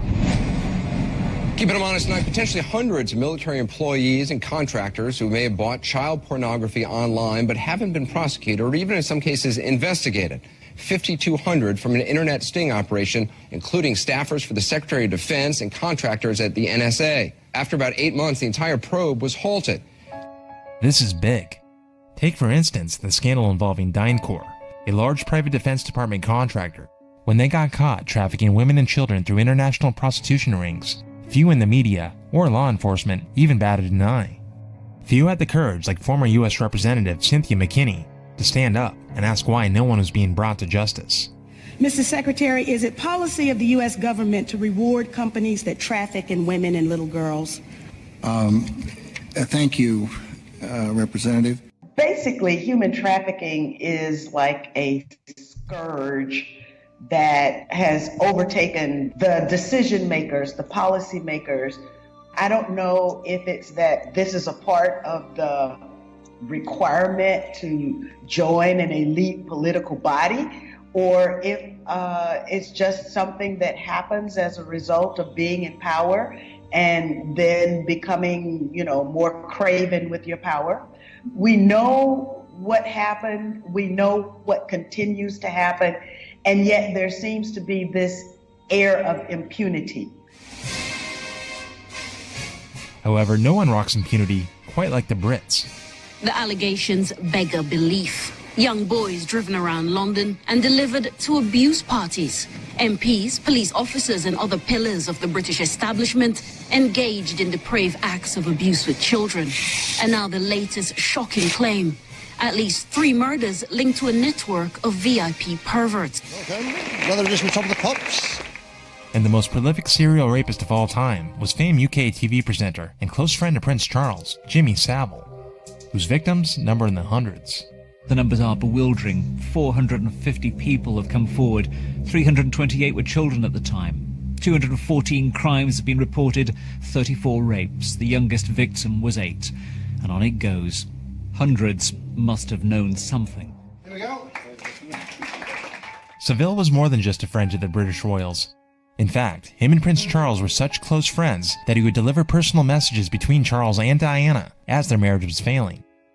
It's believed that Savile was brought into the royal inner circle by Lord Mountbatten, who himself had his own sex scandal involving the children's home in Belfast, known as the Kincora scandal. But there's seemingly no end to the stories involving high-level Brits and the sexual exploitation of children. And one of the most appalling descriptions of this ultra-wealthy UK sex abuse cult comes from 15-year-old survivor Teresa, who was pimped out by her own grandmother since she was a young child. According to Teresa, the worst rituals took place at a house, somewhere in the country. It was big, you know, expensive. From the front it looked like a castle. You know, it had a long drive and big double wooden doors. Do you think they were rich people then? Very rich. And sex abuse wasn't the only terrible thing she had to endure. And then a sacrifice would happen. The sacrifice, were these animal sacrifices? Animals and people. There was a tramp who was brought in once, you know, and he was killed. He was cut from his throat down to his stomach. They ate him, or bits of him. When the former bassist for the band The Scorpions, Ralph Reicherman, was confronted by the TV show TMZ, he too described attending something similar. The one time I've seen them really bad.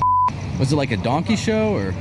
No, actually, you know, I think they actually kill people there and stuff. They pay like up to like 100,000 people to see people get executed. I'm not kidding. But I went to another one where literally I saw like the grossest. I wanted to throw up. Our next guest participated in human sacrifice rituals and cannibalism. She says her family has been involved in rituals for generations. You don't have to give us the gory details, but what kinds of things went on in the family? Well, there would be rituals in which babies would be sacrificed, and you would have to, you know... Whose babies? There were people who bred babies in our family. There's other families across the country. It's not just my own family. And the purpose of sacrifice is to what? Is to bring you what? What are you sacrificing for? For power. If we are talking about the worst things that I have experienced, at some point I was invited, which is why I'm telling you all this, to participate in sacrifices abroad.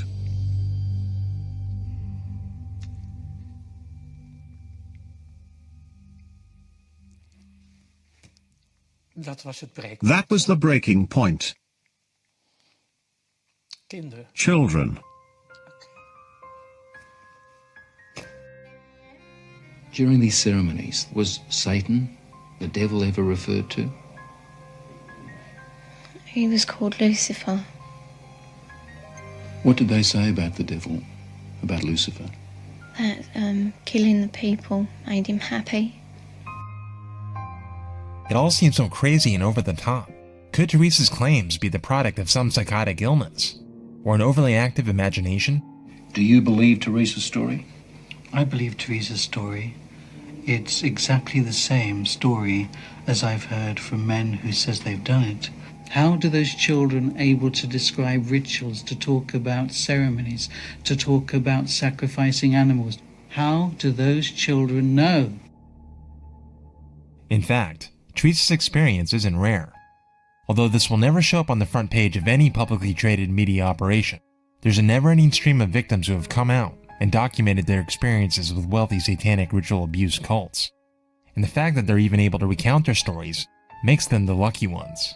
If you Google this, you'll find enough worldwide witness accounts to know this isn't a Walt Disney fairy tale. Unfortunately, the truth is that worldwide they have been doing this for thousands of years. The psychopathic taste for human fear, suffering, and lording the power of life and death over their helpless victims is just part of the reason why this goes on. But it also goes deeper. These black magic elite wholeheartedly believe that, if done in the correct ritual context, that certain kinds of sacrifices will literally summon what can only be described as, well, demons. Yeah, that's where we're going with this.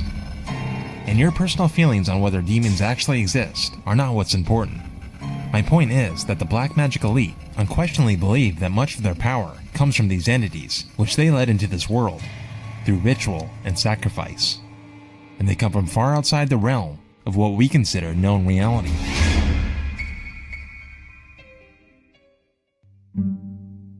You would think that this kind of superstitious thinking would have died out by the time we entered the modern era. However, those in high places are not at all shy about their contact with the world beyond. Ex-Louisiana Governor Bobby Jindal has written about how his ex-girlfriend was taken over by a demonic force and had to be exorcised by a priest. Former South Korean President Park Geun-hye, who was ousted from power and jailed in 2016 on numerous accusations of corruption and belonging to a satanic cult, also admitted to channeling spirits and leaked emails, and believed that they had, quote, complete control over her body and soul. Given all this, it should be no surprise that the founder of Scientology and disciple of Aleister Crowley, L. Ron Hubbard, based the foundations of Scientology on contacting such spiritual entities. He used to conjure up these demons and thereby plug into them or have them plug into him, and a lot of his early writing, which could be called spirit writing. So, what the fuck is a demon? Perhaps Carl Sagan can explain. Let's imagine that we are perfectly flat. I mean absolutely flat. We know, us flatlanders, about left-right, and we know about forward-back, but we have never heard of up-down. Let us imagine that into flatland, hovering above it, comes a strange three-dimensional creature which, oddly enough, looks like an apple. "Hello," says the three-dimensional creature. "How are you? I am a visitor from the third dimension." Well, the poor square looks around his closed house, sees no one there, and what's more, has witnessed a greeting coming from his insides, a voice from within.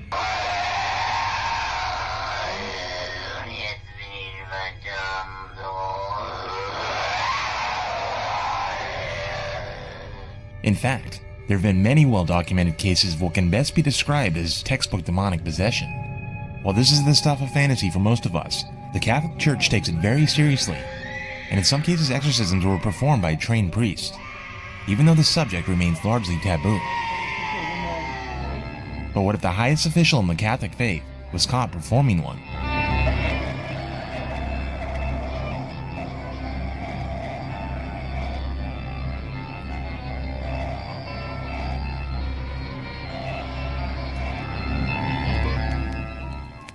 It seems that in the documented cases of exorcism, not all of the demonic spirits appear to be deceased humans. Instead, they seem to come from somewhere else, altogether, and most of the time with not very nice intentions. But those who have been spiritually initiated surely wouldn't worship at the altar of these entities if they weren't getting something in return. Perhaps a demonic possession could give you near superhuman powers, along with the stamina, charisma, and talent needed to become a modern-day idol. Sasha is my alter ego. Kind of the first time I felt something else come into me, and you know, she can do things that I cannot do when I'm in rehearsal. I mean, I can try, but then it just doesn't happen. I guess I wouldn't be very entertaining on the stage, so Sasha comes out, and she's fearless. However, an even more likely entertainer who receives interdimensional help would be Lady Gaga. Why? Maybe it's because she needs someone to watch over her at night to protect her from demons. Gaga's been having a recurring nightmare about the devil. Now, Gaga explained the dream is about a phantom taking her into a room where there's a blonde girl with ropes tied to her limbs, pulling her apart. How creepy is that? Well, we certainly hope it's getting better. The dream was so terrifying, I thought somehow a devil force was trying to take hold of me, a darkness. I guess I see devil and darkness as the same thing. Nicki Minaj, too, has an unwelcome visitor by the name of Roman. Roman is a crazy boy who lives in me, and he says the things that I don't want to say. I think he was born out of rage. He was conceived in rage. That must be nice to have like an ignorant loudmouth who you can just sort of blame every... He wants to be blamed. I don't want to blame him. I ask him to leave, but he can't. He's here for a reason. People have brought him out. People conjured him up. Now he won't leave.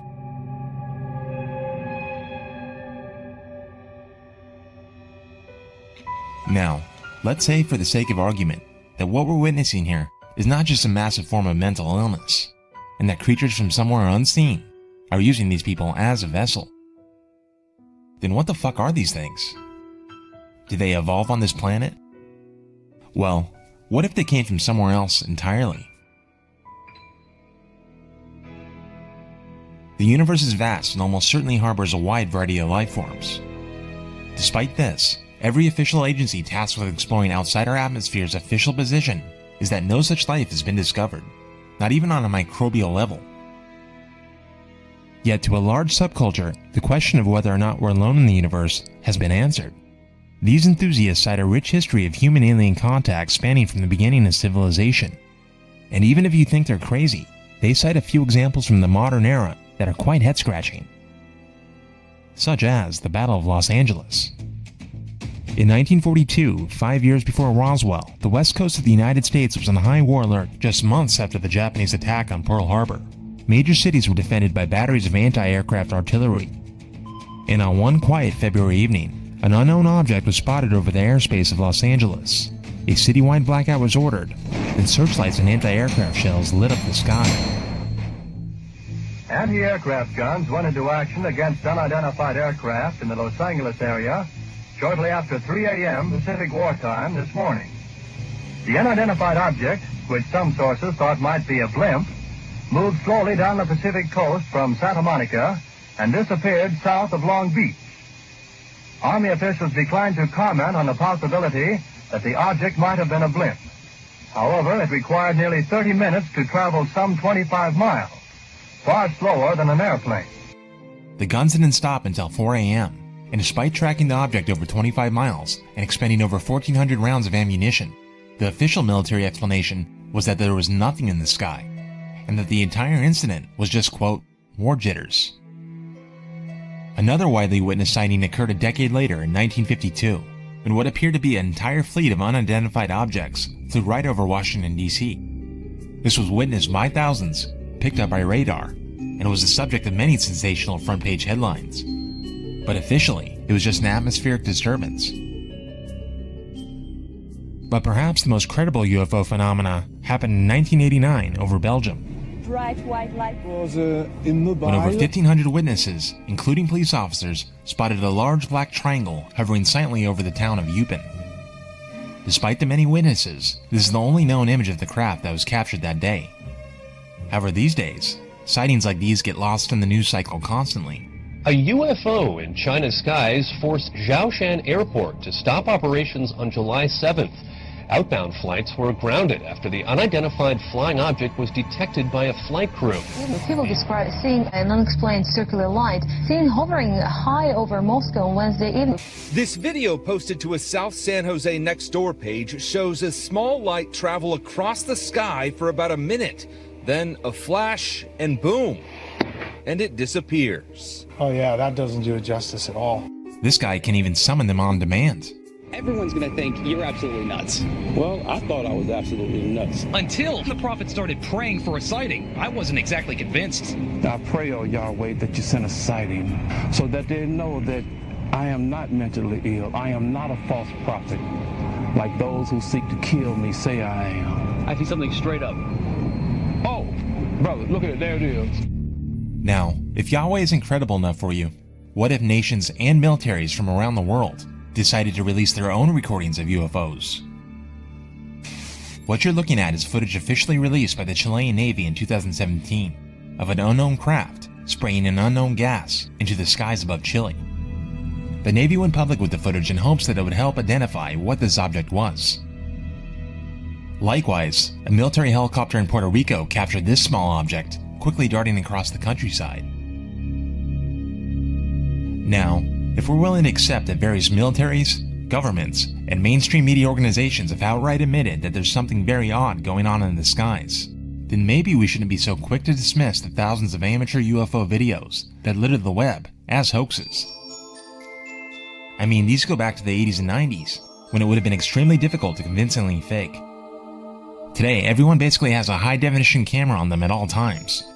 You would expect that people would be constantly capturing weird things. And they are. You saw that. Right there, down the left. Right there. You're Boom, right. it's gone. And a clever way that some UFO hunters spot these objects are moon transits. Even with a moderately powered consumer telescope, it's possible to record the silhouette of objects in orbit as they cross in front of the moon in the night sky. However, this method seems to catch some stuff that defies any common sense explanation.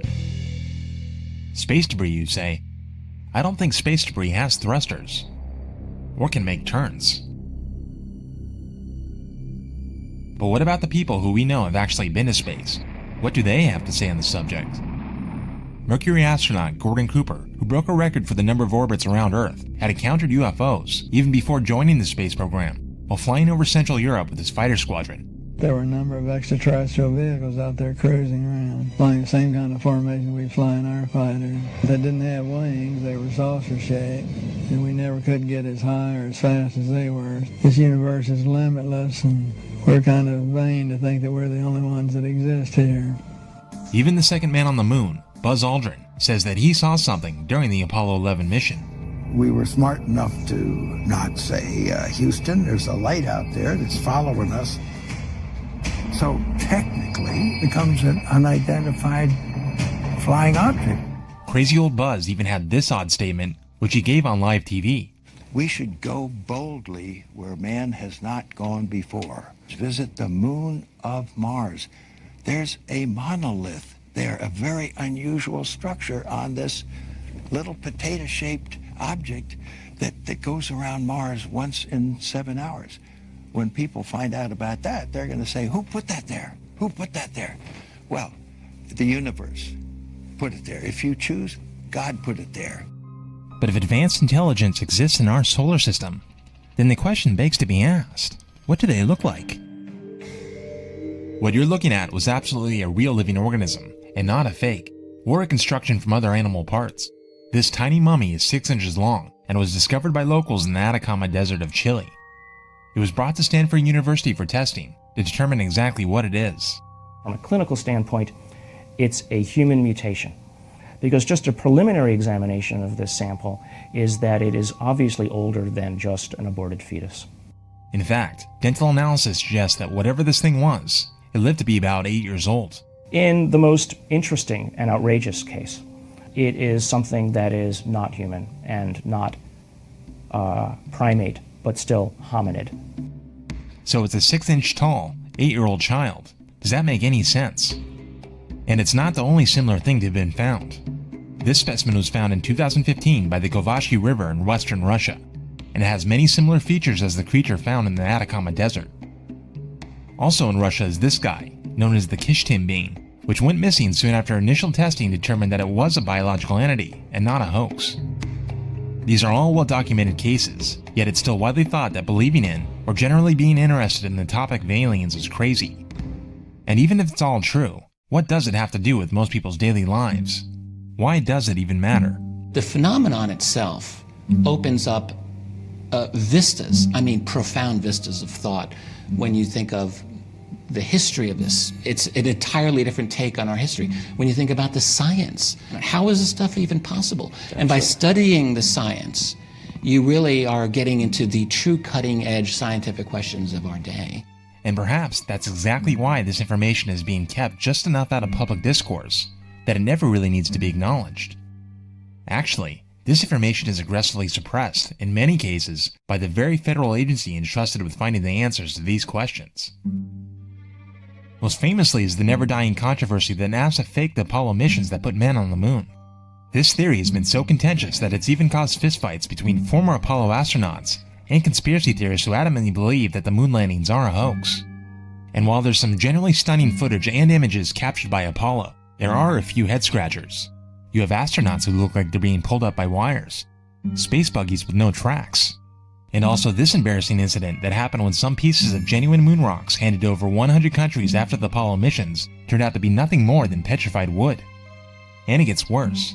In the lead up to the 40th anniversary of the Apollo 11 moon landing, NASA was forced to admit that pretty much the entirety of its telemetry data was lost when the tapes they were stored on were erased and used for other NASA projects. This isn't just one tape.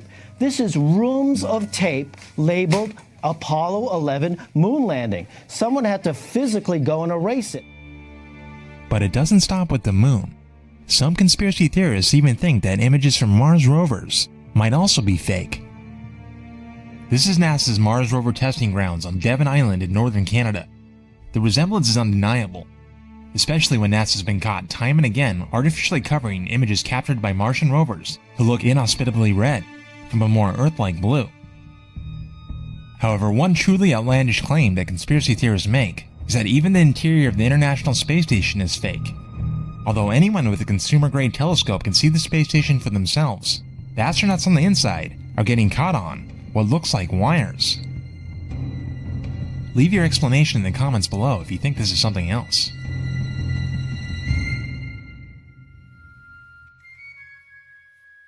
I don't pretend to have all the answers, but I think I've provided a smorgasbord buffet of evidence that there's something going on here that we're not being told. And trying to uncover these secrets has led to many more unanswered questions. But to go any further with this story, good solid proof of what is truth and fiction becomes hard to find. And where hard evidence is scarce, answers mostly come in the form of first-hand testimony from an often colorful group of people who claim to have personally experienced something out of this world. And there's obvious problems with this. For starters, with little to no physical evidence, it's hard to know whether those who have come forward with amazing tales are either intentionally lying or suffering from some form of high-functioning mental illness. However, it becomes very obvious that most of these whistleblowers, whether you think they're lying or not, are each telling a very small part of the same and very specific story. And if you barely believed anything I've showed you up to this point, you might want to get off now, because we're about to turn the batshit crazy meter up to 11, as we take a deep dive into the most insane shared worldview you'll ever hear. For the sake of brevity, I just want to focus on the overlapping accounts of a sample of 6 specific individuals. 6 whistleblowers who will serve as our guides to the bottom of an extremely freaky rabbit hole. And if it makes you stomach what's to come any easier, nothing you're about to hear is at all true. And with that said, let's bring on the crazy. First, a brief introduction. First up is William Tompkins, a real person with a detailed paper trail proving he is who he says he is. As a very bright child growing up in Southern California just before the Second World War, Tompkins attracted the attention of the US Navy for creating models of Navy ships from memory that were so detailed that they included a number of then classified features that the Navy didn't want known to the public. Tompkins was able to use his model building abilities to land a job with one of the US's largest aerospace corporations. And that's when things began to get weird. I'm in there for only 4 weeks, and they put me into a secret lab. This think tank was tasked with designing hundreds of theoretical military missions that would take place in space, as well as having to design a fleet of spacecraft necessary to carry them out. The vehicles that we designed for all of these missions are massive. They're like 40 times the size of the little Apollo. Where Tompkins attracts a lot of controversy is his claim that these military missions and spacecraft did become a reality in a classified space program ran by the Navy called Solar Warden. It is 8 Navy space battle groups with destroyers, cruisers, all kinds of stuff. According to Tompkins, he was able to get away with such disclosures with direct approval of the Navy admiral he worked under. who Tompkins believes belongs to a faction of the military elite who wants some of this information disclosed to the public. William Tompkins passed away in 2017 at the age of 94. Our next whistleblower, like William Tompkins, has many verifiable records backing up his identity. His name is Philip Schneider. Schneider was the son of a distinguished U.S. Naval Intelligence Captain, Otto Oscar Schneider, who was instrumental in the design of nuclear submarines and helped the military test nuclear weapons in the South Pacific during the 40s. Phil was also a very bright child, who eventually became a geological scientist and structural engineer, and according to his claims, worked in the construction of very large underground military facilities. However, it's his claim that he worked on one particular underground base that would make him famous. I was involved in something very controversial in building another base inside of Dulce, New Mexico, which is Los Alamos Laboratory. We built an underground facility, a better part of 3 cubic miles hollowed out underground. Phil claims that in 1979, while excavating the base under Dulce, he was lowered into a cavern to check on some malfunctioning equipment, when he then stumbled upon a large active alien base within the Earth. The large alien grays had been encamped there for as best as believed possible about 400 or 500 years. The stench was worse than the worst garbage can you can imagine. The entity was absolutely horrible. I didn't waste any time. I reached for my pistol. Well, that's when all the hell broke loose, really. All I remember is that he just kind of waved his hand in front of his chest, and the next thing I know, this blue beam hit me and just literally opened me up like a fish. Schneider says he was saved by a Green Beret who ended up dying in the conflict. Whether you believe Phil or not, it does seem that he sustained permanent physical and psychological injuries. Here you can hear Cynthia Dreyer, the woman that he would marry years later, describe the damage Phil had suffered. He did Dulce, New Mexico, where he was shot in the chest, and he had his leg bandaged from top to bottom. His memory is like totally lost as to what he did before. It wasn't until after we got married and stopped taking the medications he was taking when I first met him that he started to remember all of the things. I'm breaking the law. I'm breaking world as well as federal law. I'm coming out and even talking about this to a group of people. I love my country more than I love my life. So, how was Phil able to get away with revealing such stunning top-secret information? Well, in 1996, Philip Schneider was found dead in his apartment with a rubber hose tied around his neck. His death was ruled a suicide by local authorities. If our next whistleblower's name sounds familiar, that's because she's the great-granddaughter of the 34th US President, Dwight D. Eisenhower. Now, I'm guessing this great-granddaughter Laura was kind of the black sheep of the Eisenhower family, especially after she went public to claim that there was an attempt by a secret shadowy group to recruit her to live on Mars? In 2006, I was recruited to go off planet, and there was a lot of manipulation connected to it, so it wasn't, like a nice invitation done with respect. It had a lot to do with, control.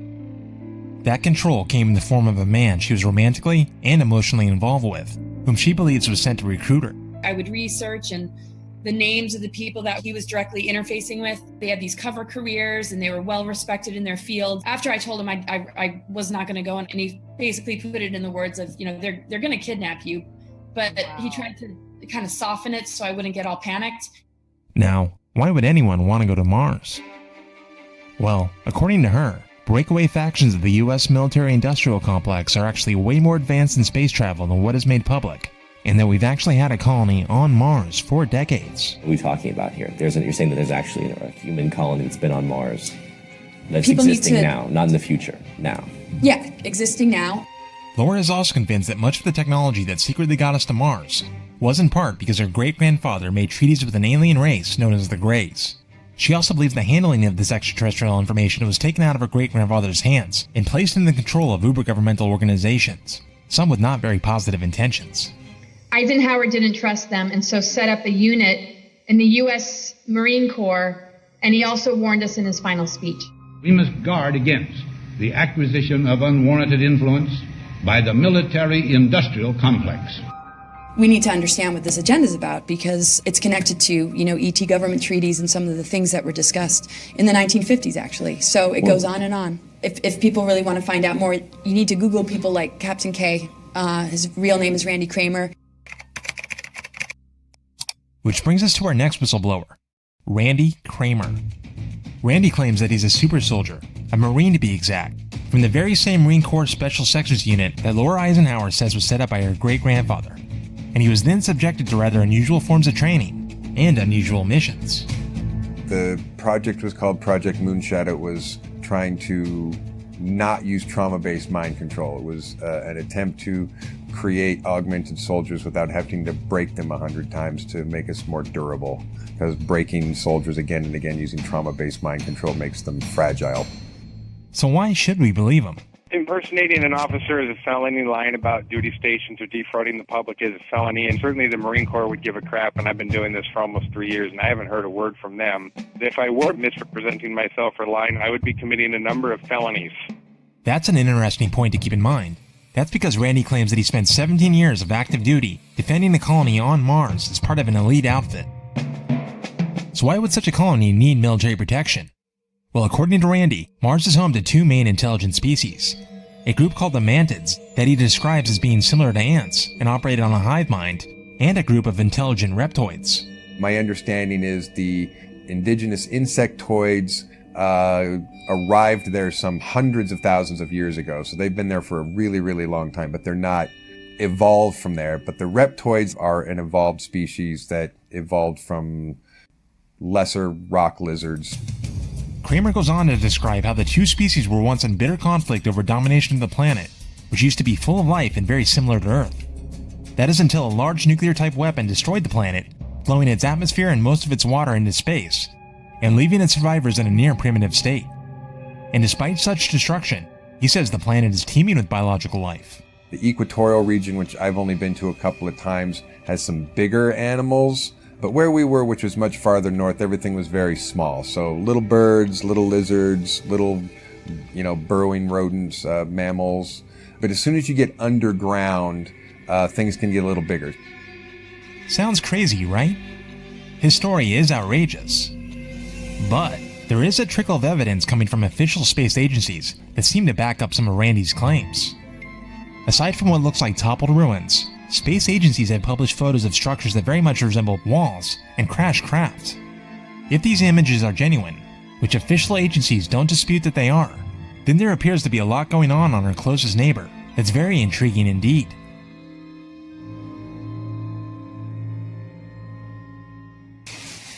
Now, if Randy Kramer was a secret super soldier who avoided the trauma-based mind control as part of his training, then our next whistleblower was one of those so-called super soldiers who wasn't so lucky. His name is Max Spears. Max claims to have been involved since birth in a subprogram of the Montauk Project. The program, named Project Oak Tree, was tasked to create programmable mind control super soldiers by artificially inducing split personality disorder. When the mind is fractured through trauma, whether it is sexual trauma, whether it is physical trauma, violence, the mind fractures itself and creates an amnesiac barrier around that so that you don't have to keep reliving the experience over and over again. If you're taught, you're then able to go inside there and then program a new person to do anything, to do absolutely anything. This technique, according to Max, has been around since the Egyptians, but was scientifically perfected by the Nazis before the end of World War II, as well as after when their scientists were involved in US military projects. But since its roots are much older, Max says the recruits are often chosen based on their bloodline. My family goes back for the last certainly 100 years, we're all involved in the occult.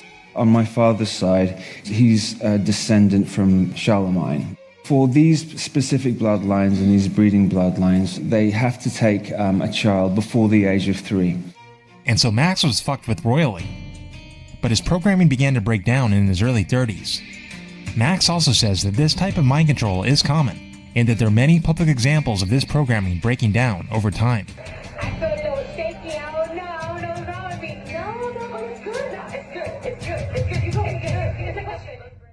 Lectures of Max's story are widely available online and are very interesting, not only because of his personal story, but also because some of the strange things he says on a whole slew of topics, such as Colonel Sanders. The man who was behind KFC, he was also a master programmer, handler, slave handler. And why you shouldn't eat pork. The domesticated pig is disturbingly a cross between a human and a wild boar. And consuming it is basically cannibalism in a way. If you're willing to believe Max, his information is quite explosive. But if he was telling the truth, how was he able to get away with disseminating it to millions? Just before he was scheduled to give a lecture in Poland, Max, at the age of 39, died suddenly in his Warsaw apartment. Max's mother believes that foul play was involved, although authorities refuse to investigate any further. The roads lead all over the place to places that I never ever thought that I would go to, and it's a very mysterious and frightening world that I've stepped into. Our final whistleblower's name is Alex Collier, and ever since he was a child, he claims to have been in psychic and physical contact with a race of highly evolved and benevolent extraterrestrials, known as the Andromedans. As far as the Andromedan culture, their society would be approximately 4,700 years more advanced than ours on a spiritual level. On a technological level, they're 50,000 years. Alex says the Andromedans contacted him because they were not happy with the evolutionary direction that humans were heading. And he wasn't the only one. There are also other people who are mediums or channels who are also getting information on a spiritual level. And so Alex was chosen to help elevate humanity's collective consciousness, which is under threat of multiple parasitic races of alien entities that are attempting to dominate us from the shadows. Maybe that's why he's so intense. You are not coming into my head, you are not taking me over, and you are not going to violate my free will. I don't give a damn who you are. Leave me alone. Now, it's not these whistleblowers' individual stories that we're going to focus on. Rather, it's how their claimed experiences and personal beliefs fit ever so snugly into a much larger story. Quite possibly the most insane story you'll ever hear. Their combined accounts spin a tale so wild that even if you refuse to believe it, you probably won't forget it. And we're going to start with one of the least controversial assumptions made by these whistleblowers, that the US, and the world as a whole, is littered with large secret underground installations. Right now, there are 131 active deep underground military bases in the United States. Underground bases? Underground bases, sure, yes. But underground world, an entire world.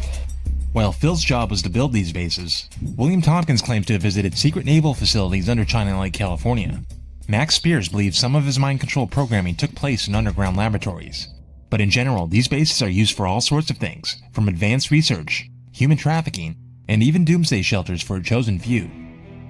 Some of these whistleblowers are even aware of the notorious Dulce base, where Phil Schneider had his unlucky encounter. That's just an entrance point in and out. This is Area 51. This is in New Mexico, Dulce. And they believe that the completed base is the site of gruesome experiments done with animals, humans, and aliens. Well, you've got under Dulce, you've got the 7 levels under Dulce, where Nightmare Hall, which I think is the 6th level, where they've just put everything you could possibly imagine together, testing out things. Which brings us to another commonality that these whistleblowers share. A strong conviction that the US and other governments have been working with alien technology, and even with the aliens themselves, for almost a century. The military's known about the alien question for the better part of 70 years. Of course, we remember the Germans did too, the Nazi Germans. During World War II, Germany was taking extraterrestrial information and putting in production 12, 14 different extraterrestrial type vehicles. 90% of that was taken out of Germany before the war even stopped. And for this reason, the Allied defeat over Nazism at the end of World War II is actually a huge point of contention for our whistleblowers. Essentially, World War II had ended. We didn't win. It's just sort of ended. We didn't win the Second World War as it says in the textbooks. What actually happened is that they went underground and then made it appear that they had lost. This facade of, winning the war, begins to just take us further and further away from the extraterrestrial concept and what that really means and what it was, what is it really about. And while the battered German nation surrendered at the end of the war, the Nazi Party never surrendered, and many of their top scientists, military, and intelligence operatives were incorporated, along with their Nazi ideology, deep into the military-industrial complex under Operation Paperclip. This secret Nazi-infiltrated, highly funded national security apparatus came in place just in time, because the late 1940s were not just known for one strange UFO incident, but several.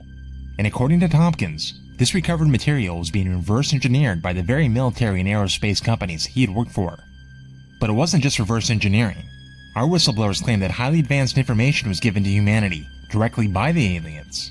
Eisenhower signed a pact with the known alien species of the time, there were 3 at the time, said that we're going to deal in high technology, but you can take a few head of cattle and a few human beings and you can experiment on them. We'll give you this technology and you'll have power. And the greed was taking over.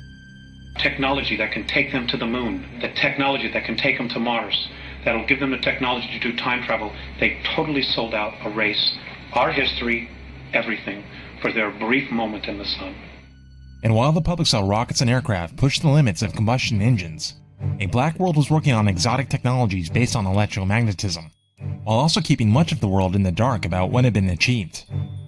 William Tompkins and Mars Marine Randy Kramer claims that this was done primarily through a Navy program called Solar Warden. Essentially, in the same way that you have an Atlantic fleet and a Pacific fleet, you have the solar system and an imaginary line that divides down the middle, then divides into 2 fleets, which are Solar Warden and Radiant Guardian. Randy Kramer even thinks that the 2018 creation of the Space Force is just a veiled way to leak some of this technology to the public. Quote-unquote creation of a Space Force is a fake frontage to a real organization behind it. They can now roll stuff out like it's brand new or we've just been working on it when it's stuff that we've had for a long time. Now, another strange claim our whistleblowers make is that our moon holds many secrets. We had launched surveying missions so we could be looking at where we were going to land, and we had seen facilities, ancient facilities on the moon. So we knew there were facilities on the backside. We knew a whole lot that people didn't talk about.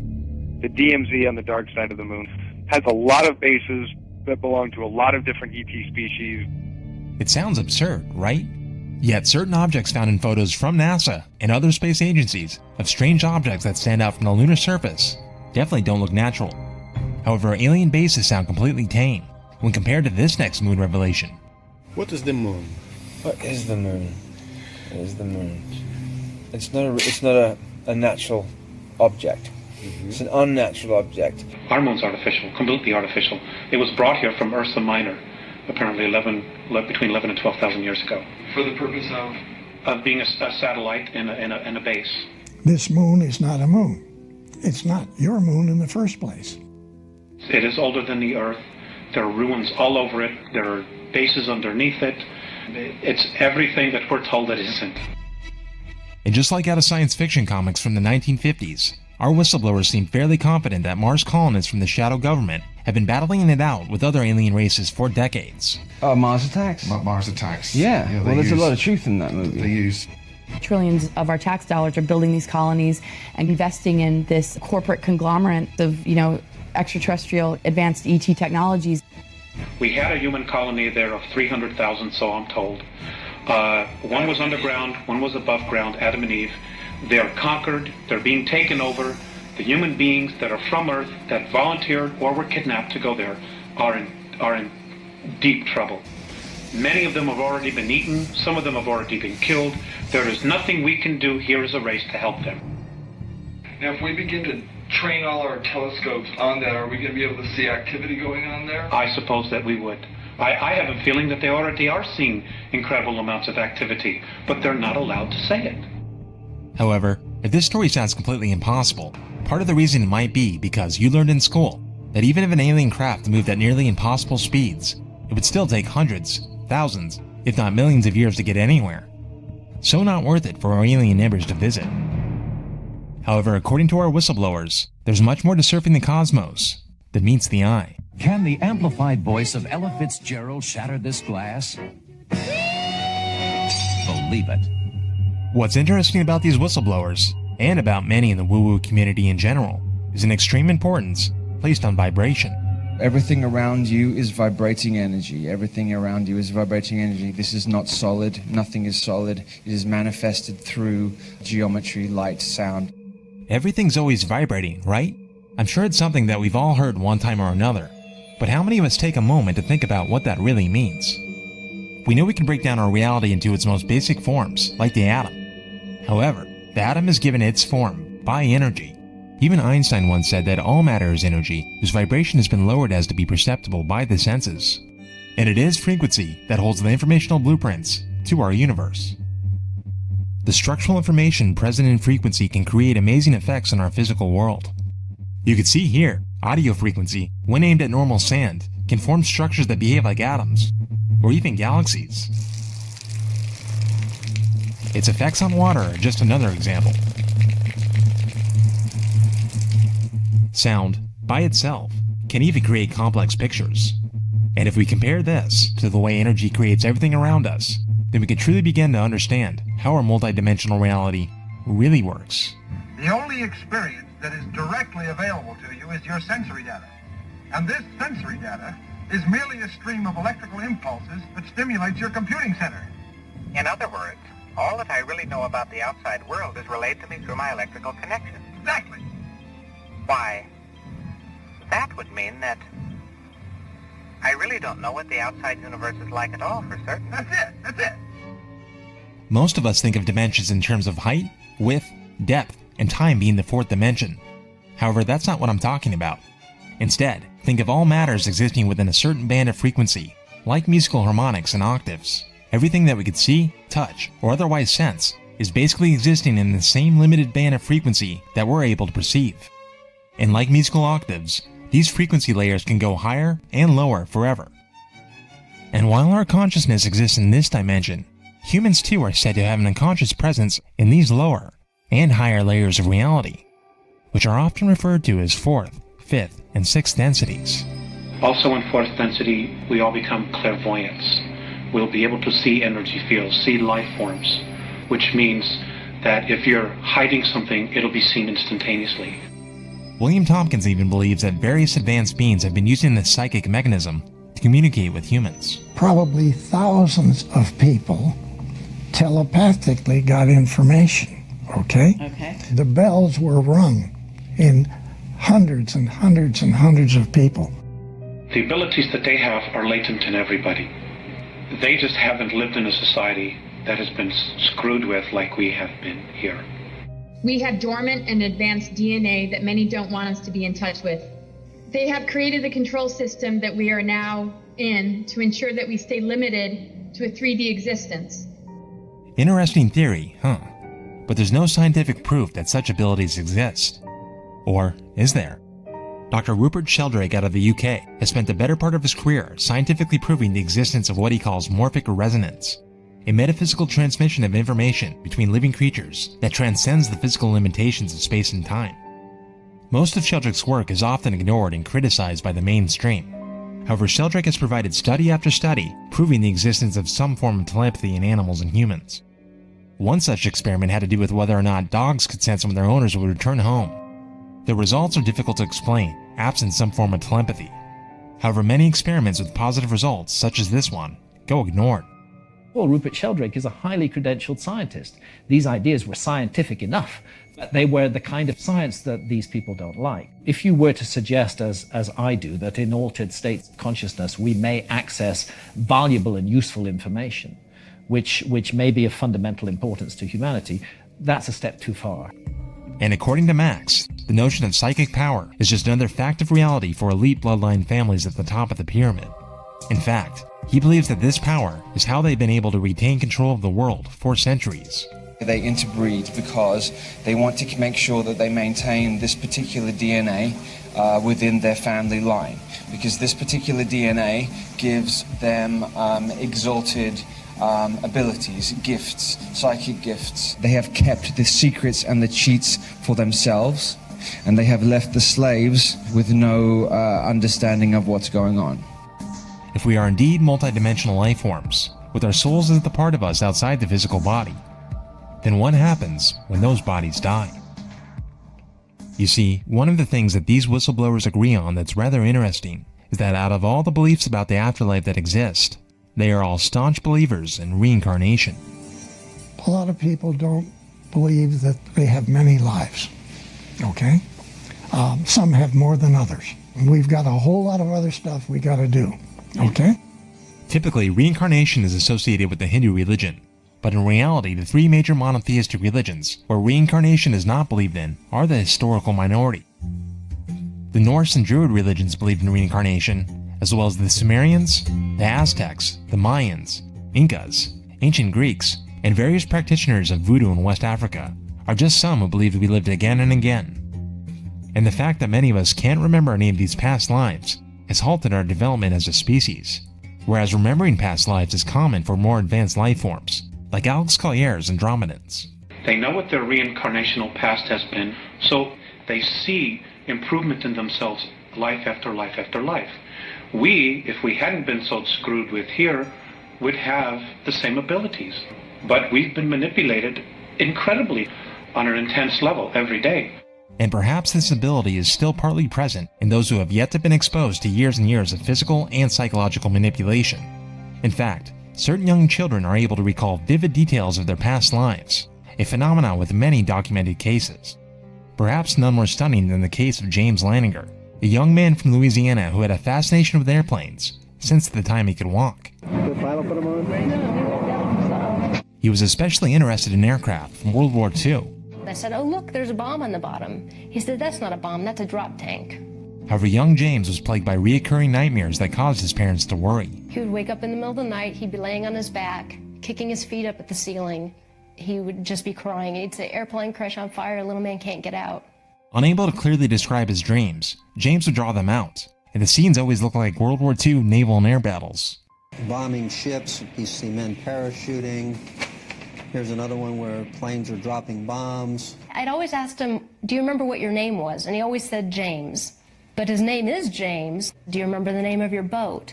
He said Natoma. Some research turned up the USS Natoma Bay, which fought in Iwo Jima. After contacting some of the surviving members of the Natoma crew, they came across this man, James Houston, a pilot who died during the fighting. A rather large shell just hit him in the engine, and it burst into flames and went down. James's parents even took him to a reunion of pilots who served on the Natoma, some of whom James was able to recognize by name. "You're Bob Greenwald." I'm serious. And he'd never met Bob Greenwald? No, he'd never met him before. He even met Houston's sister, Anne. And he goes, "It's not Anne, it's Annie. She wasn't my oldest sister. I had an older sister than that." And I said, "You did? Who was that?" And he goes, Ruth. Annie is what they called me when I was little. Knowing my name and my sister's name, things that my brother did when he was a kid. It's too amazing to describe how he would feel that way, but he does. He considers me his sister. Anne was so touched, she even gave James items from her brother's final effects. The real bottom line here is we're all spirit. We contain a soul. That soul is a part of all that is. And that soul has been really trying to be recognized in each of us. And it hasn't been because the real truths of our essence, of our existence, of who we are, having been blinded from us and us being convinced that we're something that we're not, that we're physical, that we're animal form, and we're not. We're spirit. Our spirit animates these physical forms, period. If we are indeed higher dimensional beings with the ability to exist in this astral realm, then it stands to reason that we're not alone. The astral realm, which is the 4D, is pretty much taken over. This was the craziest trip I have ever had in my life. And nature might provide a way for essentially anyone to come in contact with these entities through the chemical DMT. DMT is produced in the brain by the pineal gland, and it is believed that our brains are flooded with this chemical in the moments before death. The bright light that many report during near-death experiences is widely believed by scientists to be an effect of this compound. DMT is also available as a highly illegal recreational drug, and while science states that its effects are hallucinations of the brain, there's an endless stream of personal testimonials that suggest that what they're experiencing is a shared universe, and filled with entities who are normally filtered out of conscious awareness. They appear, it's not like they just pop out of nowhere. There was like 5 of them looking at me. They had some weird faces. I can't even fucking describe their face. The thing from The Nightmare Before Christmas with like... And then it like stops me. And waving his finger at me when I tried to look around. It talks to you. I know it sounds crazy. Well, the apple might be a little annoyed at this conclusion. It makes a contact with the square from below and sends our flat creature fluttering and spinning. Ooh, we're scary. These dancing entities that were kind of just dancing around. Like the little dragon head things, and they doing like this, and then they'll see that I can see them and they'll go. At first, the square has no idea of what's happening. He's terribly confused. This is utterly outside his experience. I'm like, what the fuck is these motherfuckers doing? He comes to realize that he is seeing inside closed rooms in flatland. It was like you could see everything and everywhere. It's like all machine, like. It was like melting. I was like going in the world. He is looking inside his fellow flat creatures. I can see his neurons. I can see all those energy circles around his eyes. He is seeing flatland from a perspective no one has ever seen it before. Whoa! Insane, insane. It's insane. You people have been told total incorrect information from medical, from science, from history, from astronomy, from mathematics, you name it. Everything is incorrect. I really appreciate you. Yes. This is a lie. Oh yeah, there's one more little thing that these whistleblower stories also have in common. Reptilians. So reptilians. The reptilians. The reptilians. The reptilians. Reptiles. They're ugly looking lizard, alligator type people. Come on, we couldn't leave this one out. Reptilians is regarded right up there with flat Earth when it comes to the bottom of the crackpot conspiracy barrel. A notion that didn't even exist until complete morons were able to learn how to use the internet.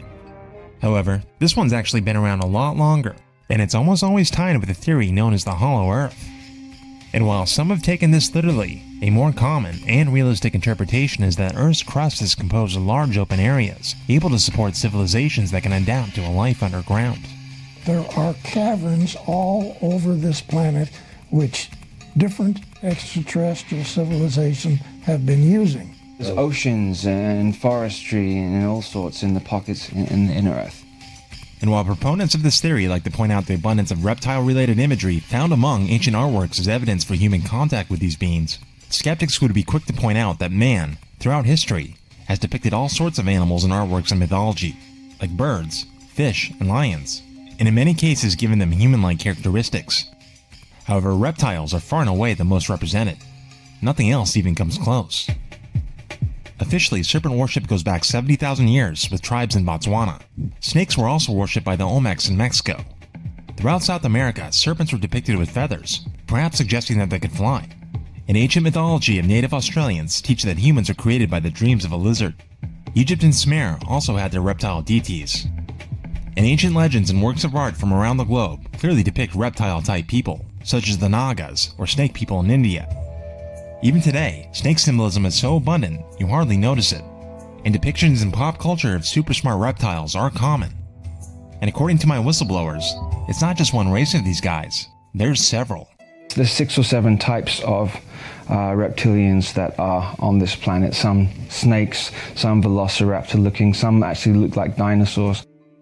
Mars Marine Randy Kramer also describes encountering natively evolved reptoids on Mars. If we're either evolved or genetically, altered from primates, they are evolved or genetically altered from, little rock lizards. So it turns out that if aliens ever show up here on Earth, a new study indicates that they'll probably be more like super intelligent dinosaurs, as smart and as cunning as humans.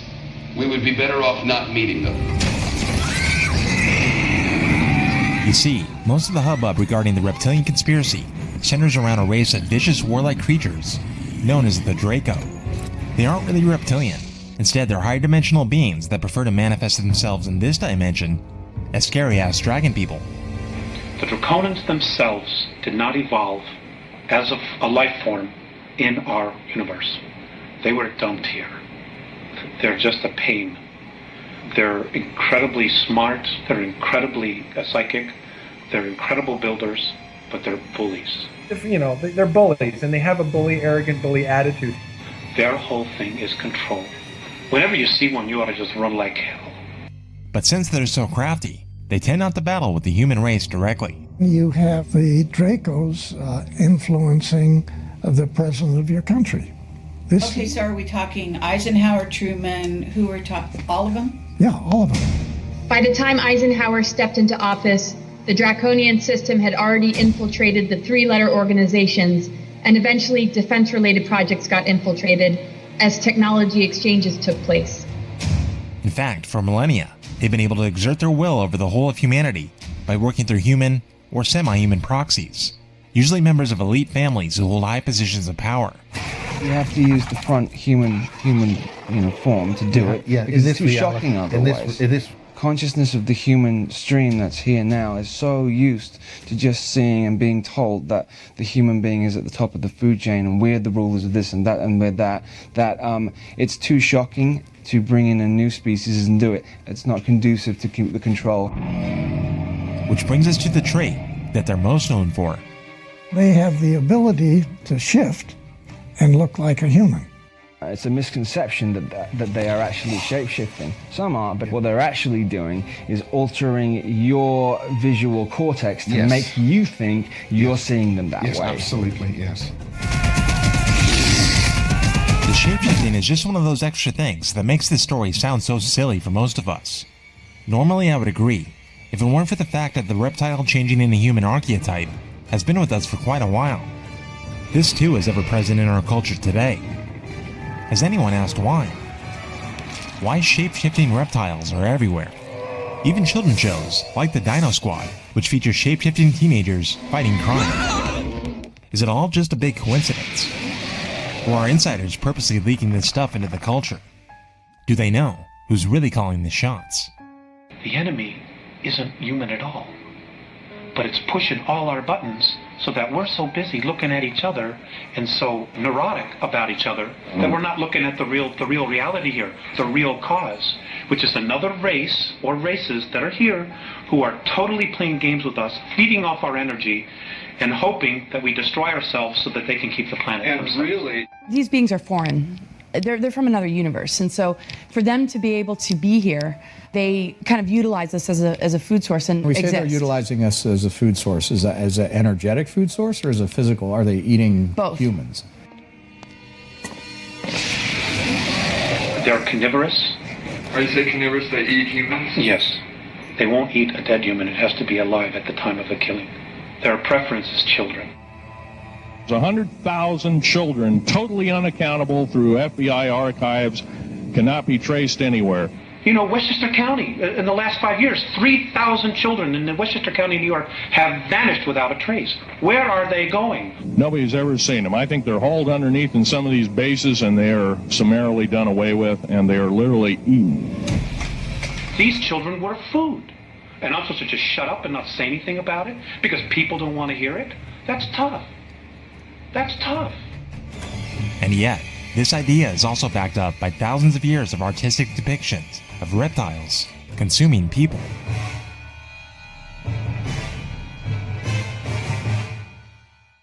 But if this were actually taking place on a large scale, then it might explain some of the strange anomalies with some of these missing person cases. Every year, hundreds of people are reported missing in national parks and forests, many of them children. But a small percentage of the cases have search and rescue crews continuing to scratch their heads.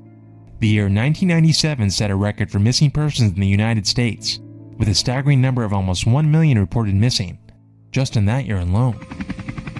Now, I'm not saying that all of them wound up as lizard food, but clusters of missing person cases, especially near national parks, are quite bizarre. Former police chief David Politis now spends his life trying to get to the bottom of these strange disappearances. So if there's mental illness, we probably won't touch it. If it's a voluntary disappearance, we won't touch it. If there's evidence of animal or human predation, we won't touch it. And they're either going to find you there or they're going to find pieces of you there, and they're going to find drag marks there. And then the canines that are brought in are going to be able to track your scent exactly to where the body is.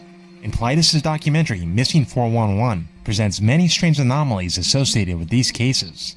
In a lot of these cases, search and rescue, or the volunteers searching people, have already gone over certain areas, not once, not twice, but even dozens of times. And then the child is found there, maybe a year, maybe a few years later. There's some cases where little kids are alleged to have walked up to 20 miles overnight or climbed phenomenal heights, 3,000 and 4,000 feet.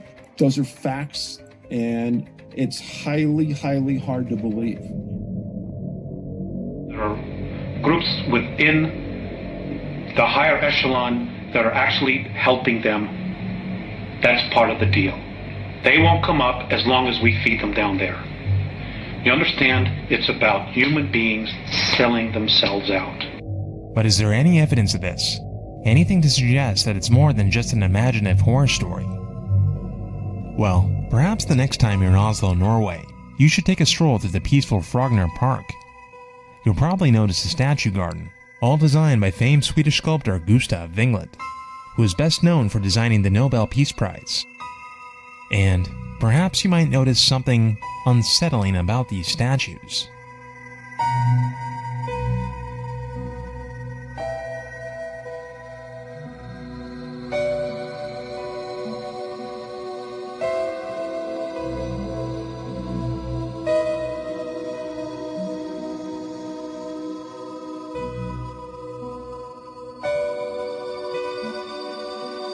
Perhaps a message hidden in plain sight. A message that they knew you would never understand the meaning of.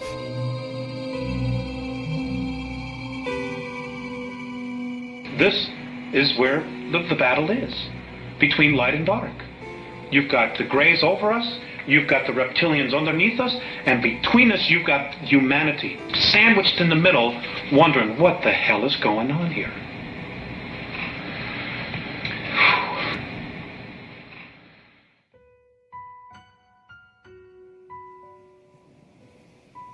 As improbable as it seems, if these whistleblowers and the many others who tell similar stories are right, then we are pawns in a cosmic game that is played out largely without our knowledge. However, that soon may come to an end, because the world is literally sitting on a powder keg that, once it finally blows, will force us to look at everything in a very different way. Centuries after its official discovery, the continent of Antarctica has basically just sat there, with the public at large paying very little interest.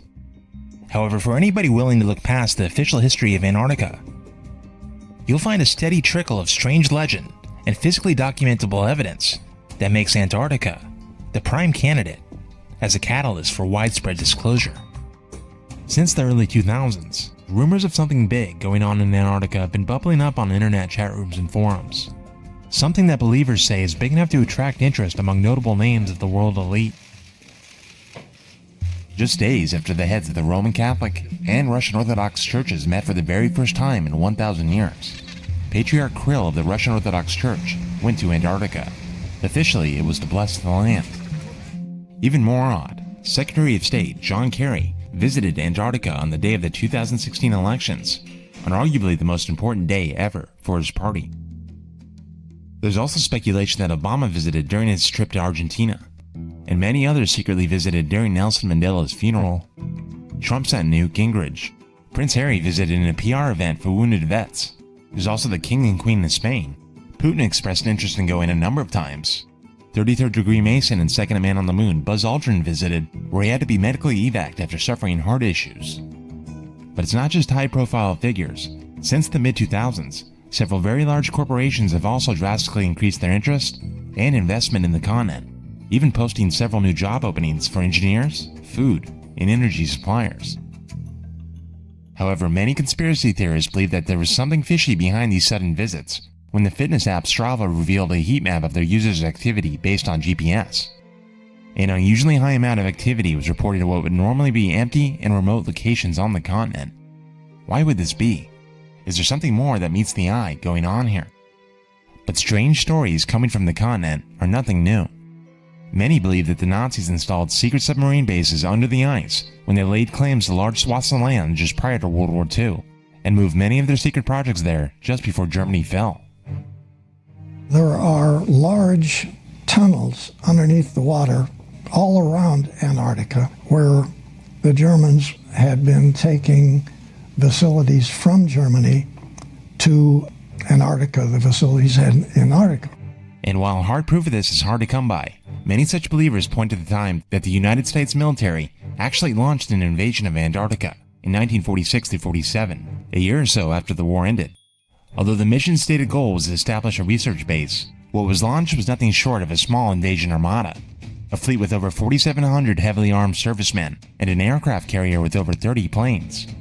A bit of overkill just to establish a research station, right?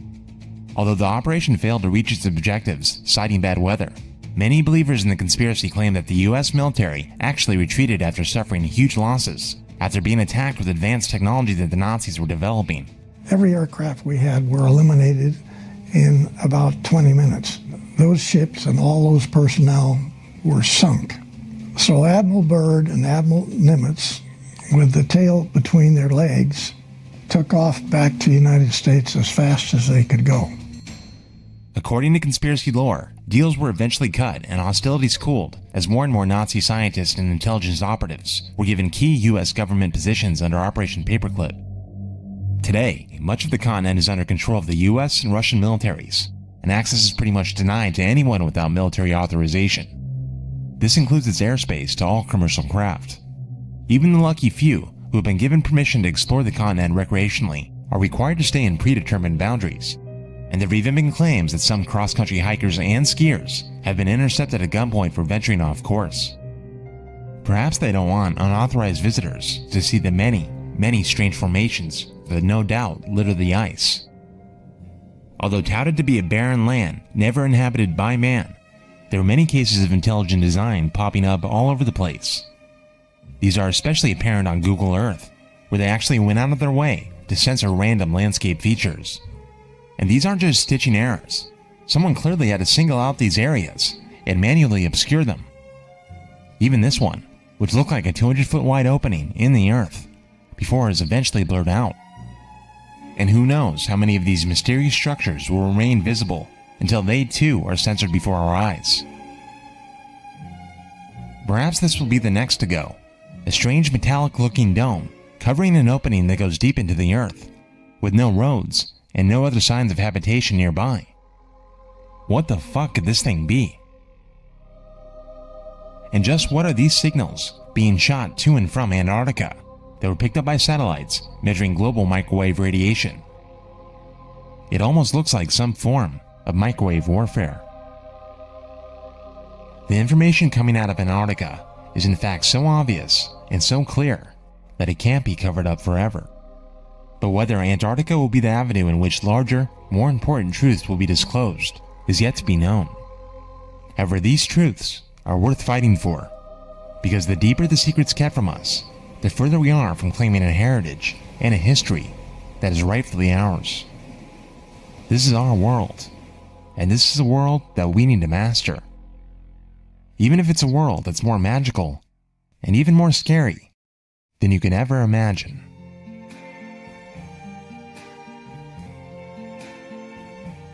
I see trees of green, red roses too.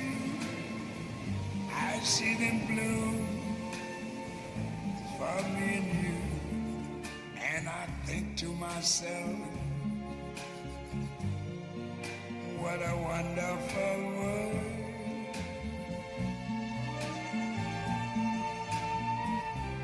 I see skies of blue and clouds of white, the bright blessed day, the dark sacred night. And I think to myself, what a wonderful world.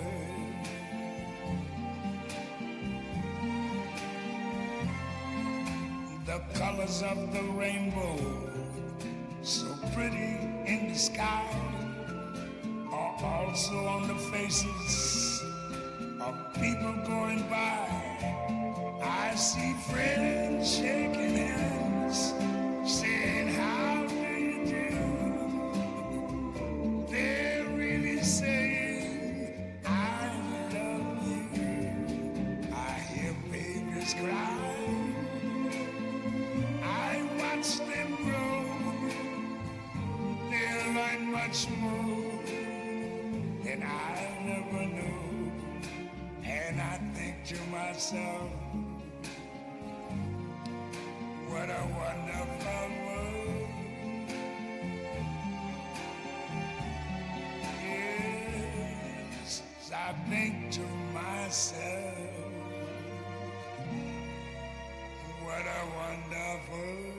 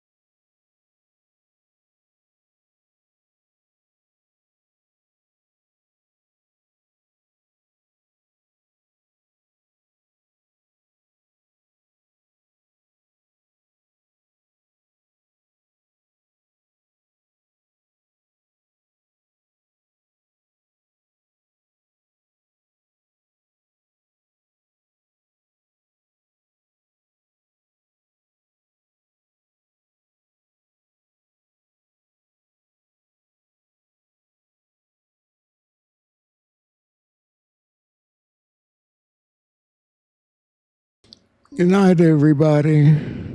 God bless you.